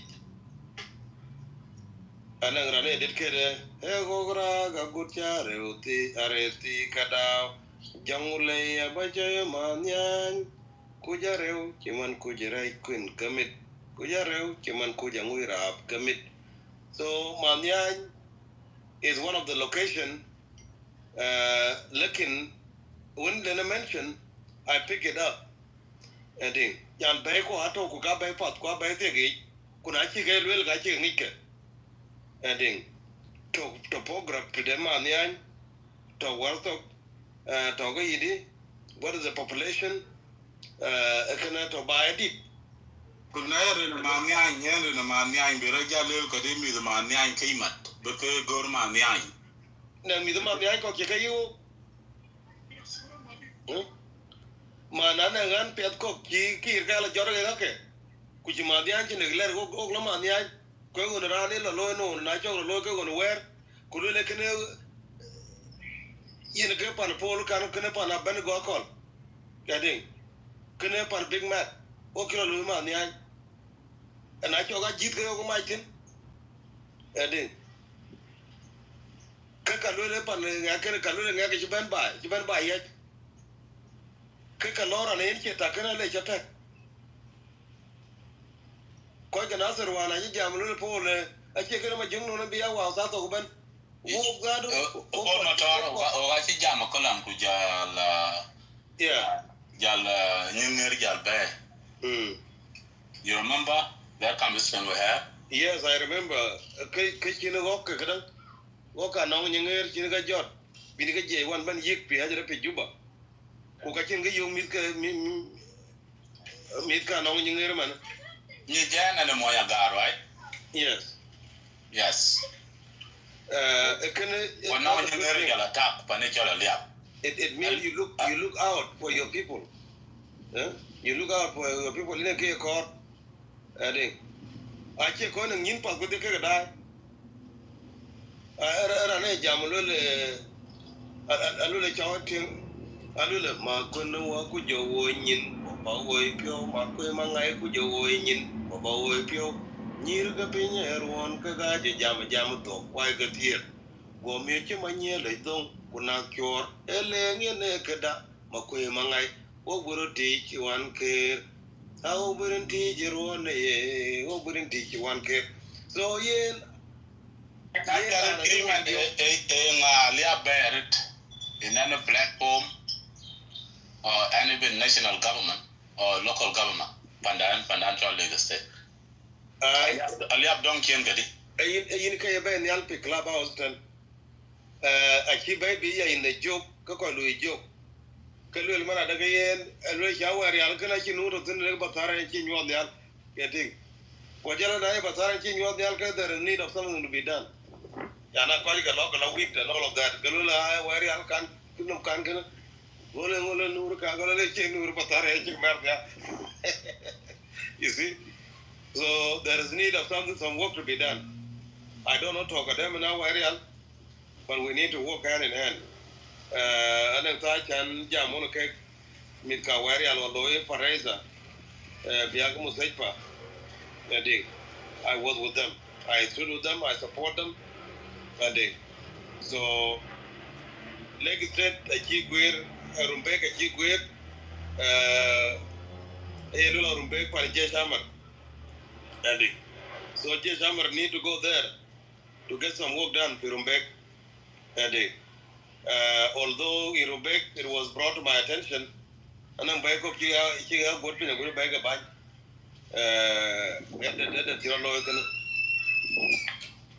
Good day, bite engineer and a job for Mataric that I think because a baby can reach Rumbek senior, Rumbek Sanwea. You go up in your bay, Rumbek Sanwea. It's a historic. You belong. Now level Konala Pipia Miakalanga big a botte. No you library. You like a deep cop because Rebecca Sanway a good buying Kwan Kum Benamitio. 80% if it's not 90%. Okay, you can't open. My campaign manager, I see the pandemic you got ping. Kawun Pairia. A good Wally, former Wally, but you got painting. You see? Kanem and Labilum.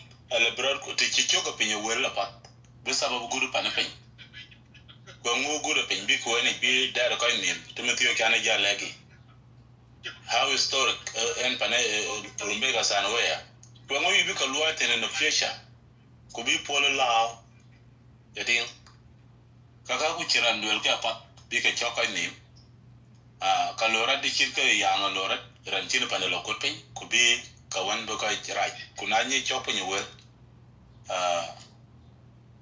etena tak agudera lambara chelo pori hak ja tingera ni jopor motor kaka kata tin kwa ka pat ka ko won to liep ana le chin liam to ga ni che politician lakin ka ni ja po ta tin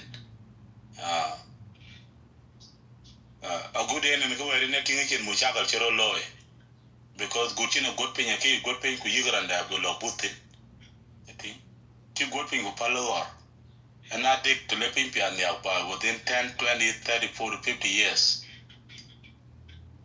Kalanga bi kadil budutena eke ga one be you are pan kan ne palong he produce leaders. I think. Kaka kadate. Ma yi bolu me ya ba ya good pin fi Juba. Pan deng war ke one of the youth leaders of Greater Bor a good pan the pan chini wo kilo 2 to the kilo be 2 Juba ben good pin at the broad daylight ko die. Wer pan ma kuru kalanga chip pin yang ni mu chi ma kuru ben luet. Anchi bani ja good pin bien chini pan yang good pin yen kamante because kan the word mo because it's been there ke chiru cha ja lege matioga. Ma kuru kalang liai. Yes. Pan de chi good pin wa. Usabab chini pan de good pin chi ben lege pa ko chi ben there chi na gaman. Okay, lo called a good akal because it's dead the 10. You know, even though a very strategic location, the Chinganglo, from Vega Sanwea. It's been dead for Chibe Roga Popat. Could be a Chenbia, a Chikanga former governor of the Lagos State. A Chiko Yuiko, a Chipanelichi Gopineta. Where you actually got me. A year and that in a Chibani jam. In a kitchen and a bunch of it. I think. Kachira Gaira Natural Paul Mator. The DNA teach a Benigo 10.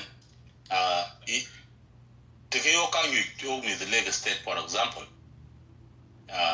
Bugake, for example, in Rumbek Sanwea.